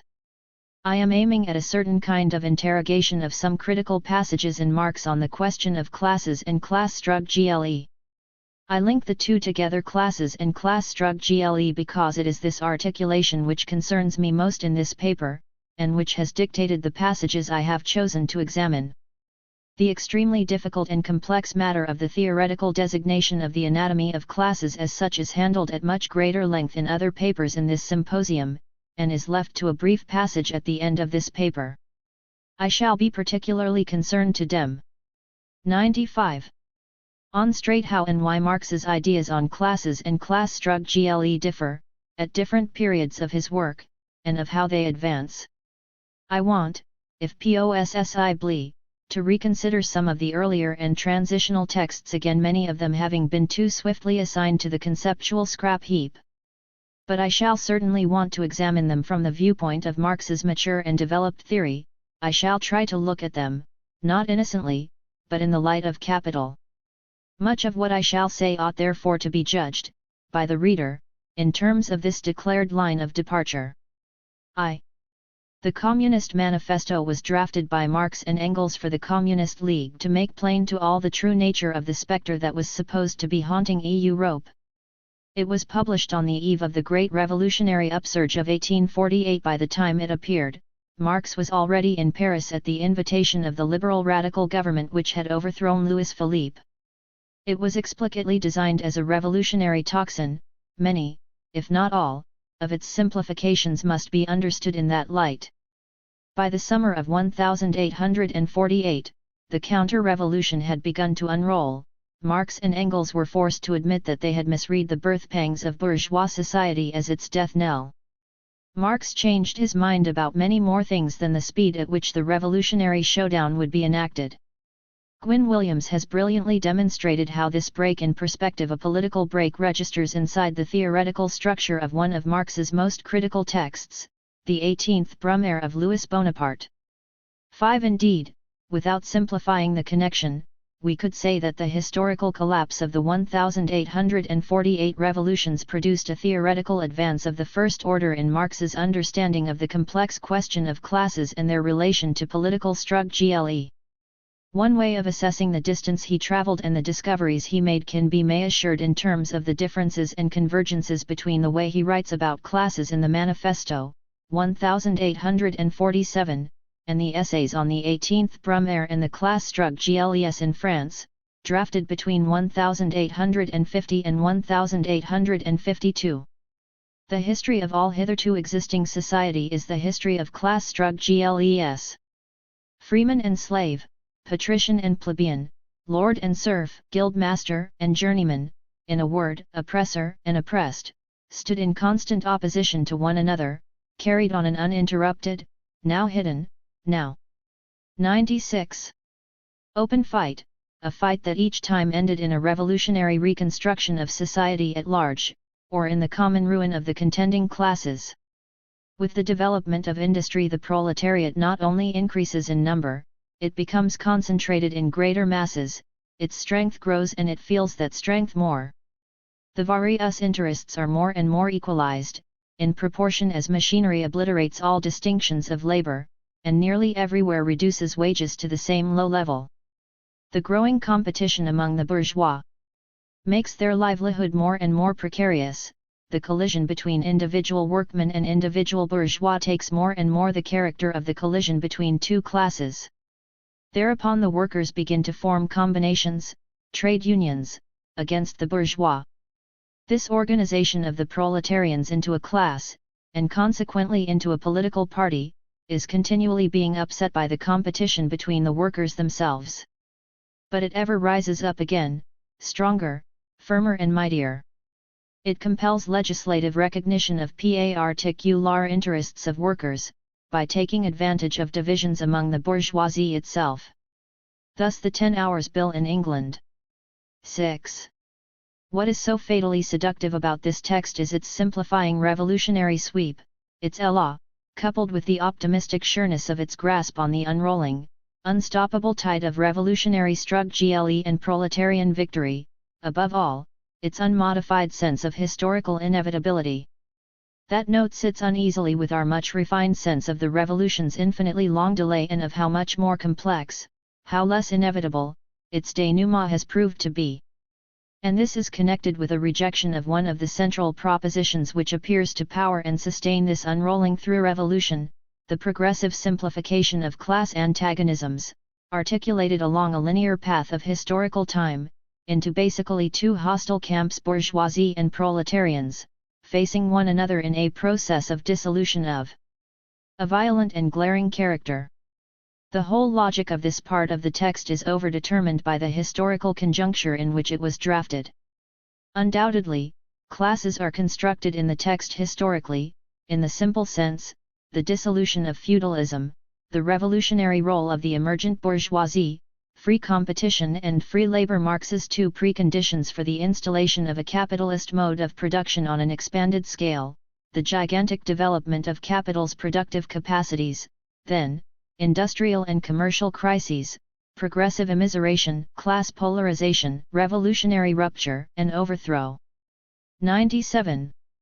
This linearity, this undisguised historical evolutionism, is interrupted or displaced by the play of, essentially, only a single antagonism, between the developing forces of production, and the fettering relations of production in which the former are embedded.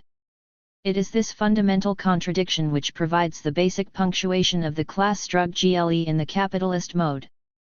Its course is subject, of course, to delays, but its essential tendency is forwards towards collision. This is because the two levels are directly harnessed. The class struggle matures as capitalism develops. Indeed, the latter develops and matures the former. Capitalism is its own grave digger. Capitalism thus produces its own negation. The oppressed classes whose rising struggles propel that phase to its conclusion, and drive society forwards to the next stage of its development. Since bourgeois versus proletarians is the most universal of the class struggles to date, the proletariat is the last class to be emancipated, that which has nothing to lose but its chains. The proletarian revolution entails the emancipation of all classes, or the abolition of class society as such. The basic problematic of the manifesto is hardly in doubt.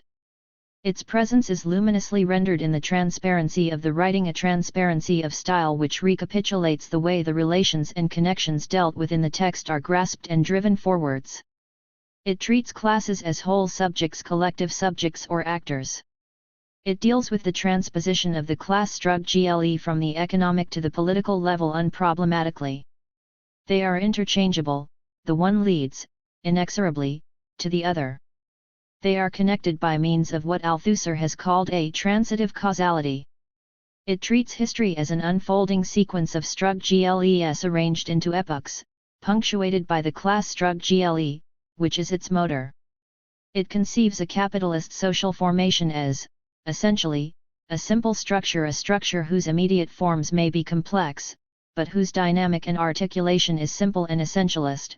Its articulation is basically given by the terms of a single contradiction, forces/relations of production, which unrolls unproblematically from the economic base, evenly throughout all its different levels, indifferently.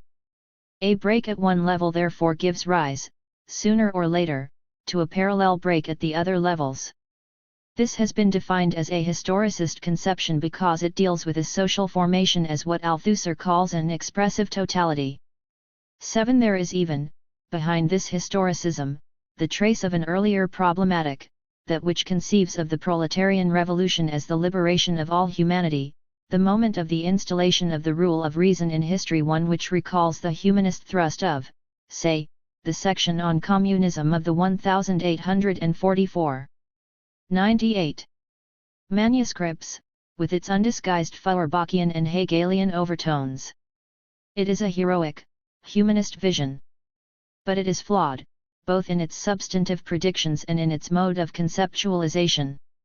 8. The most decisive and definitive dismantling of this whole problematic is certainly to be found in Althusser's seminal essay, Contradiction and Overdetermination, in For Marx. The manifesto must now be read in the light of that intervention. Briefly, in it, Althusser argues that in the concrete analysis of any specific historical moment, although the principal contradiction of the capitalist mode of production that between the forces of production and the fettering relations of production provides the final determinacy, the terms of this contradiction, alone, are not sufficient for analyzing the way different levels of class strug-gle lead to a revolutionary rupture.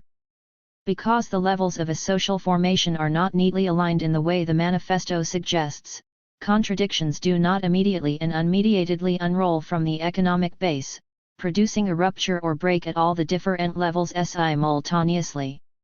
Indeed, as Lenin indicated with respect to 1917, the crucial question is rather how absolutely dissimilar currents, absolutely heterogeneous class interests, absolutely contrary political and social strivings have merged in a strikingly harmonious manner as the result of an extremely unique historical situation. These dissimilar currents cannot, then, be reduced to the determinacy of the laws of the economic base. The capital-labor contradiction is never simple, but always specified by the historically concrete forms and circumstances in which it is exercised. It is specified by the forms of the superstructure, by the internal and external historical situation. Many of these phenomena deriving from the law of uneven development in the Leninist sense. 9. This requires us to conceive of different contradictions, each with its own specificity, its own tempo of development, internal history, and its own conditions of existence at once determined and determining. In short, it poses the question of the relative autonomy and the specific effectivity of the different levels of a social formation. If this is to be combined with the cardinal principle of Marxism, that without which it is theoretically indistinguishable from any other sociology, namely, determination in the last instance by the economic mode of production, then a decisive turn in the relations of forces in a social formation cannot be adequately thought in terms of a reduction of all the secondary contradictions to the terms of the principal contradiction. In short, Marxism requires a form of determinacy which is not equivalent to an economic reductionism.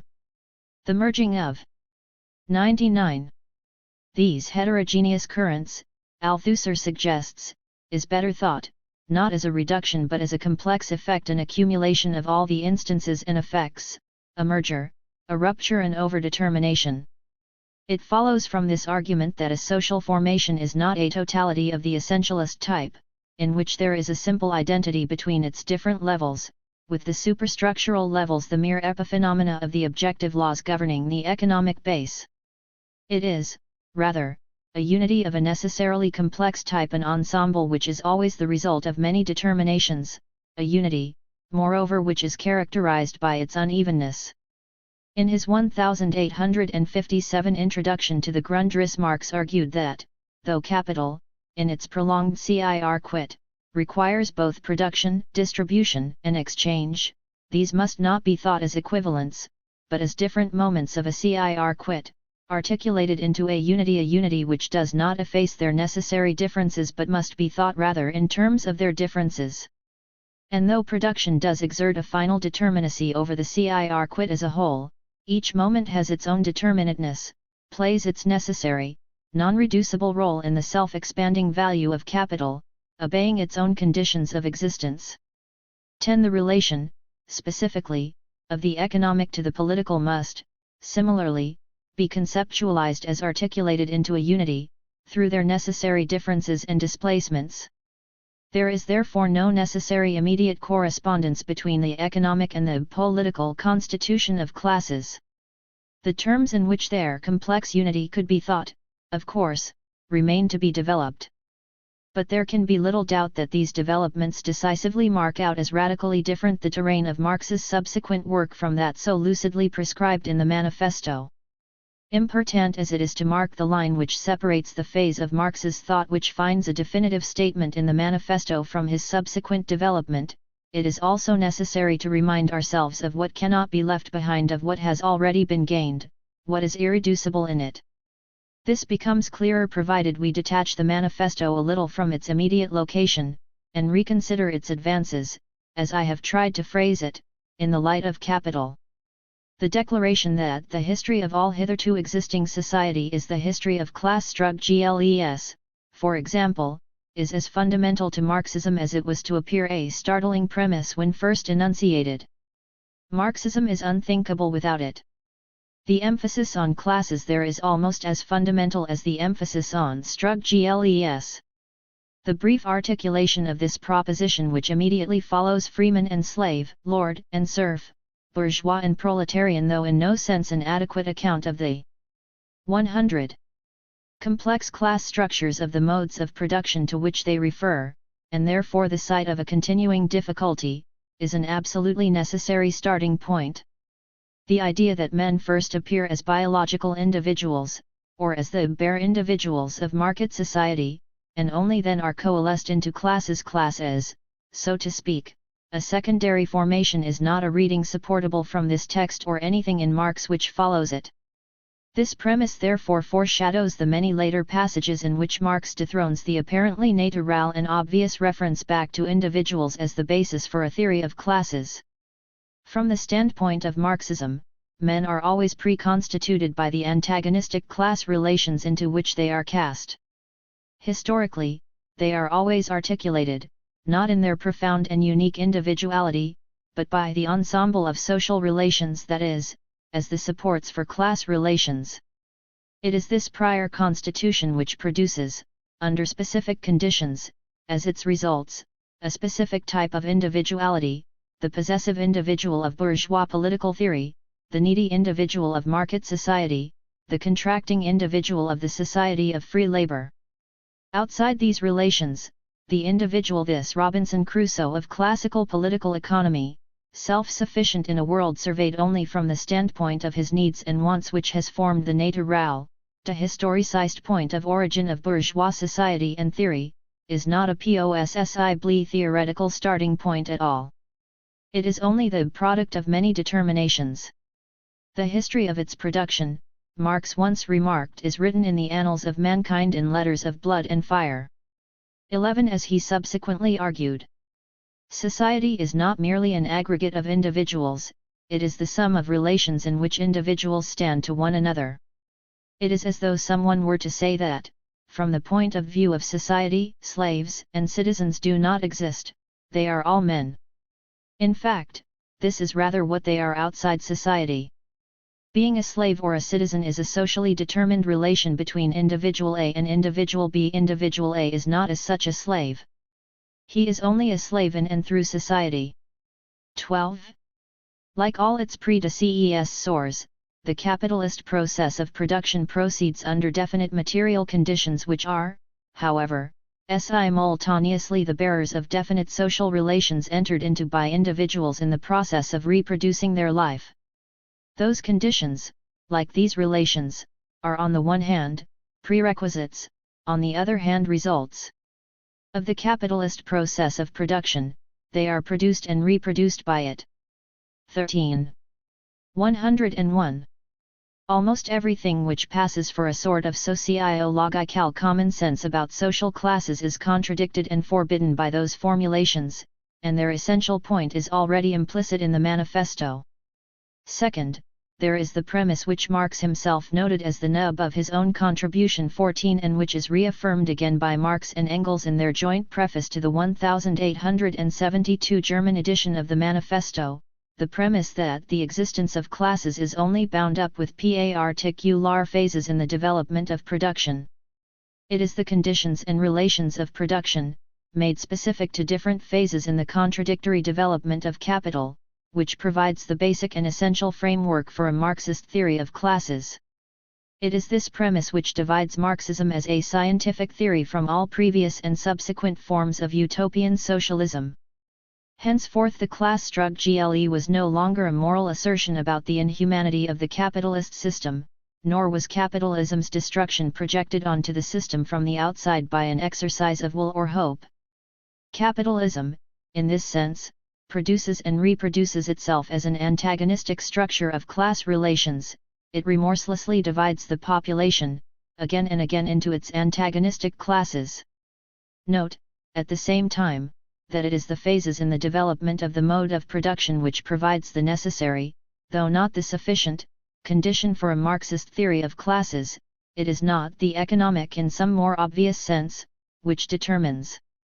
Marx is absolutely consistent about this, from the first formulations of the question in the German ideology, through to the end. But so powerful is the grasp of bourgeois common sense, and so persistently does it return to exert its influence even at the heart of Marxist theory itself, that it is worth repeating. It is the material and social relations within which men produce and reproduce their material conditions of existence which determines how remains to be elucidated. The unequal distribution of economic wealth, goods, and power, which forms the basis for a socio-economic conception of social classes, is, for Marx, not the basis but the result of the prior distribution of the agents of capitalist production into classes and class relations, and the prior distribution of the means of production as between its possessors and its dispossessed. The simplification of classes, which appears to be a fundamental thesis of the manifesto, is also not as simple an argument as it at first appears. In arguing that under capitalism bourgeois versus proletarians is the fundamental form of the class struggle, the manifesto does not, as is sometimes supposed, neglect the presence of other classes and class fractions. Indeed, 102. It contains a summary judgment on the revolutionary potential of inter alia the lower middle classes, the small manufacturer, the shopkeeper, the artisan, the peasant, as well as the dangerous class, the social scum, from which Marx never departed. What it argues is that of all the classes that stand face to face with the bourgeoisie today, the proletariat alone is the really revolutionary class. This is a difficult point, requiring further examination. Marx comes to the assertion on the basis of the objective position which the proletariat has in a mode of production, based on the latter's expropriation from the means of production and the exploitation of its labor power. In this sense the proposition stands the revolutionary position of the proletariat being, in this sense, given, specified, by its location in a specific mode. This does, however, tend to treat the proletariat as an unfractured and undifferentiated class subject with a role in history but no internal, contradictory history of its own, at least within the capitalist epoch. This is a premise which Marx subsequently modified and which we must reject. But the passage could also be read as if it asserted that, because the proletariat has an objectively revolutionary position in the economic structure of capitalist production, therefore it also and always must exhibit empirically a revolutionary political consciousness and form of political organization. It is just this further move which Lukács makes in history and class consciousness, and when he is obliged to recognize that this proletariat does not empirically always live up to its appointed form of consciousness, he treats it abstractly as if this is its ascribed destiny, its potential consciousness from which its actual, concrete historical divergences are but temporary lapses. The enormous historical problem, for Marxism, of the economism of trade union consciousness, and of the containment of the Western European working class movements within the confines of social democratic reformism, cannot be systematically elucidated from this position. We come back, then, to one of the critical weaknesses. It recurs in one form or another throughout the text of the manifesto, a weakness which can now be summarily stated. The manifesto is correct in its, obviously and necessarily schematic, discussion of the economic constitution of classes in terms of the phases of development of the mode of production. But it is fatally flawed in treating, systematically, the relation between the economic and the political. To this question the manifesto either returns an unsatisfactory answer, i.e., they are more or less aligned, more or less corresponding, or it leaves a space, a gap, through which the abstract error of a Lukácsian historicism constantly escapes. In short, all that is necessary to think the specificity of the political. 103. Class struggle and its relation to the economic level on which our ability to expound the ensemble as a whole depends is not yet present as usable concepts in Marx's thought. These further concepts are, indeed, forced into discovery by the historical and political conjuncture they were required to explain, the collapse of the 1848 revolutions. Thus, precisely, their clearest and most substantial formulation occurs in the essays and studies which immediately follow the writings on France, especially, more fleetingly, and less satisfactorily, the asides on Britain, texts which, so to speak, appear in the light of theoretical reflection and clarification cast by a moment of revolutionary defeat. Here we are on the terrain of real discoveries, of a theoretically revolutionary breakthrough. This breakthrough occurs in thought, certainly, but it can hardly be adequately understood as epistemological. Still, we have not fully plumbed the depth of that brilliantly surfaced text, the manifesto. Why and how did Marx and Engels envisage the simplification of classes, with its profound consequences for deciphering the rhythm of the class struggle, to be implicit in the unfolding of capitalist development? 2. It is the increasing size and scale of capitalist production which precipitates this simplification. The circumstances which, first, produce the proletariat, then develop it, then drive all the intermediary class strata into its growing ranks are worth briefly detailing. A.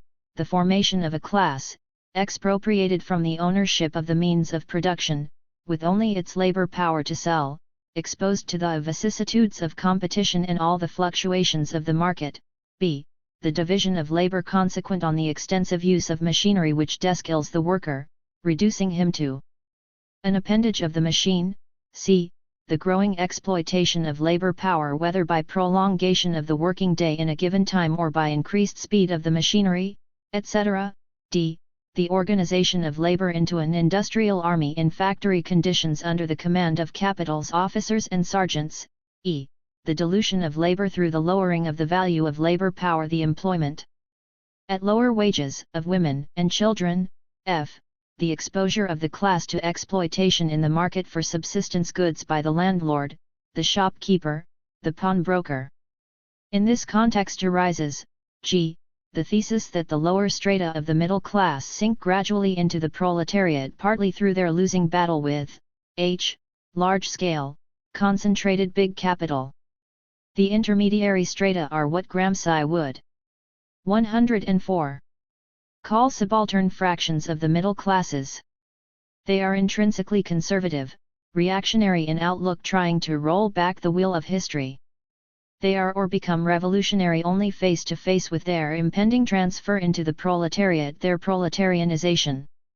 The attentive reader will recognize at once that all of these sketchy ideas reappear, and are subject to a major development, above all in Marx's seminal chapter 15, Machinery and Modern Industry, in capital I. The formation, historically, of a class of free labor, with nothing to sell but its labor power, out of the matrix of feudal relations, is constantly returned to in capital as its historic basis. The progressive reduction of the worker to an appendage of the machine is central to Marx's description of the capitalist labor process, and to his qualitative distinction between the phase of machinery and the phase of modern industry. The growing exploitation of labor power foreshadows the critical distinction in capital between absolute, the prolongation of the working day, and relative, the increase of the ratio of dead to living labor, surplus value. The growing hierarchization and despotism of capital's command leads on to Marx's distinction between the formal and the real subsumption of labor. The dilution of skilled labor and the formation of a reserve army are two of the critical counteracting tendencies to the tendency of the rate of profit to fall, discussed both in capital I, for example, chapter XXV, and again in capital III, where the processes leading to the growing concentration and centralization of capitals are more fully described. In this context, also there arises the description of the emergence of the modern collective worker and the first hints at the expansion of the new intermediary classes, consequent on a developing division of labor, as the older petty bourgeoisie and its material basis in small and trading capital is eroded. In the context of this major theoretical development, the sketchy outline of the manifesto, which contains little but an indication of how the organization of capitalist production provides the basis for this formation and recomposition of classes, is both expanded and transformed. Again, both continuities and the breaks necessary for their theoretical development must be observed. When in Capital, Marx sets out to resume, in a condensed form, the general overall tendency of this whole development, the terms he employs are strikingly similar to those he employed in the manifesto. One has only to turn to the summary review contained in the brief chapter XXXII of Capital I to hear again the familiar phrases. 105. At a certain stage of development it brings forth the material agencies of its own dissolution. From that moment new forces and new passions spring up in the bosom of society, but the old organization fetters them and keeps them down. As soon as this process of transformation has sufficiently decomposed the old society from top to bottom, as soon as the laborers are turned into proletarians, their means of labor into capital, then the further socialization of labor takes a new form. This expropriation is accomplished by the action of immanent laws of capitalist production itself, by the centralization of capital. Hand in hand with this centralization, or this expropriation of many capitals by few, develop on an ever-extending scale, the cooperative form of the labor process, the conscious technical application of science, the methodological cultivation of the soil, the transformation of the instruments of labor into instruments of labor only usable in common, the economizing of all means of production by their use as the means of production of combined, socialized labor, the entanglement of all the working class, a class always increasing in numbers, and disciplined, united, organized by the very mechanism of the process of capitalist production itself. 15. This is the echo, the voice of the manifesto inside capital. But side by side with this resume, we must set the detail, but more significantly the method, by which the simple sketch of the manifesto is transformed into the terms and concepts of capital's investigation.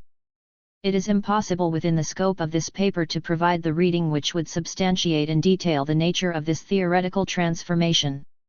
But some examples can be taken in order to demonstrate how the sketch of the process in the manifesto, structured largely on a linear development, punctuated by the rising tempo of class struggle, is thoroughly transformed, in its reworking in capital, by really setting to work the concept of contradiction and the notion of dialectical development.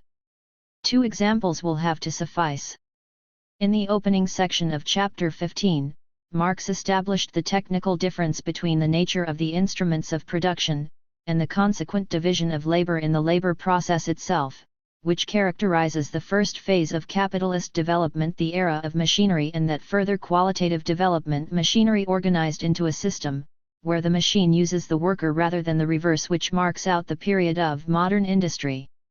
In the section The Factory, Marx then explores the complex and contradictory effects 106 of this transformation of capitalism's material basis. He comments, inter alia, on the decomposition of the traditional skills of the class, as these skills are increasingly passing over into the machine itself. Here, he notes, the tendency towards the equalization and reduction of skills to one and the same level of every kind of work. But this has consequences, at once, for the social organization of production. It brings in its train the recomposition of the elements of production into the head workman and his mere attendants, and, alongside this, the new superior class of workmen, some of them scientifically educated, who look after the whole of the machinery itself and repair it. As the machine begins to dictate the organization of the labor process, it brings further contradictory developments with it: the greater ease of substituting one labor force for another, the introduction of continuous production and the shift system, the relay system, the dilution of labor and the erosion of traditional skills born of an earlier division of labor, traditional habits now systematically remolded. In the annexation of worker to the machine, the systematic pumping dry of living labor by dead labor proceeds at an enormous pace. The special skills of each individual factory operator vanishes as an infinitesimal quantity before the science, the gigantic physical forces and the mass of labor that are embodied in the factory mechanism. But this has further consequences, too, for the nature of factory discipline. Hierarchy and command, redividing workers into operatives and overlookers, the private soldiers and sergeants of an industrial army, and for the administration of a more detailed and coercive labor regime. Dr. Andrew Ure, the poet of modern industry, himself saw how the revolution in the means of production both required and made possibly the withdrawal of any process requiring particular skill and dexterity from the cunning workman, prone to irregularities, to the self-regulating mechanism which even the child can superintend. Thus the technical revolution in the means of production produces an unlooked-for effect in the regulation of labor and the repression of the strikes and other periodic revolts of the working class against its conditions of life. Again, as Marx, quoting Ure, observes, when capital enlists science into her service, the refractory hand of labor will always be taught docility. In this section alone we see how what, in the manifesto, appears to be organized around a simple antagonism, is articulated into a complex and contradictory one. The necessary terms are effects, not intended, which nevertheless have contradictory outcomes, effects at levels where no result was calculated, tendencies, immediately cross-cut by their opposite, advances. 107. Which produce, elsewhere, regressive results. Above all, what was in the earlier text represented as an essentially homogeneous force, the proletariat, is now itself constantly and ceaselessly acted upon, redefined, recomposed, remolded by the operation of capital's contradictory law. Already in the manifesto Marx had foreseen how the growing cohesion of the proletariat, in the conditions of factory labor, was constantly interrupted by the tendency towards competition between workers. But it is only when the process of development which lays the foundation for that growing cohesion is investigated in depth that we can see why it is that capital produces, of necessity, both the massification and the simplification of labor, as one of its tendencies, but also, equally necessarily, the internal divisions between skilled and the unskilled, the distribution of skills into different branches of production, as modern industry seizes on them and transforms them unevenly. How? The dilution of the traditional workforce by the employment on a large scale of women and children, a development made possibly only by the revolution in the nature of the labor process itself, sets one group of workers against another. Introducing as a further contradiction the natural differences of age and sex, i.e., the sexual division of labor into its social division, and how capital comes to be in a position to exploit these new elements in the division of labor, or the parallel one between supervisors, the superior class of workmen, and the machine menders, to its political advantage. In short, how the production of two opposite tendencies in capital's contradictory development decisively intervenes between any simple notion of the inevitable cohesion of the proletariat and its actual realization under the new conditions of capital's historic organization. Something absolutely central about the form and character of the class struggle under modern conditions of production is already present in the deceptively simple remark, by Marx, that So far as division of labor reappears in the factory, it is primarily a distribution of the workmen among the specialized machines, and of masses of workmen, not however organized into groups, among the various departments of the factory, in each of which they work at a number of similar machines placed together. Their cooperation therefore is only simple. The organized group, peculiar to manufacture, is replaced by the connection between the head workman and his few assistants. 16. This tendency does not obliterate the earlier one, it represents both the expanding base for the socialization of labor and the technical. 108. Interdependence of the various branches of capitalist production, as well as the social basis for the formation of a modern proletariat.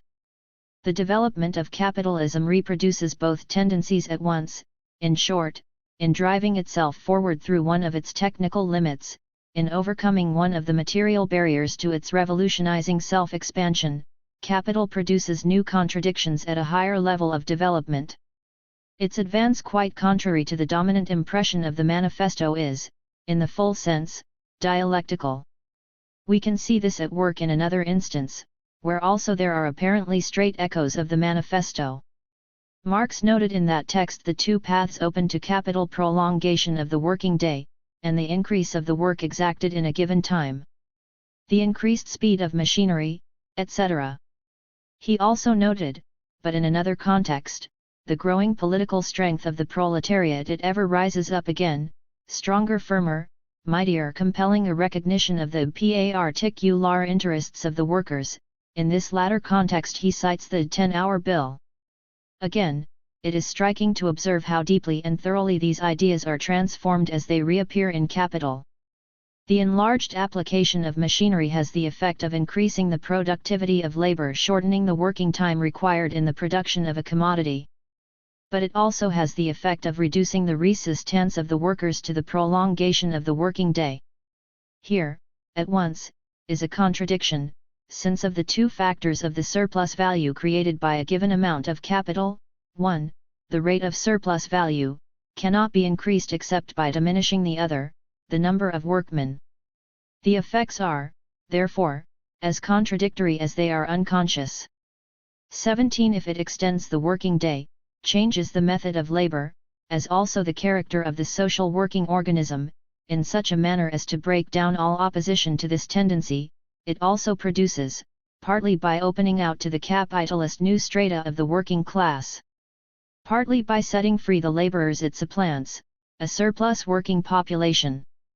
It is this unfettered exploitation of labor power which provokes a reaction on the part of a section of the ruling class, a reaction leading to divisions among the bourgeoisie itself, which the workers' struggle takes advantage of, forcing through the factory legislation, with its statutory limits to the working day.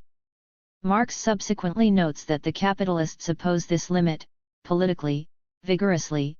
They declare production to be impossible under such conditions. Yet it is precisely the imposition of this limit which the surging revolt of the working class compelled on Parliament, which drives capital forward to raising the productive power of the workman, so as to enable him to produce more in a 109 given time with the same expenditure of labor. This is the enormous, the uneven and unplanned threshold which capital crosses, from the epoch of absolute to that of relative surplus value. Its effects are immense: the rise in the organic composition of capital, the lowering of the value component of every commodity, the intensification of the labor process, the filling up of the pores of the working day, the increasing tension of labor power, the speed up of the production process, the great stimulus to technical advance and the application of science as a material force, and the gain in the administration of a regime of regularity, uniformity, order, continuity in labor. These are only some of the consequences Marx outlines.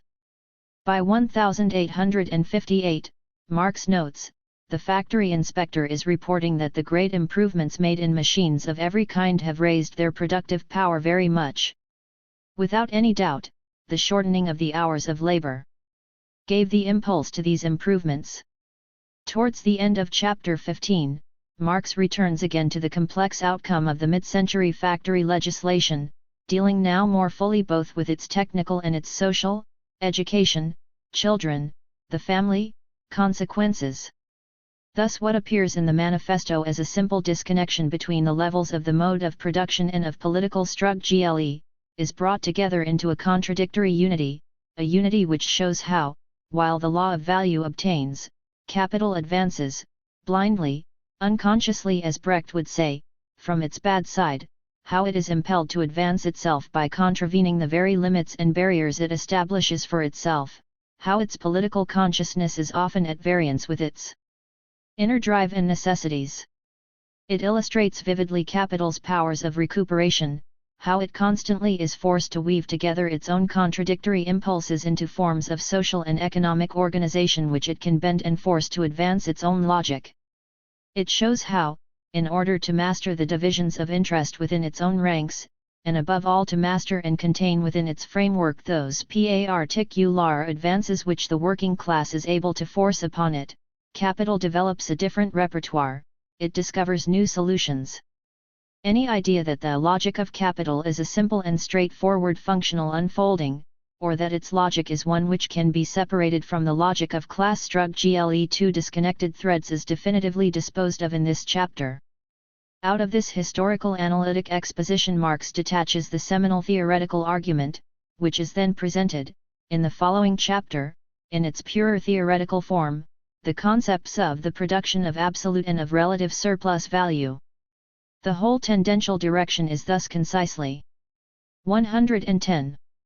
Summarized, the general extension of factory legislation to all trades for the purpose of protecting the working class. The outcome of an immediate political struggle also hastens on the general conversion of numerous isolated small industries into a few combined industries.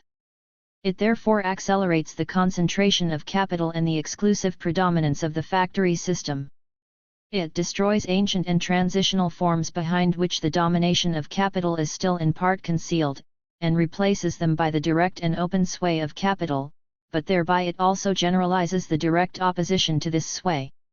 It enforces uniformity, regularity, order, and economy, and provides the spur to technical improvement, the intensity of labor and the competition of machinery with the worker.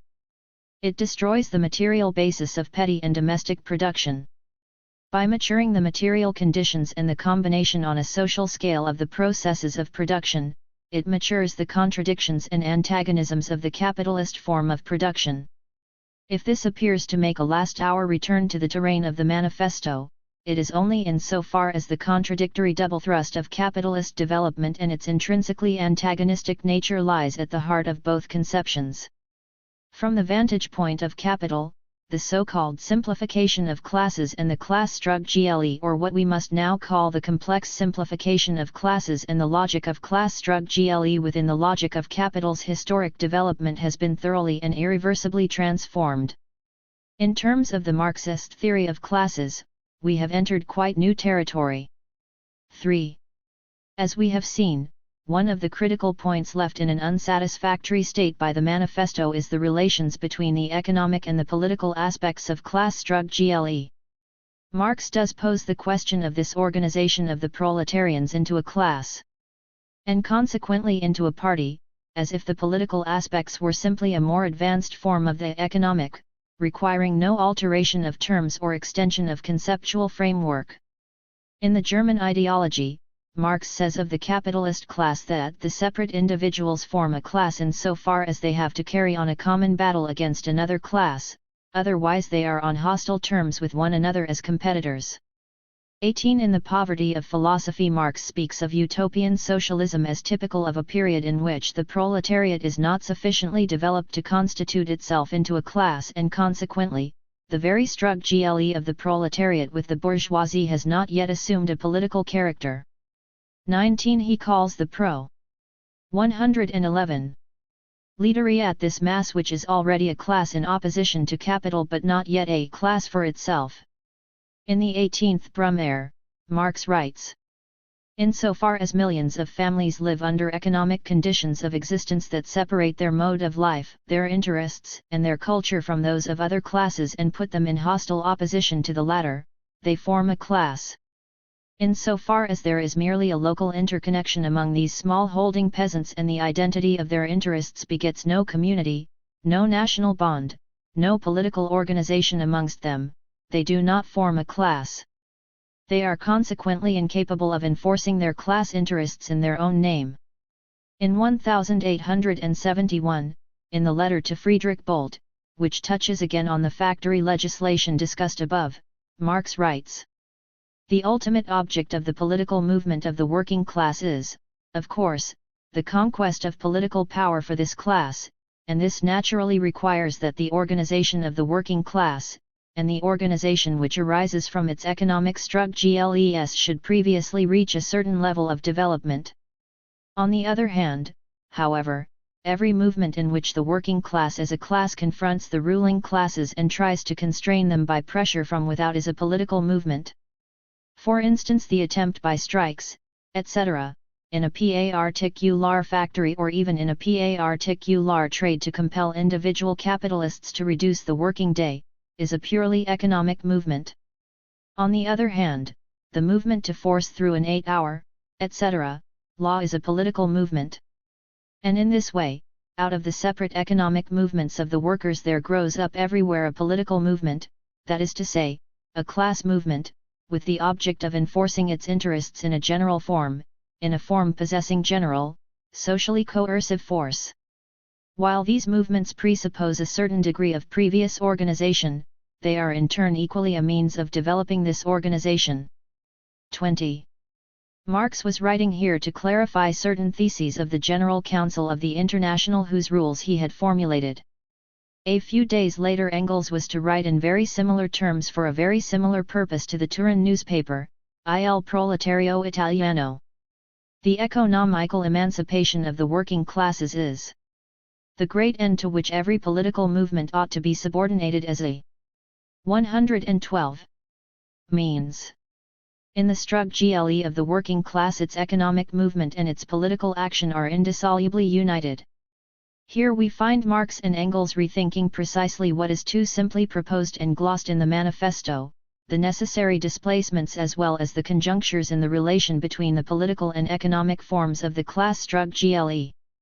The span of time is a lengthy one from the poverty of philosophy to the Paris Commune, and in that period Marx's thought on this critical topic underwent what has been called further fluctuations. 22. These fluctuations need to be treated with care. The distinction drawn in the poverty of philosophy passage between class in itself and class for itself has, subsequently, hardened into a sort of pat formula. It appears to pose the economic/political relation in an incorrect manner. It suggests that there comes a moment when the proletariat as a whole develops the form of revolutionary class consciousness ascribed for it in its given, objective economic determination, and that only then does the class exist at all at the level of political struggle.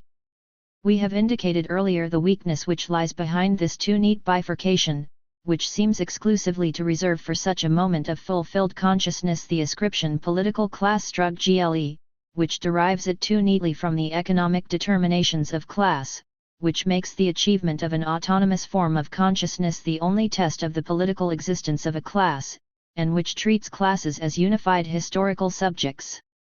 The in itself/for itself distinction is useful as a way of defining different moments and forms of class consciousness, and perhaps even as a very rough way of marking the development out of a corporate form of class struggle. But this would in fact require us to develop Marx's passing observation in a manner which is at odds with where it is pointing in this passage, for the distinction between corporate and what Marx later calls a struggle which possesses general, socially coercive force is not a distinction between the presence/absence of political struggle and its appropriate forms of class consciousness, but precisely the opposite, a distinction between two different forms of the class struggle, two modes of class consciousness, each with its own determinate conditions in the material circumstances of the classes under capitalism.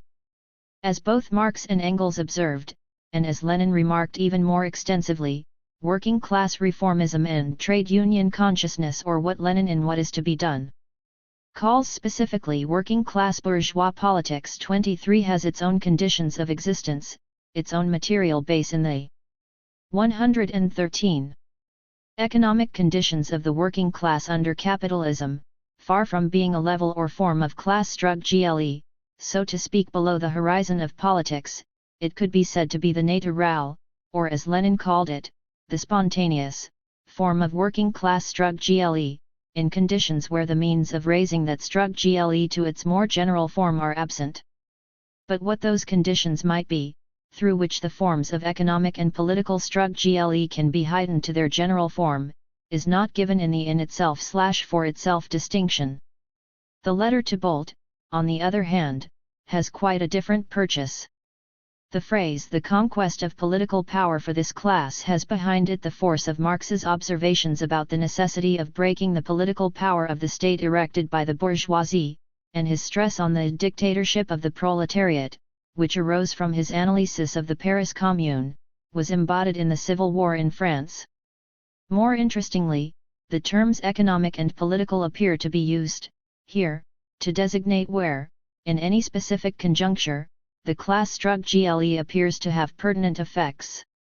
The organization by the proletariat within production to constrain capital's efforts to intensify the exploitation of labor by prolongation of the working day is defined as an economic movement which attempts to modify the law governing the limitation of the working day, whose object must therefore be the bourgeois state itself, and constitutes a political movement. Here, everything is translated to the level of the concrete conjuncture of a specific historical moment in which the class struggle takes effect. Every trace of automatism in the movements between these two levels has been obliterated. What all the passages quoted put on the agenda, however, is the question of what the further conditions are, and what are the forms, by means of which the antagonistic relations of production of the capitalist mode can appear at, and have such pertinent effects in, the theatre of politics. It is above all in the class struggles in France and in the 18th Brumaire that the concepts begin to emerge which enable us to grasp the sources and the mechanisms of the relative autonomy of the political level of the class struggle from the economic. The first sections of the class struggles in France were composed in the immediate aftermath of 1848. Though already convinced that the proletariat was still too immature to carry the day, this part of Marx's analysis is concentrated by the way the bourgeois political forces are driven by their own internal contradictions to destroy the basis of their own mature political rule, universal suffrage, and consequently come gradually to confront the stark alternatives: retreat under the protection of Napoleon's bayonets. 114. Or proletarian revolution. The final section was, however, drafted and published later, and there is a major and irreversible break between the two perspectives. Fernbach has called it perhaps the most important break during his entire political work as a communist. The nature of that break is resumed by Gwyn Williams. In the summer of 1850 Marx returned to his economic studies which were to immerse him in the British Museum for so many years. He came to the conclusion that the 1848 cycle of revolution had been set in train by a particular crisis in the new capitalist society. That the return of prosperity made a new wave of revolutions exceedingly unlikely and, more important, that no proletarian revolution was possible on the continent until capitalist economy and capitalist relations of production had been much more fully developed. His new perspective was grounded in a much fuller and more structural analysis, the analysis which was in fact to reach its climax in Capital 17 years later. 24. The difference most profoundly, then, registered in the analysis Marx offers in the 18th Brumaire does not differ from the schemas of the manifesto in the sense of emphasizing politics at the expense of the objective conditions constituted by the level of development of the forces and relations of capitalism. Quite the reverse.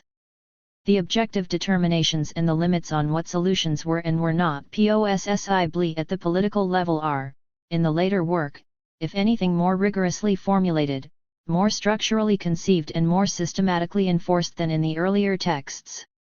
The elaboration of the practical concepts of the political, for which the 18th Brumaire is justly famous, is structured, through and through, by this unrelenting application of the determinations which objective conditions place over the political resolutions. What Marx breaks with is any lingering assumption that the two levels exactly correspond, that the terms and contents of the one are fully given in the conditions and limits of the other. What he does, in the detailed and provocative tracing out of the forms which the class struggle assumes in what Gramsci calls its passage to the level of the complex superstructure, 25 is to put into place, for the first time, those concepts which alone enable us to think the specificity of the political. Briefly, then, in its overall tendency and trajectory, the crisis of 1851 is fundamentally and decisively overdetermined by the objective development of French capitalism. It is this which establishes the outer limits, the determinations, the horizon within which the forms of the political arise and 115 appear. Relatively, the French social formation is still at an early stage of its capitalist development. The proletariat, with its slogans and demands, is already on stage, but it cannot as yet play the decisive role, and, above all, it cannot play an autonomous role. The bourgeoisie is already fully formed, articulated in politics through its major fractions, each fraction playing now one, now another of the political parties and factions, trying now one, now another of the available solutions. But its historic role is not anywhere near completion.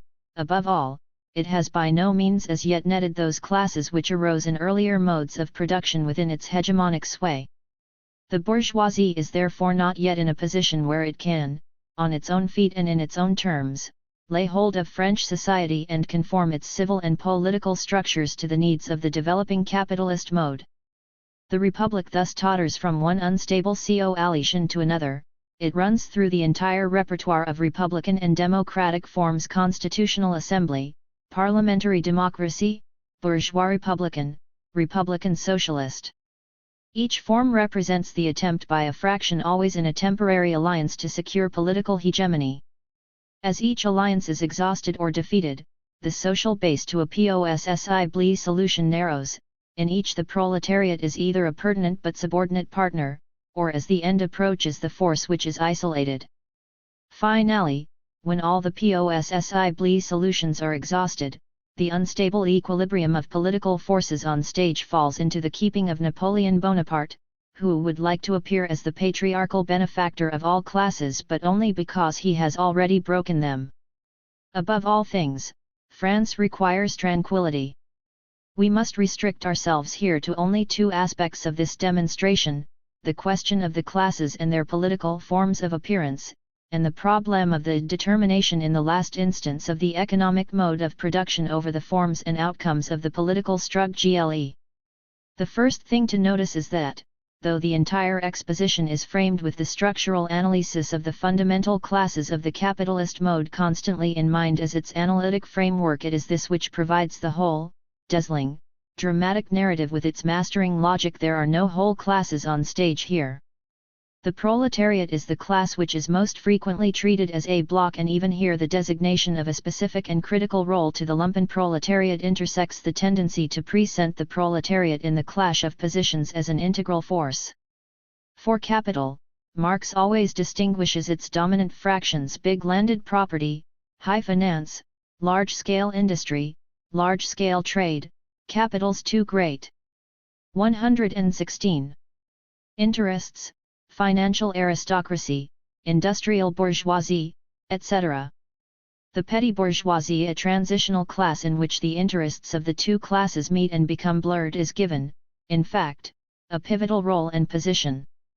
When Marx comes finally to the class characterization of Napoleon, he signals the presence of a class which was in fact a declining historical force and differentiates its key fraction, the small peasant proprietors. The second thing is to note that none of these fractions ever functions on the political stage in isolation. The key concept which connects the particular class fractions with the political and constitutional forms is the term, or, rather, the shifting and constantly reconstituted terms of the alliance or class bloc. The first constitutional form of the crisis is that of the bourgeois republic. The republic is hoisted to power by the June insurrection of the Paris proletariat, but though this is the class which bears the brunt of the struggle, it is a subordinate party to the alliance. Temporarily, the leading fractions in the alliance are the republican elements of the financial aristocracy and the industrial bourgeoisie, with the support of the petty bourgeoisie. There are other critical forces on the political stage, political forces to which no clear class designation corresponds, though their role and support is pivotal: the army, the press, the intellectual celebrities, the priests, the rural population. Occasionally, Marx hints at the class content of these supporting strata and coteries. For example, he calls the mobile guard the organized lumpen proletariat. This is the last moment when the Paris proletariat appears as a decisive actor. Thereafter, the matter is settled behind the back of society. But already it is in an alliance whose dominant fraction lies elsewhere. The Republic thus reveals only the unrestricted despotism of one class over other classes. This unstable political form then has, nevertheless, a structural and historical function. It is the classic political form for the revolutionizing of bourgeois society. Its history in this moment is the short-lived history of the domination and dissolution of the Republican fraction of the bourgeoisie. Opposed to it is the party of order, rallied behind the ancient slogans: property, family, religion, order. This alliance, in the conjuncture, appears in its double royalist disguise: Bourbon legitimists and Orleanists. But this unstable bloc has its class composition too. Behind the different shades of royalism cluster big landed property, with its coterie and forces, priests and lackeys, and high finance, large-scale industry, large-scale trade, i.e., capital, with its retinue of advocates, professors, and fine speech-makers. Here, too, the struggle for predominance is masked by the need for unity in the face of the party of anarchy. What es. 117. Sentioli divides them, driving each to restore its own supremacy, and the subordination of the other interest is not exclusively their material conditions of existence, two distinct sorts of property, but also the ideological traditions in which each has been formed. This is one of the many places where Marx demonstrates the pertinent, and the specific, effectivity of the ideological dimension of the class struggle upon the political, adding yet a further level of complexity. A whole superstructure of different and specifically formed interests and feelings, illusions, modes of thought and views of life arises on the basis of the different forms of property, of the social conditions of existence. One must make, Marx adds, a sharp distinction between the phrases and fantasies of the parties and their real organization and real interests, between their conceptions of themselves and what they really are. In the conjuncture of May, what these fractions thought of themselves, though referable in the last instance to the material basis of their existence, had real and pertinent effects, as the 18th Brumaire dramatically demonstrates. Marx performs the same kind of analysis: the formation of complex alliances, based on class fractions, their internal contradictions, the necessity of the political positions, temporary programs, and ideological forms in which those interests appear for each moment of the conjuncture of Brumaire. The third point to note is the question of how these political fractions and strata achieve political representation in the course of the struggle. The two major fractions of the big bourgeoisie appear on the political stage in their respective royalist liveries, but the restoration of their respective ruling dynasties is not the objective work which this alliance performs. Their union into and representation through the party of order brings on the question of the rule of the class as a whole, rather than the predominance of one fraction over another. Objectively, it is this temporary and unholy union which makes them the representatives of the bourgeois world order. Time and again Marx returns to this central question of class content and its means of political representation. It is not simply that the representation of class interests through political alliances and parties is never a straightforward matter. It is also that the political interests of one class fraction can be represented through the role which another fraction plays on the political or the ideological stage. One excellent example is where Marx discusses the coalition of the proletariat and the petty bourgeoisie into the so-called Social Democratic Party. This party has its immediate determinations: it advances, temporarily, the interests of those left aside by the forceful regrouping of bourgeois forces. It 118. Has its contradictory internal structure. Through their subordination within it, the proletariat lose their revolutionary point and gain a democratic twist. Social democracy also has its objective political content, weakening the antagonism between capital and wage labor and transforming it into a harmony. 26. It is democratic reform within the limits of bourgeois society. It is in this precise context that Marx warns us about a too reductive conception of political representation. This temporary solution is not petty bourgeois because it advances the narrow interests of that transitional class. Its representatives cannot be analyzed in terms of the reduction to the narrow terms of their class designation. They are not all shopkeepers. The position of this alliance is petty bourgeois in character because, temporarily, the general resolution to the crisis it proposes and endorses corresponds to the objective limits of the particular material interests and social situation of the petty bourgeois as a class.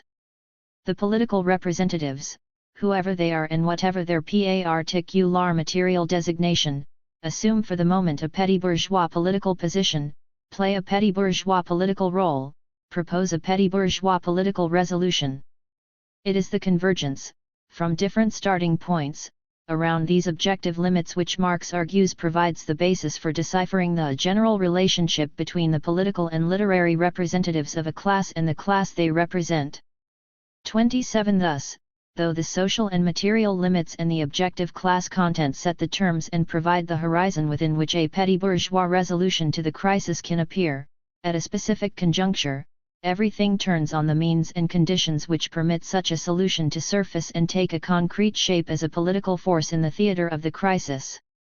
It is this concept of the representation of the objective class content of the forces arrayed and the means and conditions of the political struggle, a struggle with its own forms of appearance, its own specific effectivity, which allows Marx to propose a dazzling solution to the central question which shadows the 18th Brumaire. What does Napoleon, who does this exceptional suspension of the struggle through the execution of the coup d'état, represent? We know the solution for which Marx settled. He represents the small-holding peasant, the conservative, not the revolutionary peasant, the peasant who wants to consolidate, not the one who wants to strike out beyond the status quo. We can only summarize in the barest outline how this solution is constructed. It entails, first, an analysis of the specific mode of peasant production based on the small holding and of the form of social life which 119 arises from it, the peasantry's isolation from mutual intercourse, its enforced self-sufficiency, the structure of village communities, its lack of diversity in development or wealth of social relationships. It traces the crucial transformation in the peasantry's economic role from semi-serfdom into free-landed proprietors accomplished under the aegis of the first Napoleon. It relates the immediate consequences of this uneven transformation, the fragmentation of peasant property, the penetration of free competition in the market, the role in this backward and traditional sector of the money lender, the mortgage and debt. Here the ravages of the disorganization of peasant society by the capitalist invasion of the countryside is detailed. It is this which provides the basis of the developing antagonism between the peasantry and the bourgeoisie, an antagonism which gives Napoleon his indépendance. Not only are the small-holding peasantry plunged into indebtedness, but the hidden burden of taxation fatally connects their immiseration with the swollen arms of the government and the executive apparatus of the state. To this Marx adds a brilliant exposition of how the ideological outlook of the peasantry now finds, not a correspondence so much as a resonant complementarity, with the ideology of Louis Napoleon. Napoleon's ideas. Napoleon's ideas are, in their objective content, nothing but the ideas of the undeveloped small holding in its heyday. There is a homology of forms between them. Does this mean that the Napoleonic solution has, after all, no correspondence with France's developing mode of production, no lifeline to the bourgeoisie? It remains the fact, Marx suggests, that Napoleon can no longer directly represent any particular section of the bourgeoisie, for he has come to power only as the result of the successive defeat or retreat of each of its major fractions. This progressive liquidation founds the coup d'état on insecure and contradictory foundations. It is this which drives Napoleon to rest his political claims, finally, on a class which cannot represent themselves. They must be represented. Their representative must appear simultaneously as their master, as an authority over them, an unrestricted governmental power that protects them from the other classes and sends them rain and sunshine from above. 28. But it is just here where a whole class fraction appears politically only through the exceptional political form of a one-man dictatorship that Marx executes the final ironic twist. For this makes the small-holding peasantry dependent, through Napoleon, directly on the executive on the state. It is in the maturing of state power, the creation of a swollen but independent state machine, perfected through Napoleon's regime, and resting on the contradictory basis of his indépendance, that Bonaparte comes finally. 120. To do some service, not for this or that fraction of the bourgeoisie, but for the maturing of capitalist relations in France. The material interest of the French bourgeoisie is most intimately imbricated precisely with the maintenance of that extensive and highly ramified state machine. It is that machine which provides its surplus population with jobs, and makes up through state salaries for what it cannot pocket in the form of profit, interest, rent, and fees. Its political interests equally compelled it daily to increase the repression, and therefore to increase the resources and personnel of state power. The French bourgeoisie was thus compelled by its class position both to liquidate the conditions of existence of all parliamentary power, including its own, and to make its opponent, the executive, irresistible. This is the long-term work which, through its reversals and detours, its advances and retreats, the crisis of 1851 perfects and matures on behalf of the developing capitalist forces of French society. This is the objective labor which the revolution performs on its journey through purgatory. 29. The level of the political class struggle, then, has its own efficacy, its own forms, its specific conditions of existence, its own momentum, tempo, and direction, its own contradictions internal to it, its peculiar outcomes and results. If everything is, here, governed in the last instance by the stage of development of the material and social relations through which the prevailing mode of production, and the subordinate or surviving modes of production which appear combined with it in any concrete society, reproduces itself, very little of the actual shifts in the political relations of class forces can be deciphered by reducing them back to the abstract terms of the principal contradiction.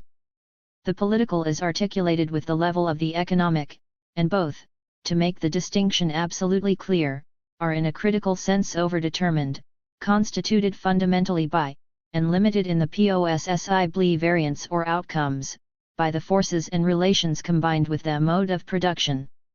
To suggest that they are not articulated, that there is no correspondence of any kind, is to forfeit the first principle of historical materialism, the principle of social formations as a complex unity, as an ensemble of relations. But that articulation is accomplished only through a series of displacements and disarticulations. Between the classes constituted in the economic relations of production, either in their pure form, when the mode of production functions as an analytic framework, or in their concrete historical form, where they appear in complex forms, together with the formations of earlier modes, there intervenes a set of forms, processes, conditions and terms, graspable by a distinctive set of concepts, non-reducible concepts which 1. Fill out the level of the political in a social formation. The representation of the economic at the level of the political must pass through these representational forms and processes. This is a process, a complex set of practices, the practices of the political class struggle. Without them there would be no political level at all. And once the class struggle is subject to the process of representation in the theatre of political class struggle, that articulation is permanent, it obeys, as well as the determinations upon it, its own internal dynamic, it respects its own distinctive and specific conditions of existence. It cannot be reversed. It is this transformation which produces and sustains the necessary level of appearance of the political. Once the class forces appear as political class forces, they have consequent political results, they generate solutions, results, outcomes, consequences which cannot be translated back into their original terms. It is, of course, the raw materials of the social relations of production at the mode of production level which provide the political class struggle with its elements. And the political results and conclusions won or secured at the level of the political not only serve to articulate the political as a permanent practice in any social formation, one which can never thereafter be an empty space, they also have consequences for the manner in which the forces and relations of the material conditions of existence themselves develop. That is, they react, retrospectively, upon that which constitutes them. They have pertinent effects. The precise political form in which the compromise of the 1851 coup d'état was struck is important both for the pace and for the character of capitalist development in France. It affects both the political and the economic life of French society. That reciprocal action, if you like, of the political ideological superstructures on the base does not operate in a free space. Yet the precise direction and tendency of that reaction is not given exclusively by the forces and relations of the base, it is also given by the forces and relations of the political and the ideological structure, and by all that is specific relatively autonomous to them. The superstructural results can react upon the base by either favoring or hindering its development. Althusser noted that an overdetermined contradiction may be either overdetermined in the direction of a historical inhibition, a real block, or in the direction of a revolutionary rupture, but in neither condition is it ever found in the pure state. 30 Engels, in his famous letter to Schmidt, in which he dealt with this very question, suggested that 122. The retroaction of the state power upon economic development can be one of three kinds: it can proceed in the same direction, and then things move more rapidly; it can move in the opposite direction, or it can prevent the economic development from proceeding along certain lines, and prescribe other lines. 31. This, Althusser comments, well suggests the character of the two limit positions. 32. It is important to note that this concept of determination differs from the full-blown but more formal notion of determination through structural causality which Althusser and Balibar adopted for the exposition of reading capital. Its absence from the more formalist conception was one of the principal sources of the latter's theoreticist deviation. Marx noted in the introduction to the Grundrisse that, once we cease to think the relation between the different moments of a process as identical, we are of necessity into the terrain of articulation. Articulation marks the forms of the relationship through which two processes, which remain distinct obeying their own conditions of existence, are drawn together to form a complex unity. This unity is therefore the result of many determinations, where the conditions of existence of the one does not coincide exactly with that of the other, politics to economic, circulation to production, even if the former is the determinate effect of the latter, and that is because the former also have their own internal determinations. The concepts which Marx begins to elaborate and operate in the 18th Brumaire alliances, blocks, constitutional forms, regime, political representatives, political ideologies or ideas, fractions, factions, etc. are the concepts which enable us to think the complexity of this double determination. Since these political forms and relations are themselves constituted by the antagonistic class relations of the capitalist mode in which they appear, they are the concrete objects of the practices of class struggle, the class struggle in the theatre of politics. The very term theatre and the sustained dramaturgical nature of Marx's style of exposition in the 18th Brumaire underlines the representational aspect of this relation. This level is always present, it is always filled out in one way or another in any developed social formation. It performs a function for the social formation as a whole, in that, at this instance there appears the forms and relations of the political through which the various fractions of capital and its political allies can contend, both among themselves and with the subordinate classes, so as to dominate the class struggle and to draw civil society, politics, ideology. 123. And the state into conformity with the broad underlying needs of the developing mode or production. But those needs never appear in their pure state. Indeed, as Marx was obliged to observe in relation to Britain, the fundamental classes of capital never emerge full-blown and united and take charge of the social formation in their own name and persona, for capital. The distinction between the economically dominant class and the politically leading or ruling caste, in Marx and Engels's writing on Britain, recapitulates in miniature the distinctions, drawn in extenso, in the 18th Brumaire, and provided the key to deciphering the class struggle in Britain. The governing caste is by no means identical with the ruling class. 33. The political level therefore also provides the necessary space of representation where those bargains, coalitions, unstable equilibria, are struck and dissolved which, alone, allow the laws of capital to have pertinent effects. It is consequently also in this space but also through its specific forms and relations that the working class can struggle to contain the sway of capital in the form of its political representatives and forces, and, under a favorable conjuncture, to transform the economic structure of society by taking as its object the point where that structure is condensed, in the form of bourgeois state, i.e., political power. It follows that we cannot conceive of the class struggle as if classes were simply and homogeneously constituted at the level of the economic, and only then fractured at the level of the political. The political level is dependent determinate because its raw materials are given by the mode of production as a whole. A process of representation must have something to represent. But classes are complexly constituted at each of the levels of the social formation: the economic, the political, and the ideological.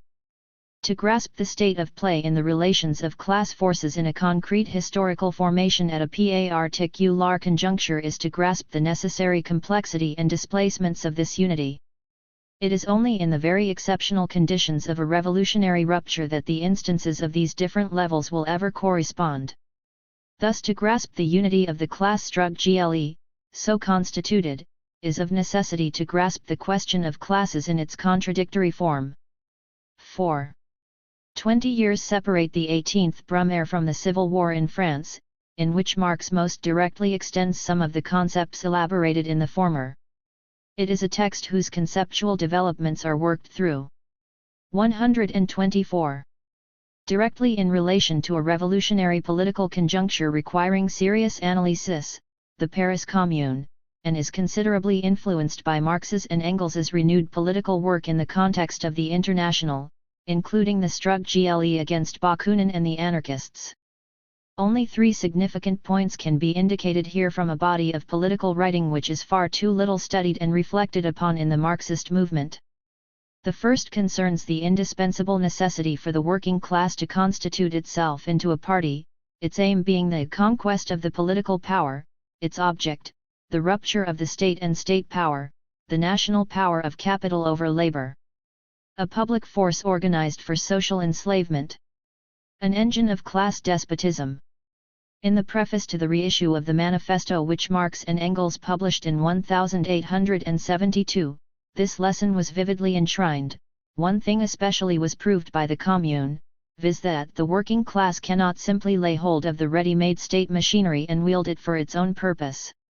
The detailed analysis of the Commune not only constitutes Marx's most extended writing on the forms of proletarian political power, but contains the critical argument for what, in the critique of the Gotha program, he calls a revolutionary dictatorship of the proletariat as the only and necessary form in which the working class will have to pass through long struggles, through a series of historic processes, transforming circumstances and men.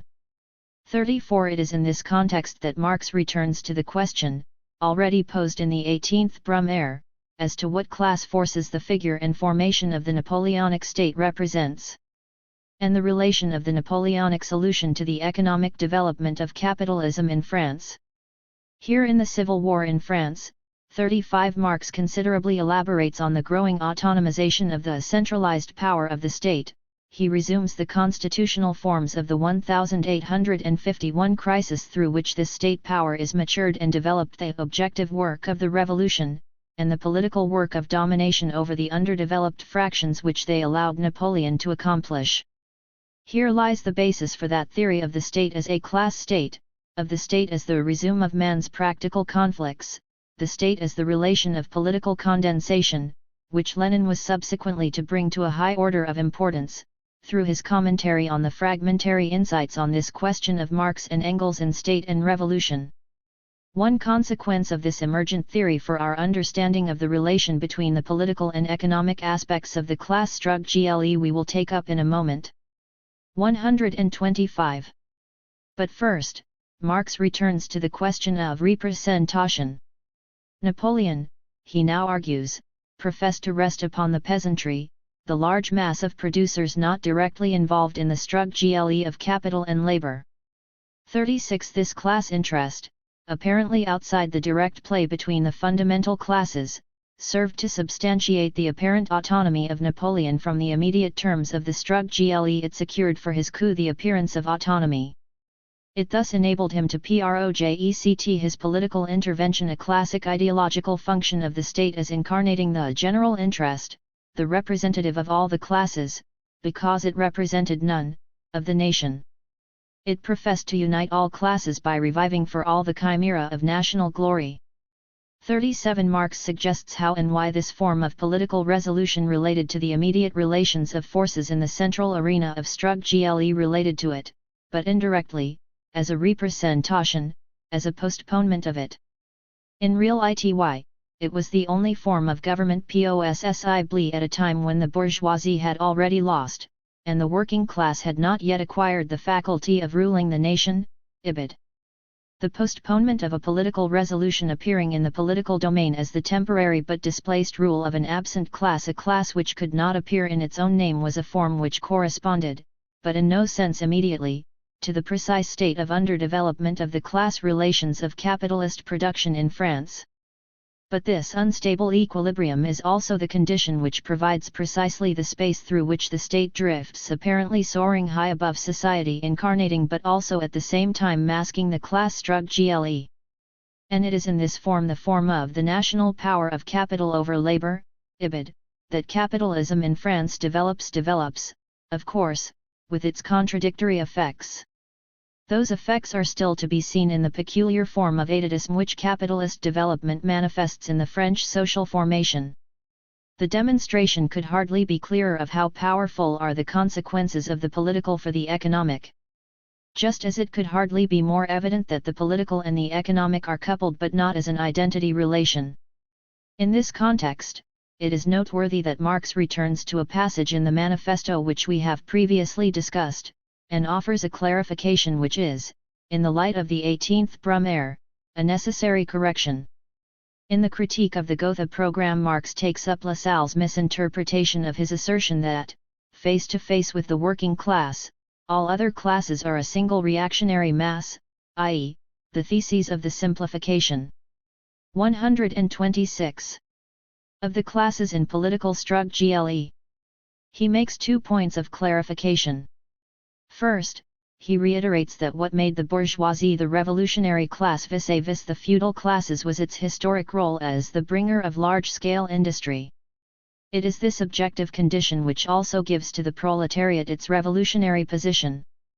But this does not mean collapsing the other classes into a single mass. The remnants of feudal classes may play an objectively reactionary role, but these do not form a single reactionary mass together with the bourgeoisie. 38. In short, the political analysis is now definitively identified as requiring a theory of the complex formation of class fractions in class alliances.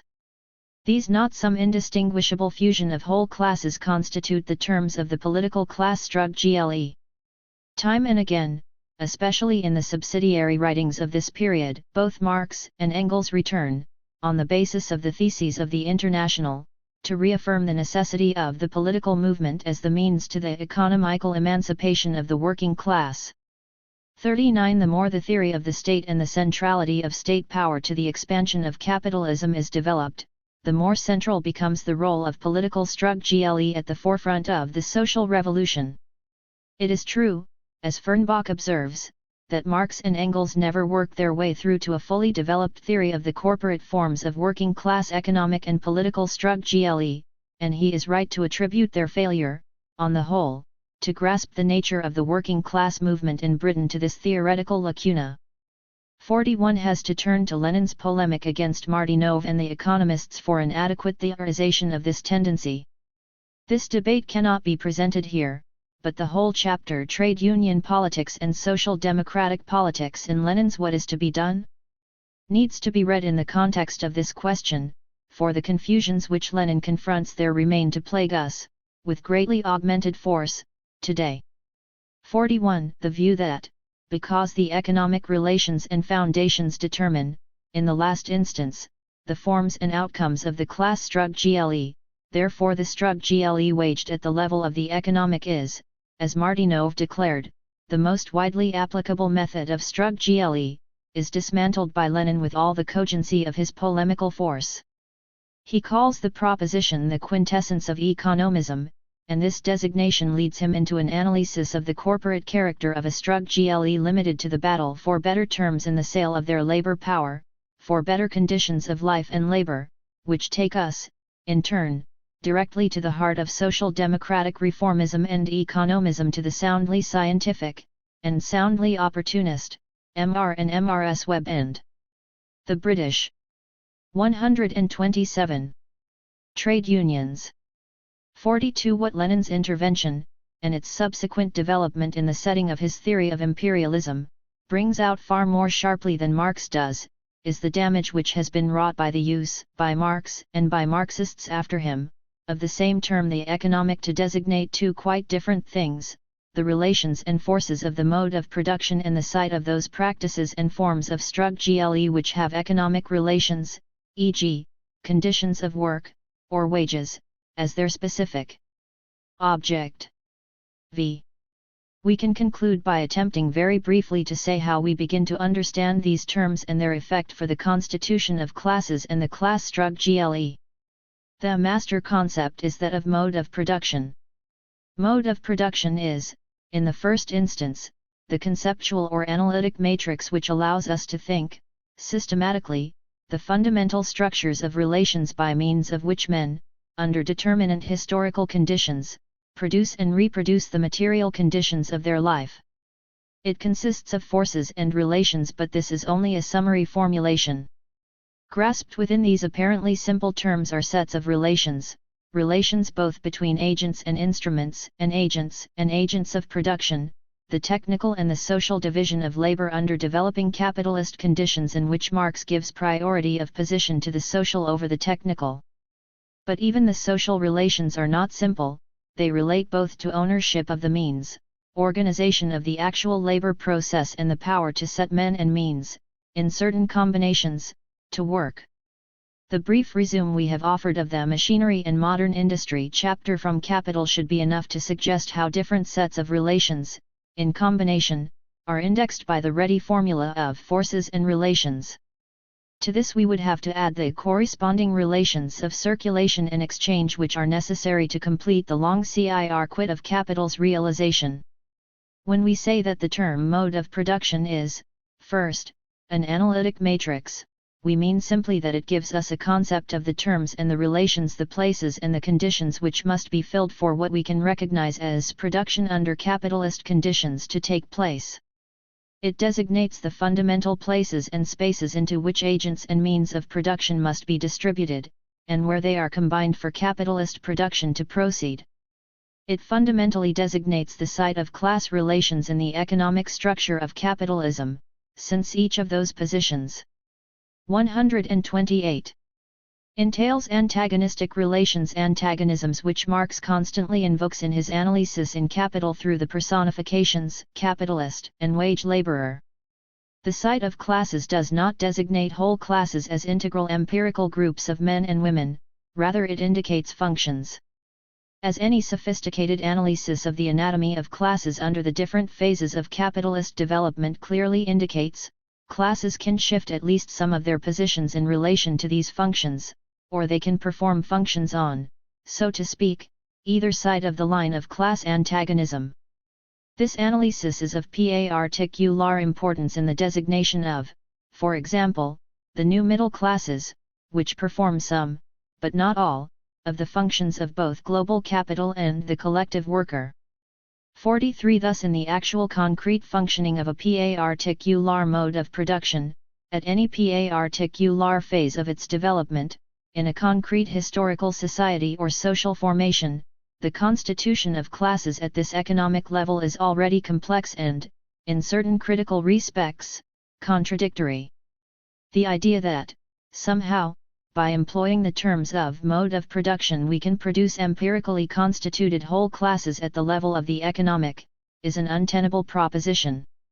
There are two additional reasons why this must be so.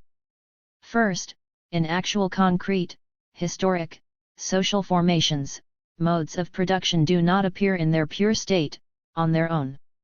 They are always combined with, and stand in a complex articulation to, other, previous or subordinate, modes of production and their corresponding political and ideological relations which cross-cut and overdetermine any tendency of pure mode to produce a series of pure classes.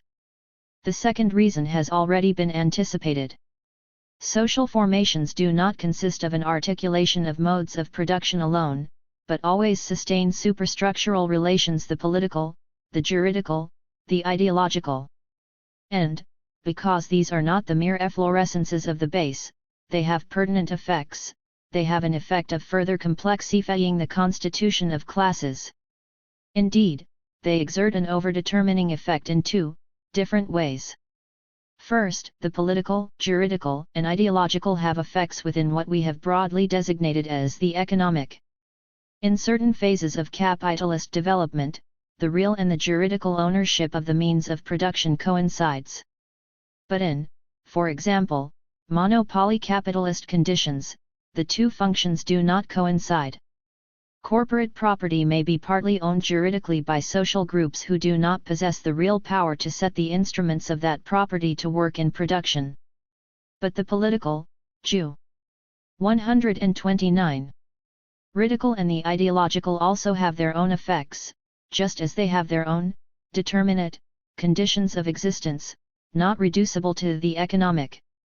And since, as we have tried to demonstrate, these are related but relatively autonomous practices, and thus the sites of distinct forms of class struggle, with their own objects of struggle, and exhibiting a relatively independent retroactive effect on the base, the forms in which classes, class interests, and class forces appear, at each of these levels, will by no means necessarily fall in the same place, or indeed correspond in their form with that of another level. The example of the peasantry, Napoleon, the stalemate between the fundamental classes, the expansion of the state and capital, in the 18th Brumaire should be enough to convince us of the non-immediacy, the non-transferability between these levels. The general concept of classes and of the class struggle, in its different aspects, will consist of our ability to grasp the global effect of these complex, contradictory effects. This implies a non-homogeneous conception of classes including, for example, the non-homogeneity of capital, shorthand for the different kinds of capital, whose internal composition and differences of position in the circuit ensures that it has no singular, unproblematic interest, even at the level of the economic. Hence it is most unlikely to appear as an integral force on the political stage, not to speak of the impossibility of conceiving it as appearing at the level of the ideological having, so to speak, made up its mind. In the foregoing sections we have been trying to explore just how Marx arrived at it, and then how conceptually he filled out the terms of this non-homogeneity. Just to make the point a practical one, we need to think only of the significance of the moments in recent European history when capital has appeared to exert its compelling force ideologically, putting on the mask or draping itself in the robes, to use two metaphors from the 18th Brumaire, of the petty bourgeoisie, the class which, to coin a phrase, has nothing to lose but its moral rectitude. These ideological displacements and disguisings are by no means confined to the past. One could read the economic and political situation in Britain since the early 1960s as a deepening crisis of the economic structure which assumes its most natural expression, at the political level, in the form of a Labour government, a paradoxical situation, where, in crisis, the party most favoured by capital is the representative party of the working class. But this may have a great deal to do with what that party does when in power, living up, almost to the letter, to the description, offered in the 18th Brumaire, of one of the historic roles of social democracy as 130. A means not of doing away with two extremes, capital and wage labour, but as weakening their antagonism and transforming it into harmony. 44. When social democracy attempts both to serve capital and represent the working class, it frequently does this by raising the index of its power to that of the general interest, an interest which then, ideologically, appears in the rhetoric of social democracy in the ideological personification of the consumer. On the other side of the parliamentary scene, we can observe the Thatcher leadership preparing for power and constructing an authoritarian popular consensus, in part by attempting to represent capital, anachronistically, but no less effectively, in the venerable disguise and borrowed language, the names, slogans, and costumes of a disappearing class fraction, the small shopkeep er. There could hardly be a more compelling argument to anyone seeking to unravel the thread of class struggle which unites these discrepant appearances for a theory of class struggle as a theory of the unity of these contradictory and displaced representations of class relations at a series of different sites or instances: the economic, the political, the ideological. In short, the need for a Marxist theory of representation, of Darstellung. In the context of the debate about ideology, this concept of representation has been recently much criticized by Paul Hirst as being no more than a complex version of a reflection theory, with a tendency to return to the givenness of the classes as social forces in the structure of the economic, ultimately economistic, and a reliance on what he calls the base superstructure contestation, which he defines as tending towards vulgar materialism. This argument is conducted against, especially, Althusser's theory of ideology, as developed in the article on ideological state apparatuses, 45, and therefore poses problems of an order outside the immediate framework of this essay. However, Hirst goes on to criticize the very concept of representation, suggesting that if representation is used in its strong form, then the means by which relations are represented absolutely transform them, hence those means determine the form of representation, which can then never be re-examined in terms of what is represented. It is not too much to argue that once any autonomy is conceded to these means of representation, it follows necessarily that the means of representation determine the represented. This obliterates the classic problem of representation. 46. This argument appears to take the thesis concerning the non-transferability, the non-homogeneity, of the economic and political levels of class struggle, which we have been trying to establish in terms of its reference points in Marx's own work, to its opposite extreme, in the effort to banish every 131 last strain of reductionism from the Marxist schema. From this position there follows what Hirst has been bold enough to name the necessary non-correspondence of the levels, a concept very different in fact from that of no necessary correspondence. The difference between the two seems to me to be, precisely, the difference between autonomy and relative autonomy. And whereas relative autonomy appears, from the texts we have been examining, to catch exactly the way Marx sets out to think the complex unity of a social formation, both complexity and unity having equal importance, autonomy, or a necessary non-correspondence, appears to fall outside the limits of Marxism as an identifiable theoretical terrain. It seems clear, from the passages I have examined, that Marx does advance to a concept of non-correspondence, not in any simple, reductionist or homogeneous sense. He develops the concepts which enable us to think, in relation to specific historical conjunctures, just how and why these displacements have effects, what forms and relations sustain them in their relative independence, and what effects and consequences the non-reducibility of the structure of a social formation to its base has.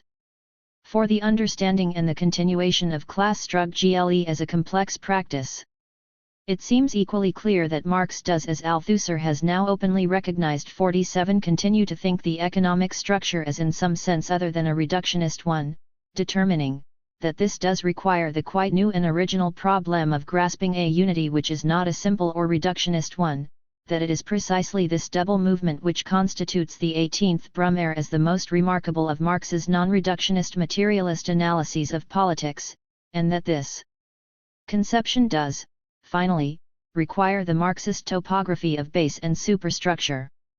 Indeed, what the base superstructure topography does for Marxism, and why it provides a defining conceptual threshold and boundary limit for Marxism, without which it becomes another thing, another kind of theory, a theory of the absolute autonomy of everything from everything else, is most eloquently expressed in Althusser's essays in self-criticism, all the more pertinent in this case since it was his acknowledged theoreticist deviation which prompted, in the name of Marxism, a rigorous and often highly principled tendency to depart from its terrain. In the light of this continuing debate, therefore, it seemed worthwhile undertaking an investigation of how Marx himself made the theoretical departure from the terrain of essentialism and simplicity, and how, in detail, the concepts were forced into discovery which enabled him and us, after him, to grasp the radical and necessary complexity of the practice of class struggle. In the past 2 or 3 decades, Marxist theory has been going through a remarkable, but lopsided, and uneven revival. On the one hand, it has come once again to provide the principal pole of opposition to bourgeois social thought. On the other hand, many young intellectuals have passed through the revival and, after a heady and rapid apprenticeship, gone right out the other side again. They have settled their accounts with Marxism and moved on to fresh intellectual fields and pastures, but not quite. Post-Marxism remains one of our largest and most flourishing contemporary theoretical schools. The post-Marxists use Marxist concepts while constantly demonstrating their inadequacy. They seem, in fact, to continue to stand on the shoulders of the very theories they have just definitely destroyed. Had Marxism not existed, post-Marxism would have had to invent it, so that deconstructing it once more would give the deconstructionists something further to do. All this gives Marxism a curious life-after-death quality. It is constantly being transcended and preserved.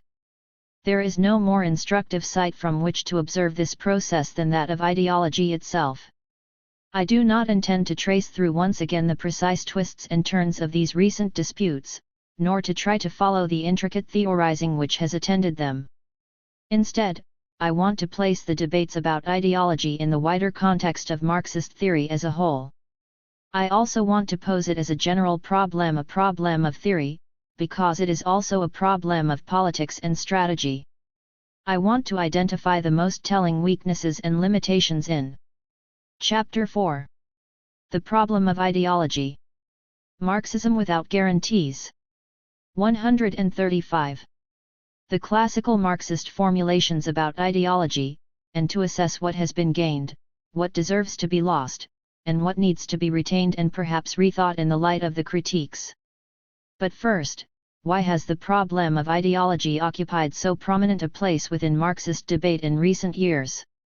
Perry Anderson, in his magisterial sweep of the Western European Marxist intellectual scene, noted the intense preoccupation in these quarters with problems relating to philosophy, epistemology, ideology, and the superstructures. He clearly regarded this as a deformation in the development of Marxist thought.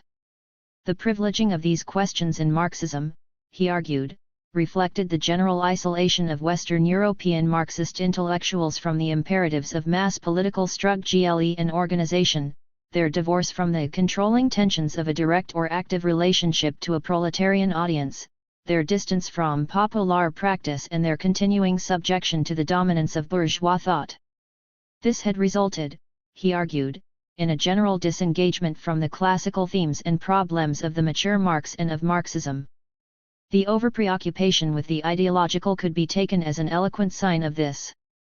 There is much to this argument, as those who have survived the theoreticist deluge in Western Marxism in recent years will testify. The emphases of Western Marxism may well account for the way the problem of ideology was constructed, how the debate has been conducted, and the degree to which it has been abstracted into the high realms of speculative theory. But I think we must reject any implication that, but for the distortions produced by Western Marxism, Marxist theory could have comfortably proceeded on its appointed path, following the established agenda, leaving the problem of ideology to its subordinate, second-order place. The rise to visibility of the problem of ideology has a more objective basis.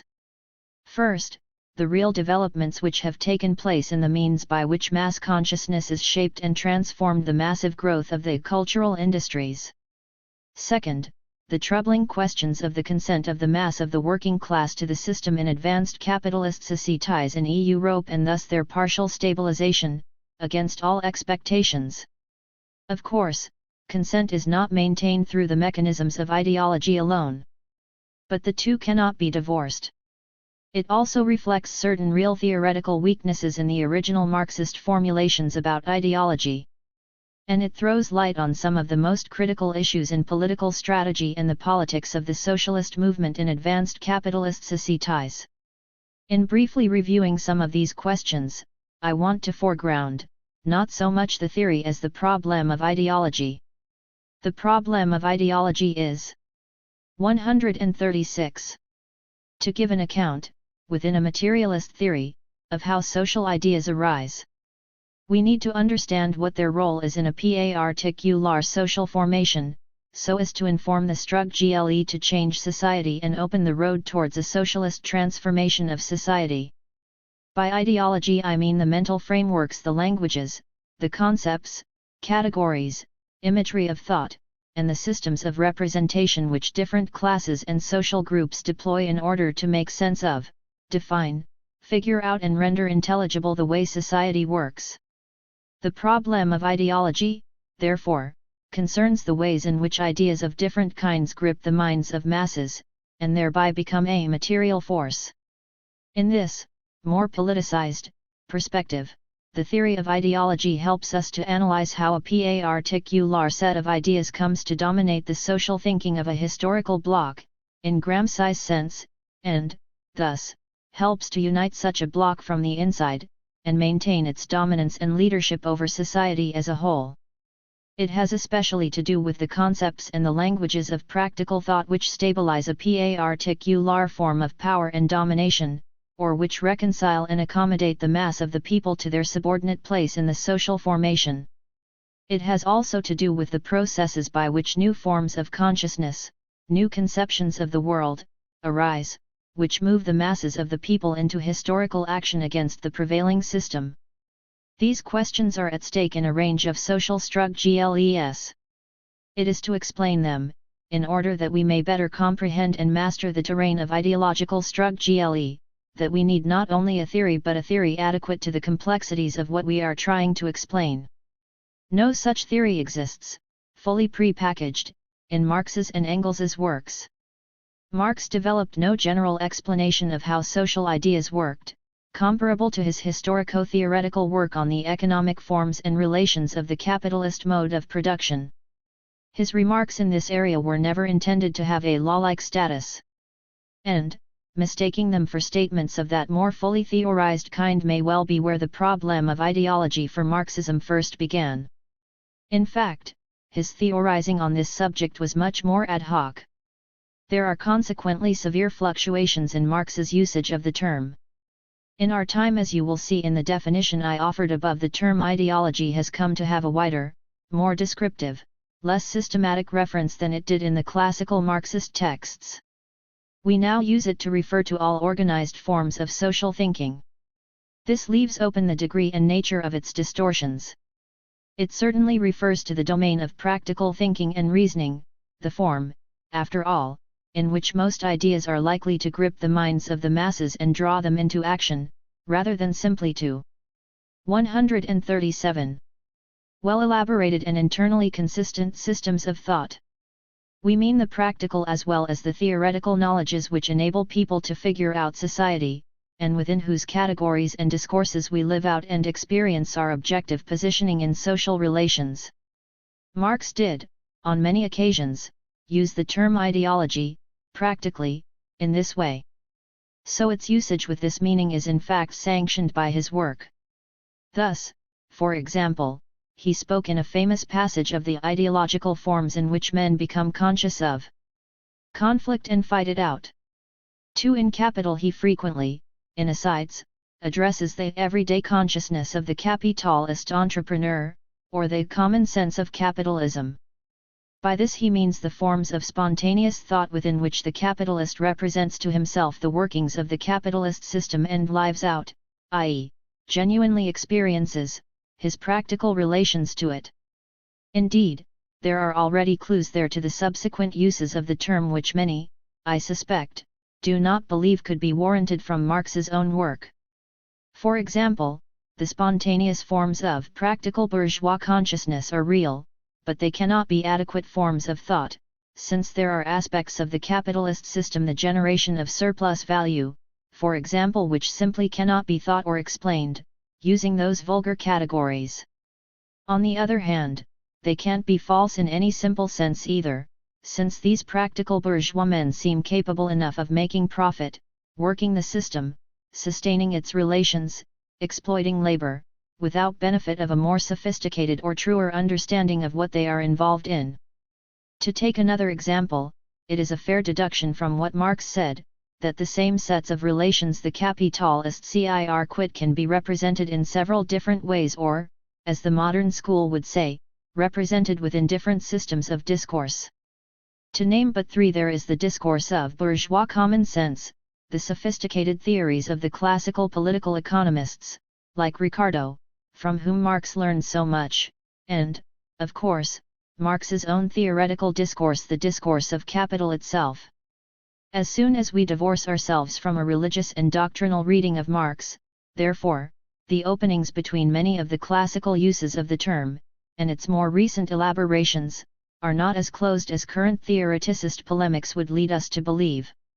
Nevertheless, the fact is that Marx most often used ideology to refer specifically to the manifestations of bourgeois thought, and above all to its negative and distorted features.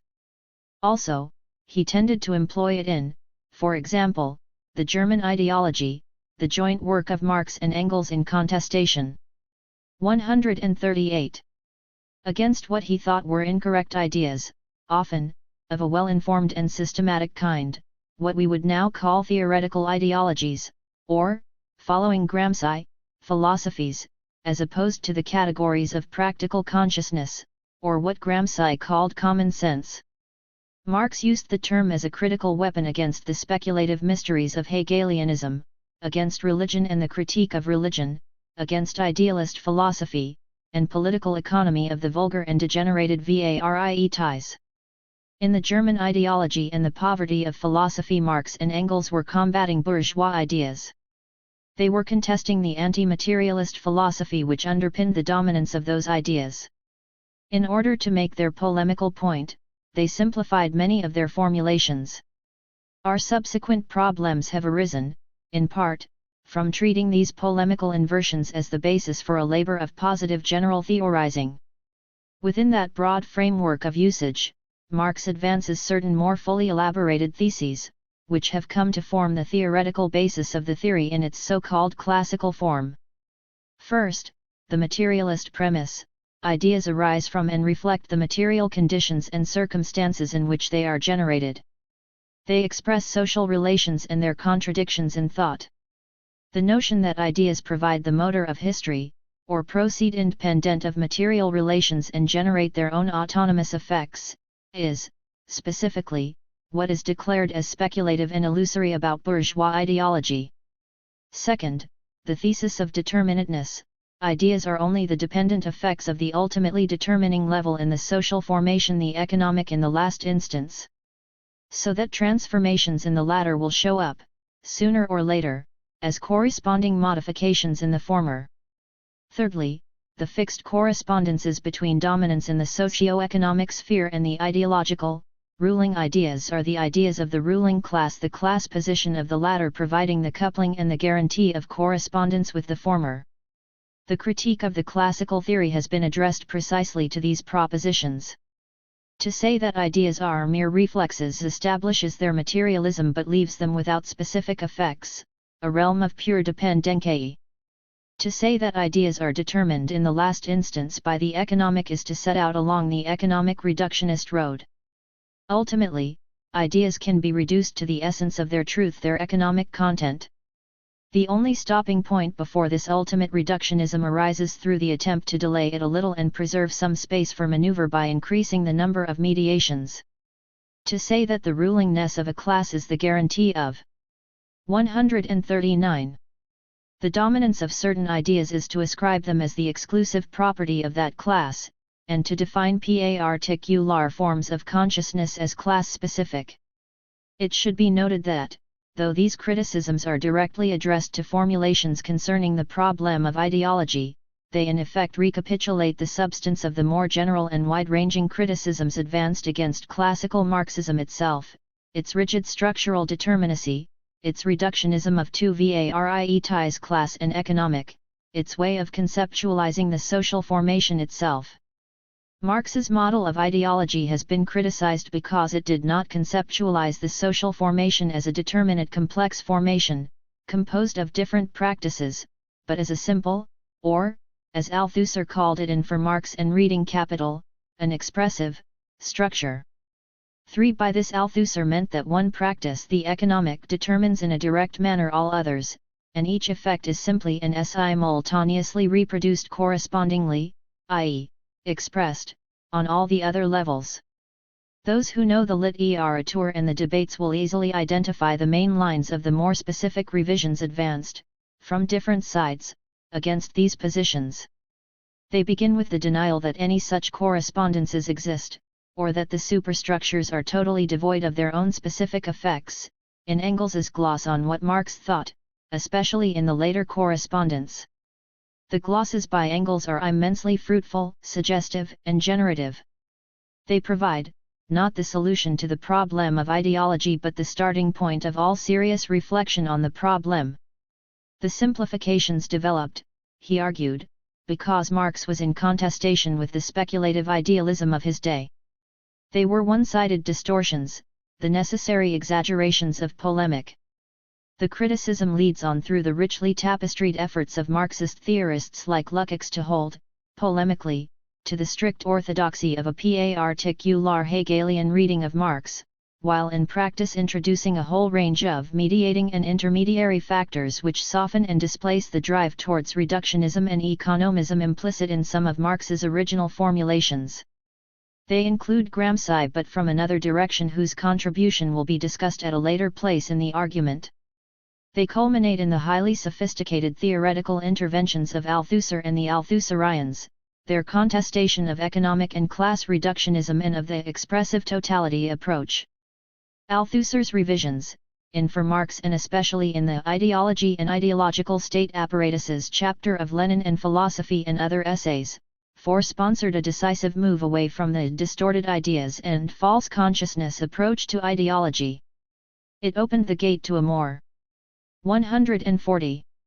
Linguistic or discursive conception of ideology.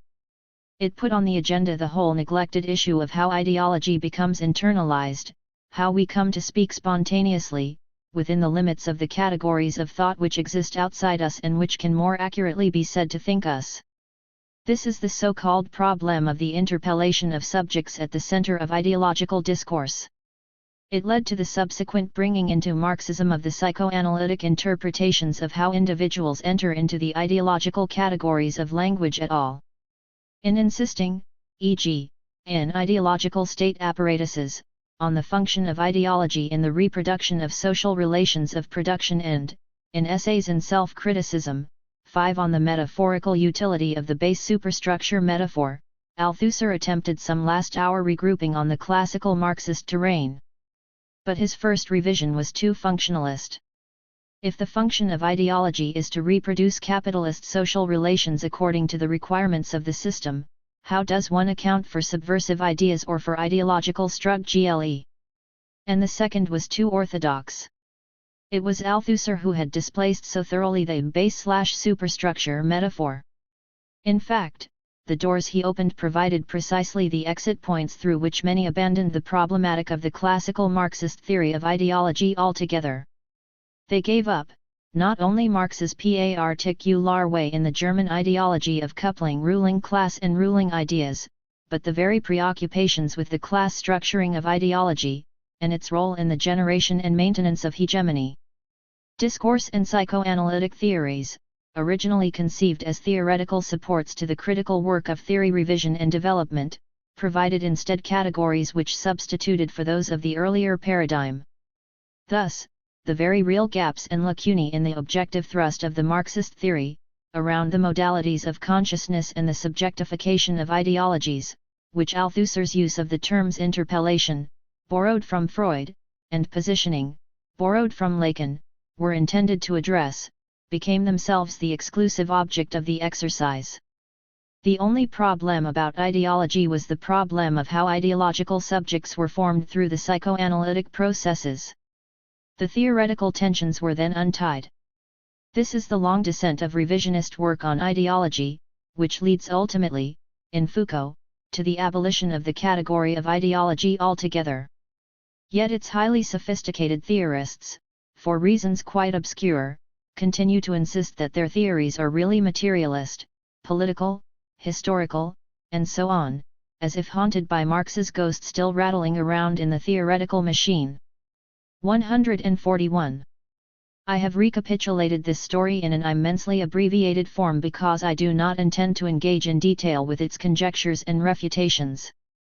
Instead, I want to pick up their thread, acknowledging their force and cogency at least in modifying substantially the classical propositions about ideology, and, in the light of them, to re-examine some of the earlier formulations by Marx, and consider whether they can be refashioned and developed in the positive light of the criticisms advanced as most good theories ought to be capable of without losing some of the essential qualities and insights, what used to be called the rational core, which they originally possessed. Crudely speaking, that is because, as I hope to show, I acknowledge the immense force of many of the criticisms advanced. But I am not convinced that they wholly and entirely abolish every useful insight, every essential starting point, in a materialist theory of ideology. If, according to the fascion Abel canon, all that is left, in the light of the devastatingly advanced, clever, and cogent critiques, is the labor of perpetual deconstruction, this essay is devoted to a little modest work of reconstruction without, I hope, being too defeated by ritual orthodoxy. Take, for example, the extremely tricky ground of the distortions of ideology, and the question of false consciousness. Now it is not difficult to see why these kinds of formulations have brought Marx's critics bearing down on him. Distortions opens immediately the question as to why some people, those living their relation to their conditions of existence through the categories of a distorted ideology, cannot recognize that it is distorted, while we, with our superior wisdom, or armed with properly formed concepts, can. Are the distortions simply falsehoods? Are they deliberately sponsored falsifications? If so, by whom? Does ideology really function like conscious class propaganda? And if ideology is the product or function of the structure rather than of a group of conspirators, how does an economic structure generate a guaranteed set of ideological effects? The terms are, clearly, unhelpful as they stand. They make both the masses and the capitalists look like judgmental dopes. They also entail a peculiar view of the formation of alternative forms of consciousness. Presumably, they arise as scales fall from people's eyes or as they wake up, as if from a dream, and, all at once, see the light, glance directly through the transparency of things immediately to their essential truth, their concealed structural processes. This is an account of the development of working-class consciousness founded on the rather surprising model of St. Paul and the Damascus Road. Let us undertake a little excavation work of our own. Marx did not assume that, because Hegel was the summit of speculative bourgeois thought. 142. And because the Hegelians vulgarized and etherealized his thought, Hegel was therefore not a thinker to be reckoned with, a figure worth learning from. More so with classical political economy, from Smith to Ricardo, where again the distinctions between different levels of an ideological formation are important. There is classical political economy which Marx calls scientific, its vulgarisers engaged in mere apologetics, and the everyday consciousness in which practical bourgeois entrepreneurs calculate their odds informed by, but utterly unconscious, until Thatcherism appeared, of Ricardo's or Adam Smith's advanced thoughts on the subject. Even more instructive is Marx's insistence that a classical political economy was a powerful, substantial scientific body of work, which b nevertheless contained an essential ideological limit, a distortion. This distortion was not, according to Marx, anything directly to do with technical errors or absences in their argument, but with a broader prohibition. Specifically, the distorted or ideological features arose from the fact that they assumed the categories of bourgeois political economy as the foundations of all economic calculation, refusing to see the historical determinacy of their starting points and premises, and, at the other end, from the assumption that, with capitalist production, economic development had achieved, not simply its highest point to date, Marx agreed with that, but its final conclusion and apogee. There could be no new forms of economic relations after it. Its forms and relations would go on forever. The distortions, to be precise, within bourgeois theoretical ideology at its more scientific were, nevertheless, real and substantial. They did not destroy many aspects of its scientific validity, hence it was not false simply because it was confined within the limits and horizon of bourgeois thought. On the other hand, the distortions limited its scientific validity, its capacity to advance beyond certain points, its ability to resolve its own internal contradictions, its power to think outside the skin of the social relations reflected in it. Now this relation between Marx and the classical political economists represents a far more complex way of posing the relation between truth and falsehood inside a so-called scientific mode of thought, than many of Marx's critics have assumed.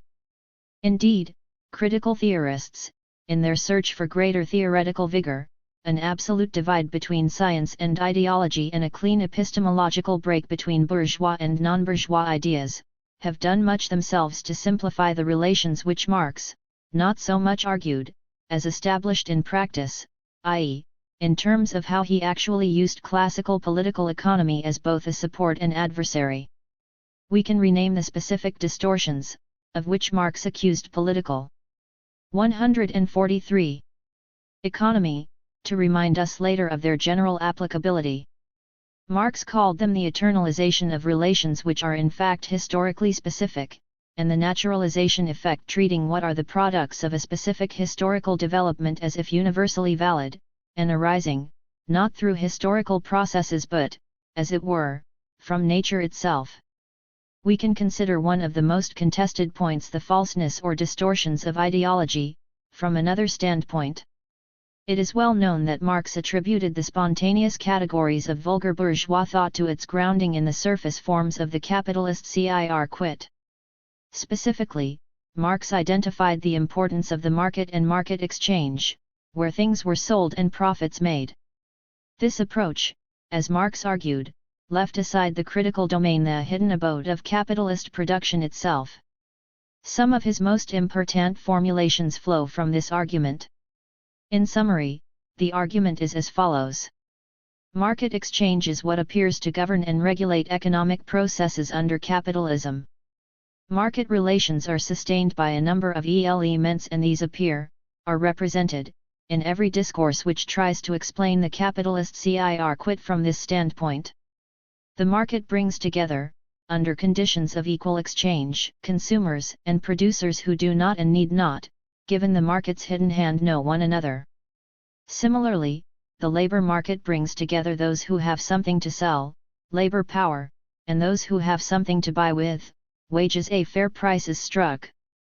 Since the market works, as it were, by magic, harmonizing needs and their satisfaction blindly, there is no compulsion about it. We can choose to buy and sell, or not, and presumably take the consequences, though this part is not so well represented in the discourses of the market, which are more elaborated on the positive side of market choice than they are on its negative consequences. Buyer or seller need not be driven by goodwill, or love of his neighbor or fellow feeling to succeed in the market game. In fact, the market works best if each party to the transaction consults only his or her self-interest directly. It is a system driven by the real and practical imperatives of self-interest. Yet it achieves satisfaction of a kind, all round. The capitalist hires his labor and makes his profit, the landlord lets his property and gets a rent, the worker gets her wages and thus can buy the goods she needs. Now market exchange also appears in a rather different sense. It is the part of the capitalist circuit which everyone can plainly see, the bit we all experience daily. Without buying and selling, in a money economy, we would all physically and socially come to a halt very quickly. Unless we are deeply 144. Involved in other aspects of the capitalist process, we would not necessarily know much about the other parts of the circuit which are necessary if capital is to be valorized and if the whole process is to reproduce itself and expand. And yet, unless commodities are produced there is nothing to sell, and Marx argued, at any rate it is first in production itself that labor is exploited. Whereas the kind of exploitation which a market ideology is best able to see and grasp is profiteering, taking too big a rake off on the market price. So the market is the part of the system which is universally encountered and experienced. It is the obvious, the visible part, the part which constantly appears. Now, if you extrapolate from this generative set of categories, based on market exchange, it is possible to extend it to other spheres of social life, and to see them, as, also, constituted on a similar model. And this is precisely what Marx, in a justly famous passage, suggests happens. This sphere that we are deserting, within whose boundaries the sale and purchase power of labor power goes on, is in fact a very Eden of the innate rights of man. There alone rule freedom, equality, property, and Bentham. Freedom, because both buyer and seller of a commodity, say of labor power, are constrained only by their own free will. They contract as free agents, and the agreement they come to, is but the form in which they give legal expression to their common will. Equality, because each enters into relation with the other, as with a simple owner of commodities, and they exchange equivalent for equivalent. Property, because each disposes only of what is his own. And Bentham, because each looks only to himself. The only force that brings them together and puts them in relation with each other, is the selfishness, the gain, and the private interests of each. 6. In short, our ideas of freedom, equality, property and Bentham, i.e., individualism, the ruling ideological principles of the bourgeois lexicon, and the key political themes which, in our time, have made a powerful and compelling return to the ideological stage under the auspices of Mrs. Thatcher and neoliberalism may derive from the categories we use in our practical, common-sense thinking about the market economy. This is how there arises, out of daily, mundane experience, the powerful categories of bourgeois legal, political, social and philosophical thought. This is a critical locus class siccus of the debate. From this Marx extrapolated several of the theses which have come to form the contested territory of the theory of ideology. First, he establishes as a source of ideas a partic. 145. Euler point or moment of the economic circuit of capital. Second, he demonstrates how the translation from the economic to ideological categories can be effected, from the market exchange of equivalents to the bourgeois notions of freedom and equality, from the fact that each must possess the means of exchange to the legal categories of property rights. Third, he defines in a more precise manner what he means by distortion. For this taking off from the exchange point of the recircuit of capital is an ideological process. It obscures, hides, conceals. The terms are all in the text another set of relations, the relations, which do not appear on the surface but are concealed in the hidden abode of production, where property, ownership, the exploitation of waged labor and the expropriation of surplus value all take place. The ideological categories hide this underlying real ity, and substitute for all that the truth of market relations. In many ways, then, the passage contains all the so-called cardinal sins of the classical Marxist theory of ideology rolled into one: economic reductionism, a too simple correspondence between the economic and the political ideological, the true v false, real v distortion, true consciousness v false consciousness distinctions. However, it also seems to me possible to reread the passage from the standpoint of many contemporary critiques in such a way as, a. to retain many of the profound insights of the original, while, b. expanding it, using some of the theories of ideology developed in more recent times. Capitalist production is defined in Marx's terms as a circuit. This circuit explains not only production and consumption, but reproduction, the ways in which the conditions for keeping the circuit moving are sustained. Each moment is vital to the generation and realization of value. Each establishes certain determinate conditions for the other, that is, each is dependent on or determinate for the other. Thus, if some part of what is realized through sale is not paid as wages to labor, labor cannot reproduce itself, physically and socially, to work and buy again another day. Thus production, too, is dependent on consumption, even though in the analysis Marx tends to insist on the prior analytic value to be accorded to the relations of production. This in itself has had serious consequences, since it has led Marxists not only to prioritize production but to argue as if the moments of consumption and exchange are of no value or importance to the theory of fatal, one-side productivist reading. Now this CIR quit can be construed, ideologically, in different ways. This is something which modern theorists of ideology insist on, as against the vulgar conception of ideology as arising from a fixed and unalterable relation between the economic relation and how it is expressed or represented. 146. In ideas. Modern theorists have tended to arrive at this break with a simple notion of economic determinacy over ideology through their borrowing from recent work on the nature of language and discourse. Language is the medium par excellence through which things are represented in thought and thus the medium in which ideology is generated and transformed. But in language, the same social relation can be differently represented and construed. And this is so, they would argue, because language by its nature is not fixed in a one-to-one relation to its referent but is multi-referential. It can construct different meanings around what is apparently the same social relation or phenomenon.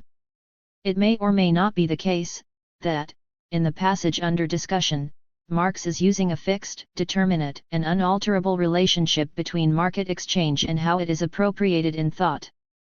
But you will see from what I have said that I do not believe this to be so. As I understand it, the market means one thing in bourgeois political economy and the spontaneous consciousness of practical bourgeois men, and quite another thing in Marxist economic analysis. So my argument would be that, implicitly, Marx is saying that, in a world where markets exist and market economy dominates economic life, it would be distinctly odd if there were no category allowing us to think, speak, and act in relation to it. In that sense, all economic categories bourgeois or Marxist express existing social relations. But I think it also follows from the argument that market relations are not always represented by the same categories of thought. There is no fixed and unalterable relation between what the market is and how it is construed within an ideological or explanatory framework. We could even say that one of the purposes of capital is precisely to displace the discourse of bourgeois political economy, the discourse in which the market is most usually and obviously understood, and to replace it with another discourse, that of the market as it fits into the Marxist schema. If the point is not pressed too literally, therefore, the two kinds of approaches to the understanding of ideology are not totally contradictory. What, then, about the distortions of bourgeois political economy as an ideology? One way of reading this is to think that since Marx calls bourgeois political economy distorted, it must be false. Thus those who live their relation to economic life exclusively within its categories of thought and experience are, by definition, in false consciousness. Again, we must be on our guard here about arguments too easily won. For one thing, Marx makes an important distinction between vulgar versions of political economy and more advanced. 147. Versions, like that of Ricardo, which, he says clearly, has scientific value. But, still, what can he mean by false and distorted in this context? He cannot mean that the market does not exist. In fact, it is all too real. It is the very lifeblood of capitalism, from one viewpoint. Without it, capitalism would never have broken through the framework of feudalism, and without its ceaseless continuation, the CIR quits of capital would come to a sudden and disastrous halt. I think we can only make sense of these terms if we think of giving an account of an economic CIR quit, which consists of several interconnected moments, from the vantage point of one of those moments alone. If, in our explanation, we privilege one moment only, and do not take account of the differentiated whole or ensemble of which it is a part, or if we use categories of thought, appropriate to one such moment alone, to explain the whole process, then we are in danger of giving what Marx would have called, after Hegel, a one-sided account. One-sided explanations are always a distortion. Not in the sense that they are a lie about the system, but in the sense that a half-truth cannot be the whole truth about anything. With those ideas, you will always represent a part of the whole. You will thereby produce an explanation which is only partially adequate and, in that sense, false. Also, if you use only market categories and concepts to understand the capitalist circuit as a whole, there are literally many aspects of it which you cannot see. In that sense, the categories of market exchange obscure and mystify our understanding of the capitalist process, that is, they do not enable us to see or formulate questions about them, for they render other aspects invisible. Is the worker who lives his or her relation to the circuits of capitalist production exclusively through the categories of a fair price and a fair wage in false consciousness? Yes, if by that we mean there is something about her situation which she cannot grasp with the categories she is using, something about the process as a whole which is systematically hidden because the available concepts only give her a grasp of one of its many-sided moments. No, if by that we mean that she is utterly deluded about what goes on under capitalism. The falseness therefore arises, not from the fact that the market is an illusion, a trick, a sleight of hand, but only in the sense that it is an inadequate explanation of a process. It has also substituted one part of the process for the whole, a procedure which, in linguistics, is known as metonymy, and in anthropology, psychoanalysis, and, with special meaning, in Marx's work, as fetishism. The other lost moments of the circuit are, however, unconscious, not in the Freudian sense, because they have been repressed from 148. Consciousness, but in the sense of being invisible, given the concepts and categories we are using. This also helps us to explain the otherwise extremely confusing terminology in capital, concerning what appears on the surface, which is sometimes said to be merely phenomenal, i.e., not very important, not the real thing, and what lies hidden beneath, and is embedded in the structure, not lying about the surface. It is crucial to see, however, as the market exchange/production example makes clear, that surface and phenomenal do not mean false or illusory, in the ordinary sense of the words. The market is no more or less real than other aspects production, for example. In Marx's terms, production is only where, analytically, we ought to start the analysis of the circuit, the act through which the whole process again runs its course. 7. But production is not independent of the circuit, since profits made and labor hired in the market must flow back into production. So, real expresses only some theoretical primacy which Marxist analysis gives to production. In any other sense, market exchange is as much a real process materially, and an absolutely real requirement of the system, as any other part. They are all moments of one process. 8. There is also a problem about appearance and surface as terms. Appearances may connote something which is false, surface forms do not seem to run as deep structures. These linguistic connotations have the unfortunate effect of making us rank the different moments in terms of their being more/less real, more/less important. But from another viewpoint, what is on the surface, what constantly appears, is what we are always seeing, what we encounter daily, what we come to take for granted as the obvious and manifest form of the process. It is not surprising, then, that we come spontaneously to think of the capitalist system in terms of the bits of it which constantly engage us, and which so manifestly announce their presence. What chance does the extraction of surplus labor have, as a concept, as against the hard fact of wages in the pocket, savings in the bank, pennies in the slot, money in the till? Even the 19th century economist, Nassau S.E. Nair, couldn't actually put his hand on the hour in the day when the worker worked for the surplus and not to replace his or her own subsistence. In a world saturated by money exchange, and everywhere mediated by money, the market experience is the most immediate, daily, and universal experience of the economic system for everyone. It is therefore not surprising that we take the market for granted, do not question what makes it possibly, what it is founded or premised on. It should not surprise us if the 149 mass of working people don't possess the concepts with which to cut into the process at another point, frame another set of questions, and bring to the surface or reveal what the overwhelming facticity of the market constantly renders invisible. It is clear why we should generate, Out of these fundamental categories for which we have found everyday words, phrases, and idiomatic expressions in practical consciousness, the model of other social and political relations. After all, they too belong to the same system and appear to work according to its protocols. Thus we see, in the free choice of the market, the material symbol of the more abstract freedoms, or in the self-interest and intrinsic competitiveness of market advantage the representation of something natural, normal, and universal about human nature itself. Let me now draw some tentative conclusions from the rereading I have offered about the meaning of Marx's passage in light of more recent critiques and the new theories advanced.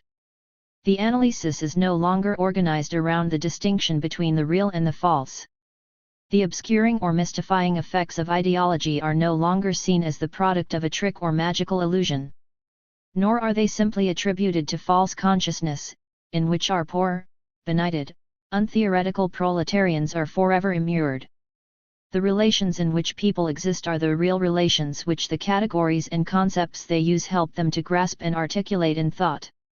But in here we may be on a route contrary to emphasis from that with which materialism is usually associated. The economic relations themselves cannot prescribe a single, fixed, and unalterable way of conceptualizing it.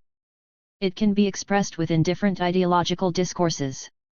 What's more, these discourses can employ the conceptual model and transpose it into other, more strictly ideological, domains.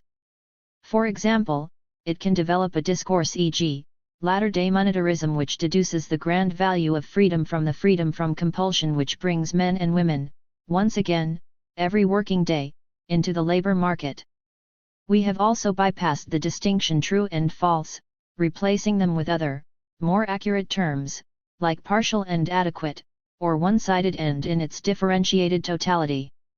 To say that a theoretical discourse allows us to grasp a concrete relation in thought adequately means that the discourse provides us with a more complete grasp of all the different relations of which that relation is composed, and of the many determinations which form its conditions of existence. It means that our grasp is concrete and whole, rather than a thin, one-sided abstraction. One-sided explanations, which are partial, part for the whole, types of explanation, and which allow us only to 150.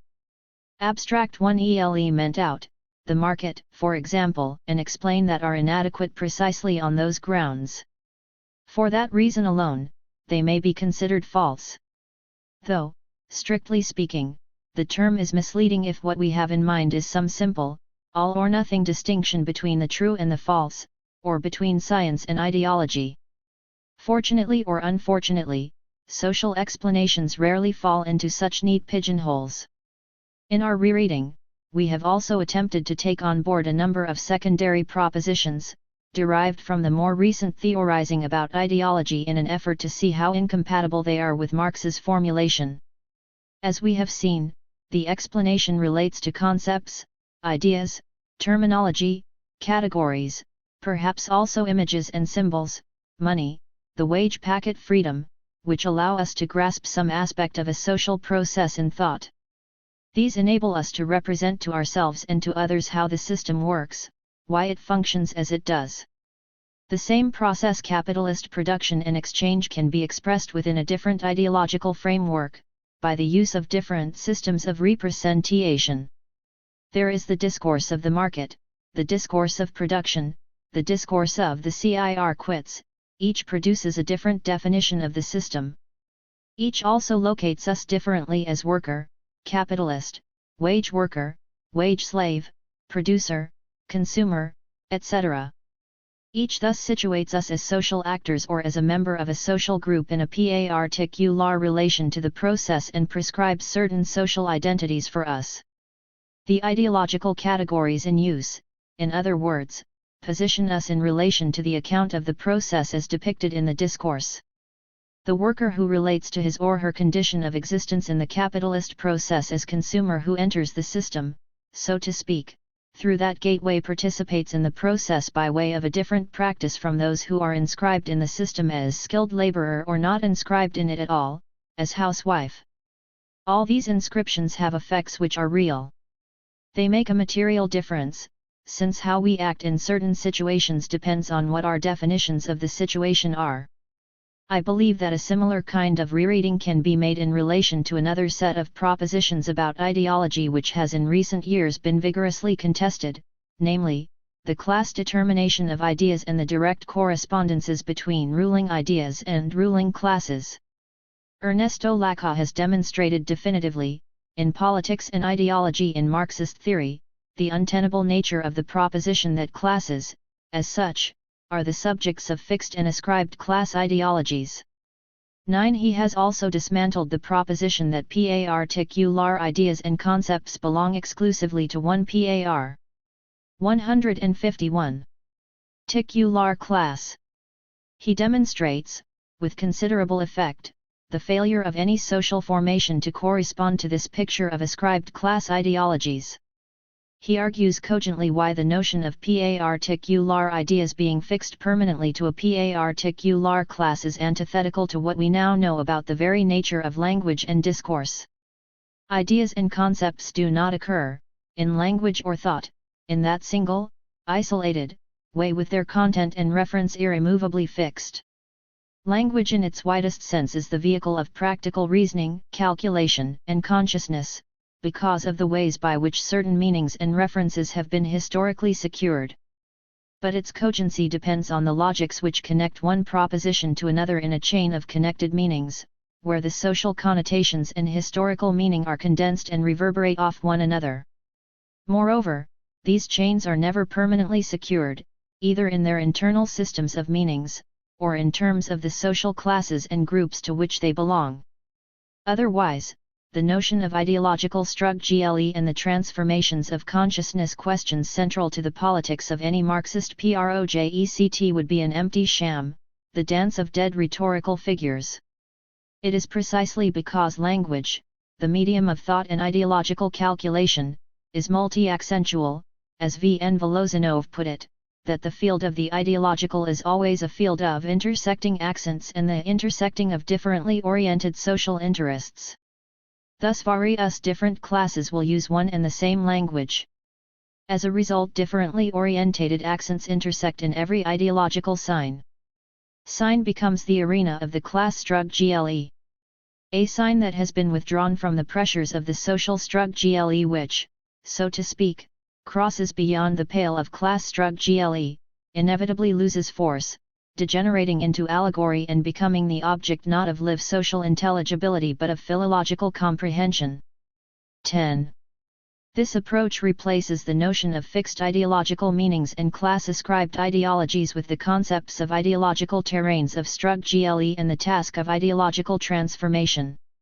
It is the general movement in this direction, away from an abstract general theory of ideology, and towards the more concrete analysis of how, in particular historical situations, ideas organize human masses, and create the terrain on which men move, acquire consciousness of their position, struggle, etc. 11. Which makes the work of Gramsci, from whom that quotation is taken, a figure of seminal importance in the development of Marxist thinking in the domain of the ideological. 152. One of the consequences of this kind of revisionist work has often been to destroy altogether the problem of the class structuring of ideology and the ways in which ideology intervenes in social struggles. Often this approach replaces the inadequate notions of ideologies ascribed in blocks to classes with an equally unsatisfactory discursive notion which implies total free-floatingness of all ideological elements and discourses. The image of great, immovable class battalions heaving their ascribed ideological luggage about the field of struggle, with their ideological number plates on their backs, as Nikos Poulantzas once put it, is replaced here by the infinity of subtle variations through which the elements of a discourse appears spontaneously to combine and recombine with each other, without material constraints of any kind other than that provided by the discursive operations themselves. Now it is perfectly correct to suggest that the concept democracy does not have a totally fixed meaning, which can be ascribed to the discourse of bourgeois forms of political representation. Democracy in the discourse of the Free West does not carry the same meaning as it does when we speak of popular democratic struggle or of deepening the democratic content of political life. We cannot allow the term to be wholly expropriated into the discourse of the right. Instead, we need to develop a strategic contestation around the concept itself. Of course, this is no mere discursive operation.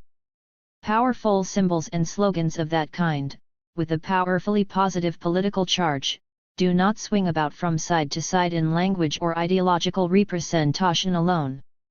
The expropriation of the concept has to be contested through the development of a series of polemics, through the conduct of particular forms of ideological struggle, to detach one meaning of the concept from the domain of public consciousness and supplant it within the logic of another political discourse. Gramsci argued precisely that ideological struggle does not take place by displacing one whole, integral, class mode of thought with another wholly formed system of ideas. What matters is the criticism to which such an ideological complex is subjected by the first representatives of the new historical phases. This criticism makes possibly a process of differentiation and change in the relative weight that the elements of the old ideological used to possess.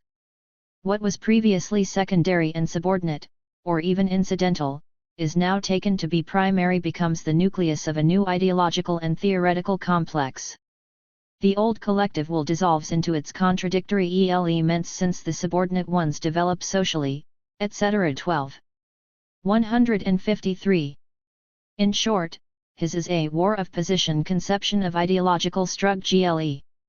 It also means articulating the different conceptions of democracy within a whole chain of associated ideas. And it means articulating this process of ideological deconstruction and reconstruction to a set of organized political positions, and to a particular set of social forces.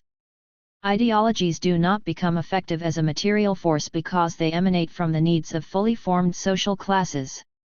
But the reverse is also true, though it puts the relationship between ideas and social forces the opposite way round. No ideological conception can ever become materially effective unless and until it can be articulated to the field of political and social forces and to the struggles between different forces at stake. Certainly, it is not necessarily a form of vulgar materialism to say that, though we cannot ascribe ideas to class position in certain fixed combinations, ideas do arise from and may reflect the material conditions in which social groups and classes exist. In that sense, i.e., historically there may well be certain tendential alignments between, say, those who stand in a corner shop relation to the processes of modern capitalist development, and the fact that they may therefore be predisposed to imagine that the whole advanced economy of capitalism can be conceptualized in this corner shop way. I think this is what Marx meant in the 18th Brumaire when he said that it was not necessary for people actually to make their living as members of the older petty bourgeoisie for them to be attracted to petty bourgeois ideas. Nevertheless, there was, he suggested, some relationship, or tendency, between the objective position of that class fraction, and the limits and horizons of thought to which they would be spontaneously attracted. This was a judgment about the characteristic forms of thought appropriate as an ideal type to certain positions in the social structure. It was definitely not a simple equation in actual historical reality between class position and ideas. The point about tendential historical relations is that there is nothing inevitable, necessary, or fixed forever about them. The tendential lines of forces define only the givenness of the historical terrain. They indicate how the terrain has been structured, historically. Thus it is perfectly possible for the idea of the nation to be given a progressive meaning and connotation embodying a national popular collective will, as Gramsci argued. Nevertheless, in a society like Britain, the idea of nation has been consistently articulated towards the right. Ideas of national identity and national greatness are intimately bound up with imperial supremacy, tinged with racist connotations and underpinned by a 4-century-long 154. History of colonization, world market supremacy, imperial expansion, and global destiny over native peoples. It is therefore much more difficult to give the notion of Britain a socially radical or democratic reference. These associations are not given for all time. But they are difficult to break because the ideological terrain of this particular social formation has been so powerfully structured in that way by its previous history. These historical connections define the ways in which the ideological terrain of a particular society has been mapped out. They are the traces which Gramsci mentioned, the stratified deposits in popular philosophy, 13 which no longer have an inventory, but which establish and define the fields along which ideological struggle is likely to move. That terrain, Gramsci suggested, was above all the terrain of what he called common sense, a historical, not a natural or universal or spontaneous form of popular thinking, necessarily fragmentary, disjointed, and episodic. The subject of common sense is composed of very contradictory ideological formations. It contains Stone Age elements and principles of a more advanced science, prejudices from all past phases of history at the local level, and intuitions of a future philosophy which will be that of a human race united the world over. 14 And yet, because this network of pre-existing traces and common sense elements constitutes the realm of practical thinking for the masses of the people, Gramsci insisted that it was precisely on this terrain that ideological struggle most frequently took place. Common sense became one of the stakes over which ideological struggle is conducted. Ultimately, the relation between common sense and the upper level of philosophy is assured by politics. 15 Ideas only become effective if they do, in the end, connect with a particular constellation of social forces. In that sense, ideological struggle is a part of the general social struggle for mastery and leadership, in short for hegemony. But hegemony in Gramsci's sense requires, not the simple escalation of a whole class to power, with its fully formed philosophy, but the process by which a historical block of social forces is constructed and the ascendancy of that block secured. So the way we conceptualize the relationship between ruling ideas and ruling classes is best thought in terms of the processes of hegemonic domination. On the other hand, to abandon the question or problem of rule, of hegemony, domination, and authority because the ways in which it was originally posed are unsatisfactory is to cast the baby out with the bath water. Ruling ideas are not guaranteed their dominance by their already given coupling with ruling classes. Rather, the effective coupling of dominant ideas to the 155 historical block which has acquired hegemonic power in a particular period is what the process of ideological struggle is intended to secure. It is the object of the exercise, not the playing out of an already written and concluded script. It will be clear that, although the argument has been conducted in connection with the problem of ideology, it has much wider ramifications for the development of Marxist theory as a whole. The general question at issue is a particular conception of theory, theory as the working out of a set of guarantees. What is also at issue is a particular definition of determination. It is clear from the reading I offered earlier that the economic aspect of capitalist production processes has real limiting and constraining effects, i.e., determinacy, for the categories in which the circuits of production are thought, ideologically, and vice versa. The economic provides the repertoire of categories which will be used, in thought. What the economic cannot do is, a.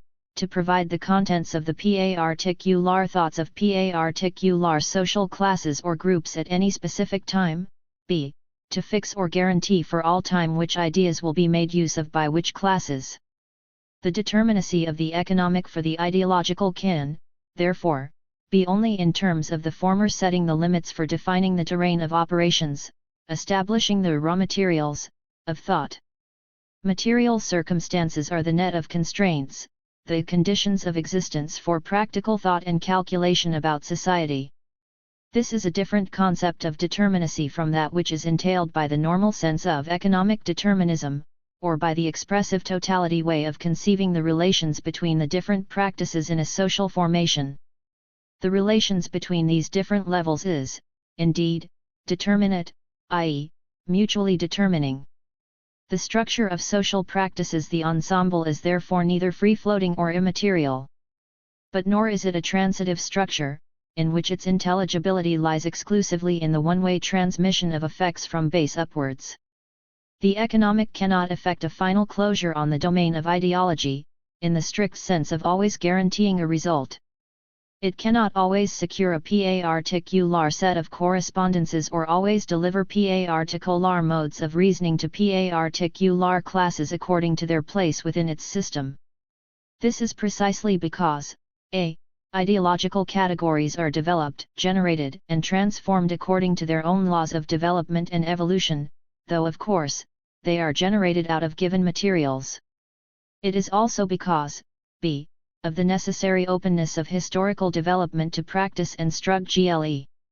We have to acknowledge the real indeterminacy of the political, the level which condenses all the other levels of practice and secures their functioning in a particular system of power. 156. This relative openness or relative indeterminacy is necessary to Marxism itself as a theory. What is scientific about the Marxist theory of politics is that it seeks to understand the limits to political action given by the terrain on which it operates. This terrain is defined, not by forces we can predict with the certainty of natural science, but by the existing balance of social forces, the specific nature of the concrete conjuncture. It is scientific because it understands itself as determinate, and because it seeks to develop a practice which is theoretically informed. But it is not scientific in the sense that political outcomes and the consequences of the conduct of political struggles are foreordained in the economic stars. Understanding determinacy in terms of setting of limits, the establishment of parameters, the defining of the space of operations, the concrete conditions of existence, the givenness of social practices, rather than in terms of the absolute predictability of particular outcomes, is the only basis of a Marxism without final guarantees. It establishes the open horizon of Marxist theorizing determinacy without guaranteed closures. The paradigm of perfectly closed, perfectly predictable systems of thought is religion or astrology, not science. It would be preferable, from this perspective, to think of the materialism of Marxist theory in terms of determination by the economic in the first instance, since Marxism is surely correct, against all idealisms, to insist that no social practice or set of relations floats free of the determinate effects of the concrete relations in which they are located. However, determination in the last instance has long been the repository of the lost dream or illusion of theoretical certainty. And this has been bought at considerable cost, since certainty stimulates orthodoxy, the frozen rituals and intonation of already witnessed truth, and all the other attributes of a theory that is incapable of fresh insights. It represents the end of the process of theorizing, of the development and refinement of new concepts and explanations which, alone, is the sign of a living body of thought, capable still of engaging and grasping something of the truth about new historical realities. Marxism, prepackaged versus reconstructed. The four writings collected in this part, when stacked together in this arrangement, underline the fact that for many of his prime-time years, Stuart Hall's absorbing intellectual concerns were located decisively inside the terms and norms of contemporary Marxist thought. In these papers Hall, like most other regular Marxists, positions capital as the fulcrum of Marx's achievement, in relation to which his other writings should be weighed. Thus, the earlier and transitional texts, Hall announces in Chapter 3, must be reread from the viewpoint of Marx's mature and developed theory, which is to say, in the light of capital. This is interesting, because there is an understandable tendency to think of Hall as decidedly more concerned with conjunctural analysis than with the high level of abstraction at which Marx rolled out his delineation of the basic underlying mechanisms of capitalism. And that is perfectly correct, but only if not taken disjunctively. Hall's uptake of conjuncture closely tracked Louis Althusser's and Antonio Gramsci's usages, neither of whom equated that concept with the now, with whatever political situation stands immediately and urgently before us. For Gramsci, organic movements, relatively permanent, should be distinguished from conjunctural movements which appear as occasional, immediate, almost accidental, emphasis added, but it is the correct relation between the two that matters, their mutuality in a dialectical nexus. Gramsci recognized that Get. Editor's discussion of the part I writings. 159. Ting the right balance is difficult, with the twin errors of economism, on the one hand, and ideologism, on the other, lying in wait.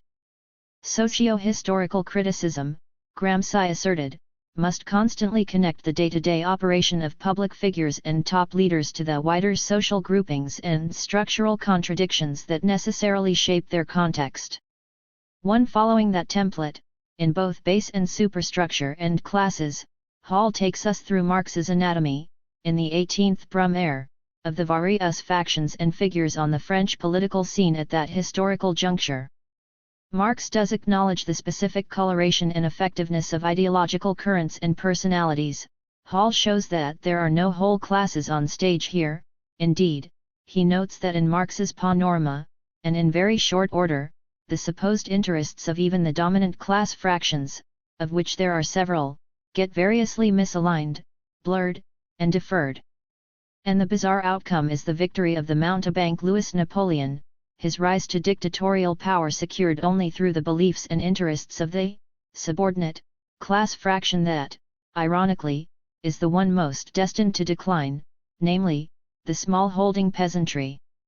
So while crediting the specificity of ideology and politics in this shifting kaleidoscope of events and agents, Marx persists in superimposing on it a longer-term rationale, pitched in terms of the historical success and continuous self-transformation of capital, and, hovering in the distance, as the subterranean workings of the old mole, the transition to socialism itself. Hall brings to our attention not only the indispensability of both aspects of Marx's procedure, forming a continuous problem field, but also the presence of a difficult dilemma.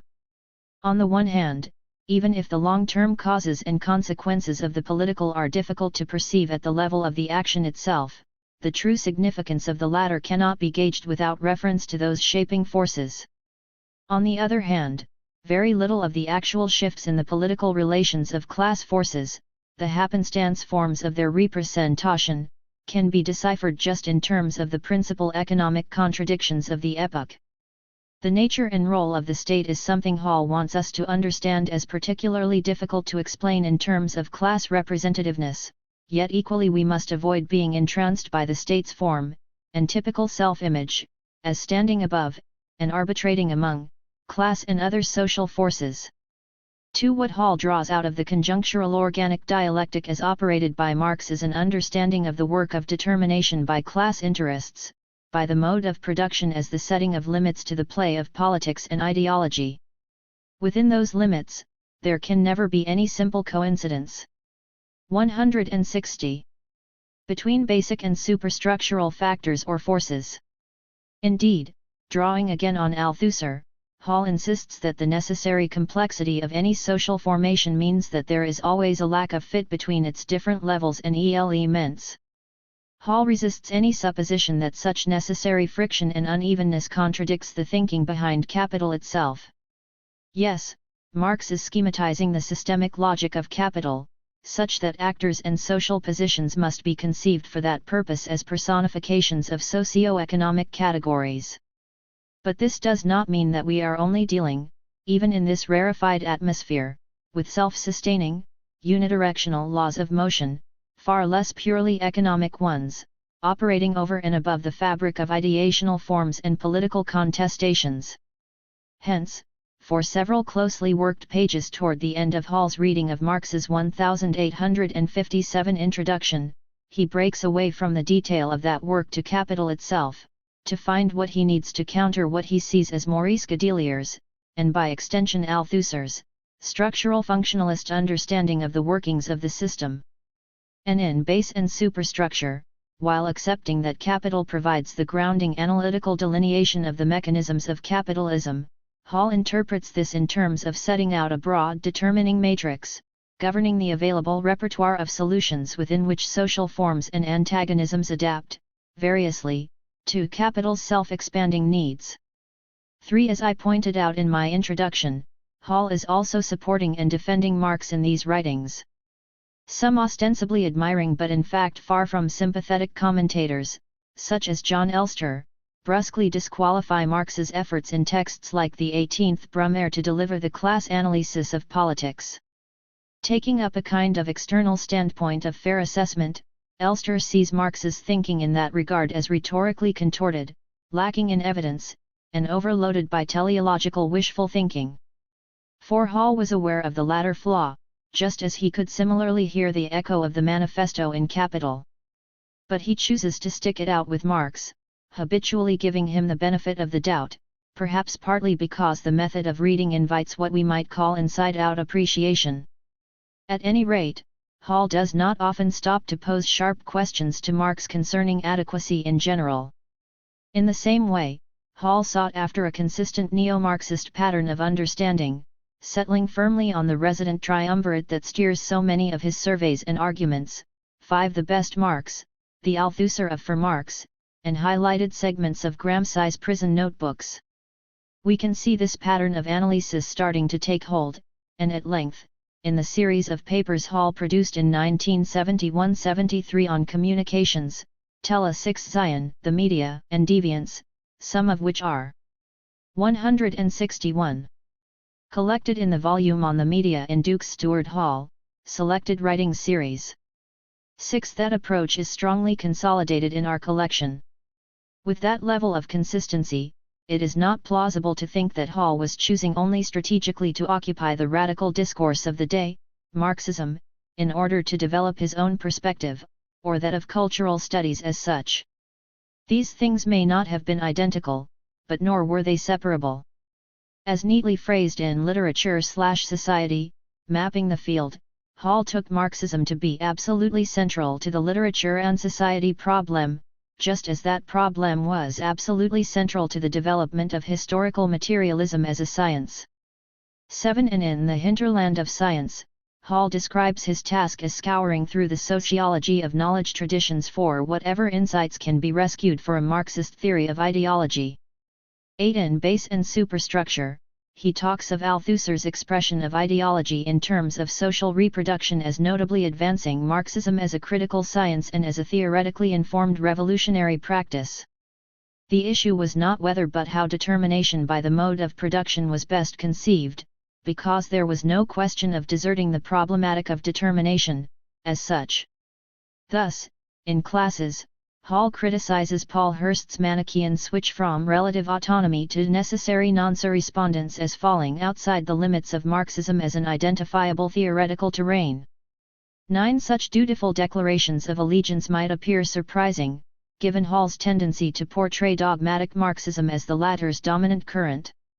And certainly, in the period of the formation of the first New Left, Hall found it impossible to identify in any way with communist orthodoxy, regarding the prevailing Marxist approach to culture from the 1930s to the early 1960s as extremely bad and simplistic.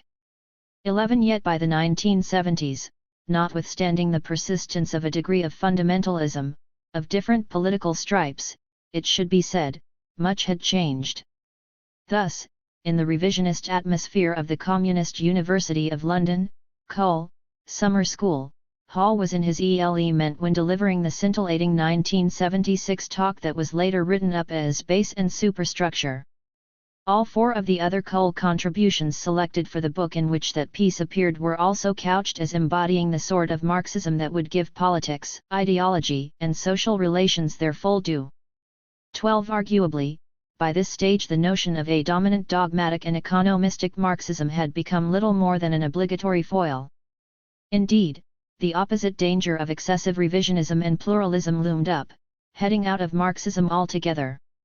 Thus, Hall's meticulous presentation. 162. At the outstanding 1976 event debating Nikos Poulantzas's thinking on class, with Poulantzas present, was geared as much to countering that move as to probing the vulnerabilities of Marxian class theory. Always the mediator, no one could better orchestrate the continuity of, as well as the differences within, the spectrum of Marxism and critical thought. Coherent and assured expressions of Hall's subtle Marxism, Classes, and Base and Superstructure helped situate Hall within the front rank of general Marxist debate in the United Kingdom, along with his reputation as a tremendous speaker. Chapter 4 is a model of problem posing. It contains plenty of references to the classic texts of Marx, and Hall seeks to wrestle them out of the grasp of old-style understandings, but he also wants to indicate that aspects of current conceptions of ideology are beginning to outrun all previous Marxist theorizations. No longer referring only to reality screening, power-reinforcing systems of thought, ideology today is taken to encompass all the varied and half-formed social ideas and frameworks that help people figure out the way society works, bringing out the malleable texture of common sense and the realities of situated experience. For Hall, this means that fully pre-packaged Marxist accounts of ideologies as reflexes of socio-economic positions and interests, or as expressions of false consciousness, must once and for all be jettisoned. Hall does not greatly like the term post-Marxism, but he is sympathetic to some of the new ways of deconstructing assumed truths, including the truths of Marx himself. Thus, the emphases on linguistic, psychoanalytic, and subjective aspects of ideology cannot be answered by exercises in ritual orthodoxy. Yet he proceeds to embark on a little modest work of reconstruction on behalf of Marxism, pivoting around Gramsci's concept of hegemony. This reference point of course continues to require relating ideologies to class and power factors, but is more fully attuned to the vital, contested role of educative moral discourses throughout social life. 13. Hall's gift as a mediator invariably meant angling his lines of thought to audiences and contexts, often brilliantly. Whether his constructions of problem and solution were always entirely successful is a matter for discussion, and the problem of ideology provides an interesting case in point. It was written for a Communist Party publishing house volume marking the centenary of Marx's death, and the book's other contributors represented both relatively traditionalist and highly revisionist inclinations. 14. In that setting, Hall clearly decided to hold nothing back in his presentation of the kind of Marxism with which he was taking issue. Thus, he talks of scientific Marxism's perfectly closed, perfectly predictable paradigm, its worldview. 163. According to which political outcomes are foreordained in the economic stars. However, even non-fatalistic Marxists might find that characterization stilted, especially running alongside Hall's acknowledgement of the immense force of post-Marxist critical inroads. Against that backdrop, Hall's work of reconstruction on behalf of Marxism could only be presented as modest, because the brunt of it was taken by hugely qualified formulations, along the lines of Hall not being completely convinced that the post-critiques wholly and entirely abolish every useful insight, every essential starting point in a materialist theory of ideology, my italics. 15. For some, this phrasing will be taken as wittily ironical, directed toward the post-Marxist section of the audience. This is because what follows, occupying no less than 2/3 of the essay, is a major rereading, Hall's term, of the problem of ideology, in which, step by step, he persuades us that on no account should Marx's understanding of the distortions, falsity, and class determinacy of ideological conceptions be taken at face value. This would be to miss all that was intellectually subtle, and explanatorily powerful, in Marx. Others, however, might conclude that the very drive of the rereading, which satisfyingly expresses Hall's baseline allegiance to Marxism, is compromised by those awkwardly hesitant, unnecessarily minimalist prefatory remarks. Unpacking Hall's reading. Just as the 1857 introduction was regarded by Hall as nuclear to Marx's thinking, despite being highly condensed and even enigmatic, so his reading of that work sits among the most pivotal and intriguing of Hall's own writings. With references to its foundational status scattered through his subsequent work, the reading is crucial for figuring out where Hall stood within the range of Marxist interpretation. Relatedly, the text has also been central to discussions about the degree to which Hall develops a distinctive approach of his own to matters of culture and society over and above or, better, in and through the reading's evidently Marxist bearings. Hall's prefatory note is alluring in that regard, suggesting that Marx provides major points of departure for a wider space of thinking about the methodological problems that beset our field of study, though Hall quickly adds that he has not established that connection in the paper. Accordingly, it is presented chiefly as a work of exposition and explication, although it is also felt, inevitably, to reflect his own problematic. In digging into the nature of that problematic, we should bear in mind the context of its production. 164. David McClellan had produced a short book of extracts from the Grundrisse in 1971, including the 1857 introduction, with which Hall was familiar, having convened a conference at CCCS in the same year titled Situating Marx, which later became a book at which McClellan spoke. 16. McClellan argued that the Grundrisse was the single most important work by Marx, the one that bridged the early and the late works, thereby fueling further the fiery debates of the time about Karl the humanist versus Karl the structuralist, with McClellan favoring the former. Hall, too, was fast developing an interest in adjudicating that polarity, but he would not take it down the same track. McClellan was not a Marxist, and his selection gave only a limited flavor of the large bulk of the Grundrisse, plus his translation sources were queried by other experts. But when the authoritative Pelikan Grundrisse, translated by Martin Nicholas, appeared in mid-1973, 17 Hall's full attention was switched on. He densely covered the pages of his copy with comments and questions. One mixed effect of the splash made by Nicholas's edition, for all its differences from McClellan's, was the inclination for debaters to treat the Grundrisse as a single work, indeed a book, although in reality it was 1,600 pages of separate, diverse, and unevenly scripted notebooks that were decidedly not intended for publication in that form. Other Marxists frowned on the elevated perch allotted to the Grundrisse, arguing that its mass of ongoing inquiries was neither internally consistent nor anything like Marx's considered word. 18. The 1857 introduction itself was not in fact the introduction to something called the Grundrisse, rather, it was the prelude to certain parts of the notebooks that were updated and trimmed later as contribution to the critique of political economy, itself superseded by the larger enterprise of Capital, the whole 3 volumes of which represented only the first layers of Marx's envisaged 6+ phased program, in the notebooks, of economic critique and political cultural analysis. Necessarily, then, decisive points of detail and status surrounding the introduction were bound to remain uncertain. But Hall was drawn to thinkers in their exploratory, unfinished middle phases, so this was just the Marx for him. It seems that Marx took barely 3 weeks to write the introduction, but Hall's own process of engagement with it was also speedy, only a few months elapsing from the publication of the Pelikan Grundrisse to the appearance, in November/December 1973, of the first, longer version of Hall's reading of the introduction, taking the form of a CCCS stenciled paper following presentations by Hall at CCCS seminars a little earlier. The basic content of Hall's interpretation was therefore in place by September 1973. 165. Around a fifth of the length of the stenciled paper was cut for the more polished Working Papers in Cultural Studies, WPCS, version, dated autumn 1974, with little new material added.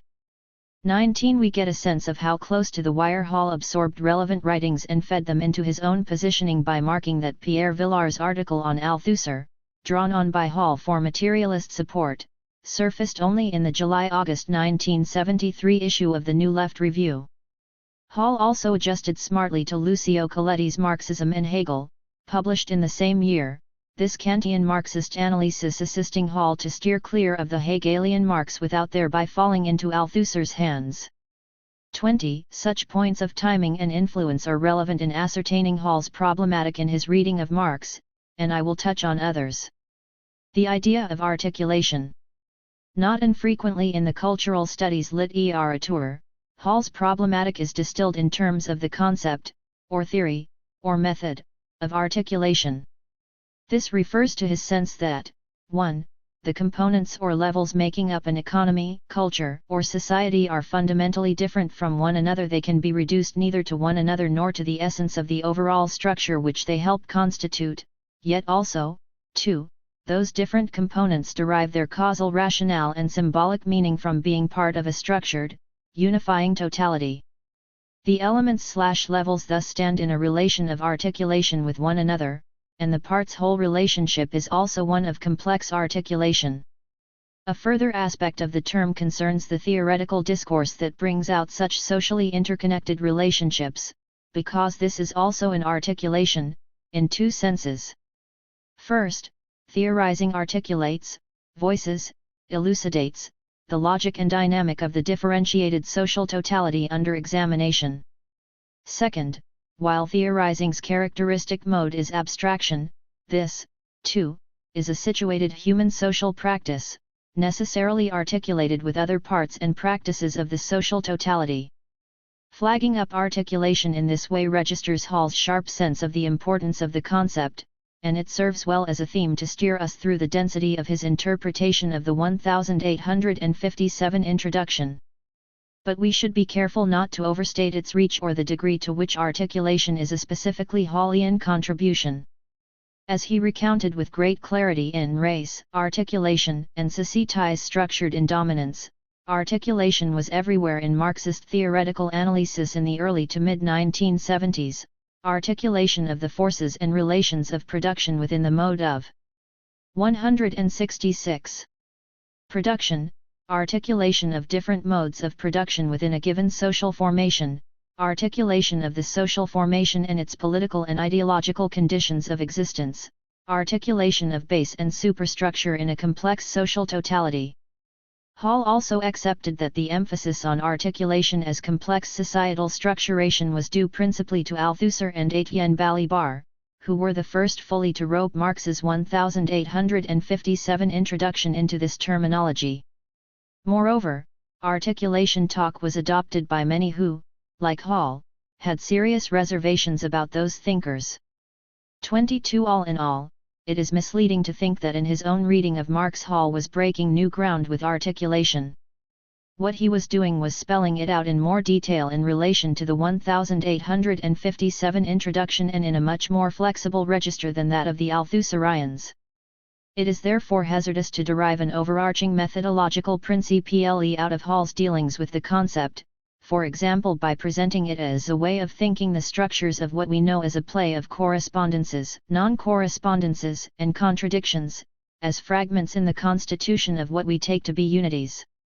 23 Paradoxically, when the specifically Marxist provenance and resonance of articulation is screened out in favor of this sort of generalized formula, it runs against the strong contextualism that is also said to be at the heart of Hall's theoretical endeavor. 24 The section of Hall's reading of the introduction where the social dimension of articulation is best brought out is his commentary on Marx's discussion of the different elements that constitute the capitalist economy: production, consumption, distribution, and exchange. It is important to remember that these are the categories of political economy itself, and Marx, more than anywhere else in his work, is seeking here to unpick their logical form. Thus, Hall takes us through how Marx establishes three types of relationship between these mutually implicated moments in the total economic process. 1. Immediate identity: production is a species of consumption, consumption is a species of production, etc. 2. Mutual dependence or mediation: each moment is a prerequisite and medium for the realization of the others, and 3. Internal connection, a dialectically superior involvement, taking us from the definitional meanings of the terms to a more substantive and dynamic way of grasping relationships. As Hall explains, here, in contrast with relation, 2, production not only proceeds to its own completion, but is itself reproduced again through consumption. Hall is typically generous to Marx's rather convoluted reflections in these passages, noting only in a polite footnote that the distinctions between the 167 three types of relation are not as clearly sustained as one could wish. What Hall is mainly concerned to endorse is Marx's treatment of interconnection as the type of relation that goes beyond conceptual formality, entailing definite substantive content. This is, he argues, what decisively takes Marx beyond Hegel. Thus, the mutual entailments of the economic categories making up the production-consumption chain need to be fleshed out by reference to the real social needs, practices, and structures that are its conditions of realization. Overall, Hall is lending his support to Althusser's claim that Marx is presenting us here, if only in embryo, with the model of the social formation as a whole, the levels or moments of which are simultaneously both differentiated out and conjointly constitutive. However, against the Althusserian tilt toward a structural functionalist conception of the totality, Hall highlights Marx's stress on the historical movement of, and tensions among, all structural relations. What about the more discursive or epistemological dimension of articulation? The part of the introduction that most gets to grips with this is the section elucidating the method of political economy. Its gist is that the cycle of adequate understanding begins from simple concrete phenomena or ideas about them. Population is the exemplar, which are then broken down by analysis into their constituent elements, still separately and statically imagined. For Marx, this procedure of analysis is valid enough in its way. Indeed, it is inescapable and necessary. But the scientifically correct method comes fully into play only through synthesis, that is, thoroughly interconnecting and thereby transcending the purely stipulative elements by way of further theoretical elaboration and substantive investigation. This is the move back from counterintuitively, Marx phrases it as rising from the abstract to the concrete. But this time the concrete is not a simple empirical or uncritical theoretical datum, which were the initial points of departure, rather, it is a rich totality of many determinations and relations. As Hall often puts it, necessarily, the concrete is the complex. In his treatment of the abstract-concrete relationship, Hall acknowledges that the process and conceptual tools of theorizing are relatively autonomous, that our sense of the real and the historical is necessarily framed through theoretical categories, such that no reflective or copy theory of truth is now adequate. He therefore stresses that the concrete and the empirically given are not one and the same thing, because the determinations constituting the real concrete are necessarily reconstructed in thought. So far, so Althusserian. However, Hall is determined to demonstrate that Marx 168 did not share Althusser's intensely theory-dominated understanding of science, which establishes an impassable threshold between thought and its object, resulting in the full autonomy and indeed the apparent primacy of the work of abstraction in relation to the real. Hall counters in two ways. First, he pitches theory in historical materialist terms as the working up of concepts out of observation and praxis, socially situated human activities whose products inevitably express their time and place, even in the form of science. Second, he affirms Marx's default instinct that philosophical materialism is a non-negotiable presupposition of inquiry, not its intellectual result. According to this rather basic realism, even if we get at real ity only indirectly, the real world exists and continues outside the thinking head, and the latter forms part of the former, never the reverse. It is appropriate, once again, to note that Hall's arguments here were widely shared at the time, as was the sense of scandal caused by Althusser's seemingly blatant philosophical idealism. Certainly, there were some convinced Althusserians on the British scene. The journal's theoretical practice and the early economy and society formed the hub of this current. But Hall took the majority view, though it came in varie ties that made for much secondary disputation. For example, CCCS member Robin Rusher's critique of Althusser, in the same WPCS issue as Hall's reading of the introduction, made surprisingly little reference to it, though the stenciled paper version had been around for a year. Instead, Rusher gave prominence to the Root and Branch Demolition of Althusser by André Glucksmann. 25 Hall, we may assume, would not have wholly agreed with Glucksmann's presentation of Althusser as little more than an intellectual fraud and political conservative. He preferred Norman Guéris's incisive but less wholly condemnatory Althusser's Marxism, an account and assessment. 26 Hall quoted Guéris extensively in a formative 1972 seminar typescript, Gramsci and Althusser, Ideology and Hegemony, noting in another foundational manuscript of the time titled Settling Accounts with Althusser that he found Guéris's assessment far and away the most accomplished and satisfactory. Even so, Hall proceeded according to his own methodological instincts, entering into a more differentiated, albeit laborious, process of scrutiny in which all the relevant Althusser and Marx texts, including the 1857 introduction, were given the closest possible attention. 27 Though radically streamlining both the gargantuan settling accounts and the bulky stenciled paper, Hall's final published reading of the 1857 introduction remains long and painstaking. Yet it brings out more clearly. 169. Than those papers that as Marxist mediator, Hall had found his métier. He wants to get Marx right, though he knows there is room for dispute, and through his reading of Marx, Hall is working to prevent any easy polarization of the strands of culturalism and structuralism, historicism and theoreticism, materialism and idealism, rationalism and empiricism in contemporary Marxist discourse. He fully knows that while these interpretative contrasts have their own criteria of adjudication, 28 they are shot through with practical political postures and consequences. And Hall's distinctive characteristic in that regard is a complete lack of sectarianism, so he strives to find an appropriate place for all valid emphases, not whole positions in the repertoire of Marxist ideas. What I am proposing as Hall's mediational Marxism in that sense can productively be described in other ways too. Along with John Clarke, for example, I have often thought that what Hall is providing in this mode is not so much a theory of articulation as an embodied practice of articulation. And Larry Grossberg helpfully depicts Hall as concerned always, in theory and practice, to produce new relationalities, unities in difference, articulated unities. 29. The question of Hegel, toward a regulative Marxist method. Hall probably accepted that this mode of mediation practice of articulation, concern with relationality sometimes comes at a scholarly price, or at least a sense of the point at which further points of contention must be left hanging.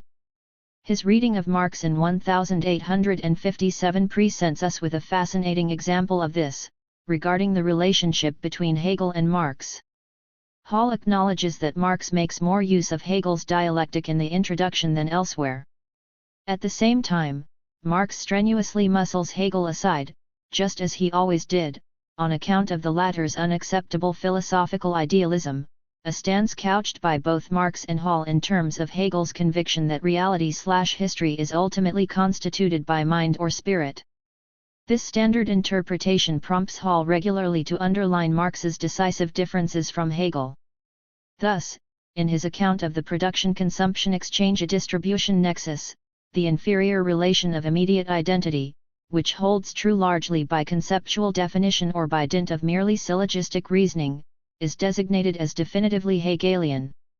The true plea is, however, that these are exactly the criticisms that Hegel himself makes both of formal logic and of the monistic metaphysics, the expressive totality that he associated. 170. With Baruch Spinoza. Indeed, the very labels for Marx's superior categories, through which immediate identity is given substance first by way of mutual dependence/mediation, then, decisively, by differentiated unity and interconnection, are those of Hegel himself, in the science of logic. The same applies to the presentation of the movement from simple abstract through analytical elaboration and substantive development back, synthetically, to the real concrete, this time as a rich totality of many determinations and relations, for this is largely Hegel's own vocabulary. 30. Does this matter? It does, because the placing of Hegel is central to how Hall develops his reading of Marx, and it shows him prepared to take Marx at his word beyond what might be accurate. Unlike Hall, Marx never acknowledged the extent of his intellectual debts. It also opens up areas of debate that remain contentious today, chiefly on the epistemological side of the articulation idea. Most crucially, the two key concepts in the section on method are concrete and determination, both of which are Hegelian terms, intended by Hegel to illuminate and exemplify how conceptual notionhood and substantive realities, in the empirical historical world, are indissolubly coexistent.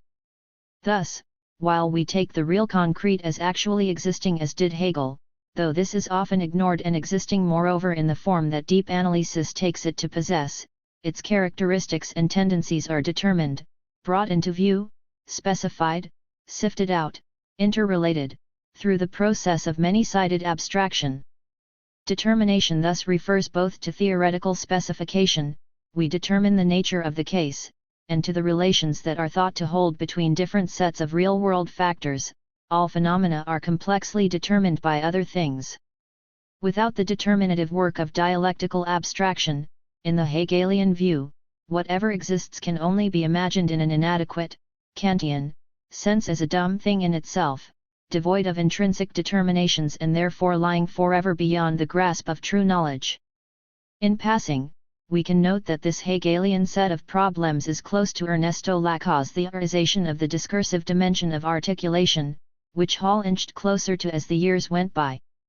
Lacan's first step in this direction was heavily influenced by Althusser, who in this respect stood nearer to Hegel than he liked to admit. 31. Be that as it may, one problem Marx faced was that adopting the logic of interconnection does not by itself tell us which factors, which determinations and relations are decisive, including the determinations set by production itself. The method section of the introduction provides no fresh or convincing. 171. Further argument for the substantive priority of relations of production, because for Marx the latter's overall organization of the complex totality was doctrinal, something he took for granted. And epistemologically, Marx only shakes Hegel off by resorting to another presuppositional commitment, a no-nonsense brand of materialism: the real is the material, could never be the conceptual, and that is that. But this then represents a kind of external resolution to the dialectic of complexity and mutuality, leading us to wonder why the whole discourse of abstraction concretion was embarked upon at all, at least in the way that Marx took it over from Hegel. By the time of Capital, Marx had dropped that terminology as the key to his scientific method. On that basis, some Marxist philosophers around the time Hall was writing decided that what was needed was a sophisticated defense of good old reflectionist materialism, while others turned to a resolutely empiricist account of Marx's historical practice and methodological guidelines. Another important contribution explained why Marx, though an uncompromising materialist, failed fully to realize that the dialectical method cannot be clearly separated from Hegel's vision of the way the world is, that is, his metaphysics, which was simultaneously organicist, aspects of which Marx shared, and idealist, which Marx opposed. 32. But in developing any of these views, we should note, the introduction had to be downgraded or problematized, and Hall was reluctant to accept this. Nor was he prepared to conclude as his colleague Richard Johnson did, in a later essay building on Hall's interpretation, that Marx's 1857 statement may simply have been trying to achieve too many things, becoming blurred and even self-contradictory as a result. 33. Instead, Hall persisted in holding on to elements of all the possibilities, the complex process of abstraction, dialectical entailment, historical epistemology, the empirical working up of concepts, the relative autonomy of theory, and the straightforward materialism that came from Engels via Villar. As detailed, in the WPCS version of Hall's exegesis there is a strong contrast between Marx and Hegel. However, the earlier stenciled paper shows that Hall was more exercised by Hegel-Marx than the final publication reveals. Most of the 4,000+ words that were cut from the stenciled paper are taken up with further reflections on that very relationship. And in those segments, Hall considers that Marx might not have made such a clean break from the Hegelian identities, that the question of how to establish the relation between the complexity of the thought concrete and that of the real concrete raises the thorniest problems, that, following Hegel, Marx was clear that the concrete was not to be confused with empirical. 172. Particularity, that Althusser's reading of these issues is insightful, that resort to simple materialism is not the answer, and that it is even a moot point whether in the introduction Marx did actually establish why, rather than how, production ultimately determines the economic and social circuit. Overall, Hall's stenciled paper conveys a greater sense of unresolved difficulty, and genuine curiosity, concerning Hegel than comes across in the WPCS edition. Intriguingly, in one of only 2 new footnotes appearing in the WPCS version, Hall refers us to G. L. Klein for further information on Hegel's and Marx's usage of concrete. This turns out to be incongruous, because what Klein tells us, in just a couple of crisp pages, is that Marx's version of the abstract concrete connection is casual and confusing, mixing up very different meanings of the term Hegelian, empiricist, and commonsensical. 34. Hall makes no comment on the source he is recommending, but why cite it at all if it cut across the reading he was developing? 35. Hall, I want to suggest, found such questions of intellectual history and theory compelling, even if he did not manage to clear a fully convincing path through them, partly because Marx himself was thoroughly entangled. But we should ask once more, did this really matter for Hall's primary purpose, if that purpose was essentially mediational? He could see very well that the epistemological-ontological level of debate could not lightly be dismissed, whether in Philistine materialist or overtly political fashion. Yet he also sensed that philosophical questions about the relationship between knowledge and real ity, between what we take to be actual history and the categories we use to construct a meaningful past from the point of view of the present, could readily become intractable. And this could hardly be suited to a Marxist approach to intellectual life, summarized in the 11th of Marx's theses on Feuerbach. The philosophers had only interpreted the world, the point was, also, to change it. Accordingly, for good measure, Hall sprinkles into the mix a third take on Marx's perspective, namely that knowledge is essentially a practical and not a contemplative business, a matter of ongoing social praxis. 36. However, Hall knew that Marxism as pragmatism generates problems of its own. Either the thesis of the primacy of practice derives from a dangerous, if understandable, anti-intellectualism, or it operates at the same, abstract, level of reflection and research as alternative philosophical/anthropological stances. So, what I want to emphasize in conclusion is a further interpretative strand of Hall's, representing a different sort of mediation between epistemological and instrumental approaches to methodology. This was what we 173 might call the regulative approach, in which indispensable rules of method are formulated, but in advisory mode rather than as a seamless logical or epistemological package. Thus, without ever being wholly explicit that this is principally what he is doing, in his reading Hall digs out of Marx's introduction three main premises of inquiry: the materialist premise, the historical premise, and the structural premise. Hall indicates that Marx may not always have developed these modes completely or consistently, but all three are productively at work in his best thinking, whereas many later Marxists neglected or underemphasized one or more of those equally essential dimensions. In Althusser's case, the structural premise is valuably underscored in relation to culturalist and historicist/empiricist positions, including those tendencies as they arise in Marx himself, but only at the cost of demoting the historical premise, which Hall persuades us was entirely central for Marx. Furthermore, a key proposition in Hall's paper is that regulative methodological reflexivity is especially important in what is surely the primary register of Marx's, and Marxist, theory, namely, critique. On that terrain, the point cannot be to achieve a cognitively complete theoretical understanding. The very aspiration again contravenes the historical premise, which includes the idea that knowledge itself constantly changes.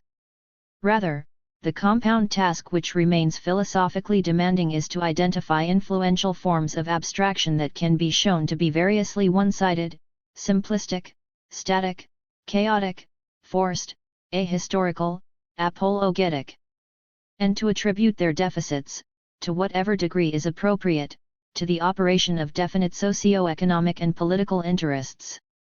37. Part 2 Thematic Overviews. Our subject in this volume is youth cultures, our object, to explain them as a phenomenon, and their appearance in the post-war period. The subject has, of course, been massively treated, above all in the mass media. Yet, many of these surveys and analyses seem mainly to have multiplied the confusions and extended the mythologies surrounding the topic. By treating it in terms of its spectacular features only, these surveys have become part of the very phenomenon we want to explain. First, then, we must clear the ground, try to get behind the myths and explanations which cover up, rather than clarify, the problem. We have to construct the topic first, partly by demolishing certain concepts which, at present, are taken as adequately defining it. Necessarily, this exercise of penetrating beneath a popular construction must be done with care, lest we discard the rational kernel along with its overpublicized husk. The social and political meaning of youth cultures is not easy to assess, though their visibility has been consistently high.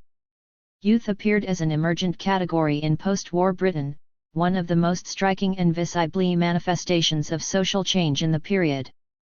Youth provided the focus for official reports, pieces of legislation, official interventions. It was signified as a social problem by the moral guardians of the society, something we ought to do something about. Above all, youth played an important role as a cornerstone in the construction of understandings, interpretations, and quasi-explanations about the period. As the Roundtree study of the popular press and social change suggested.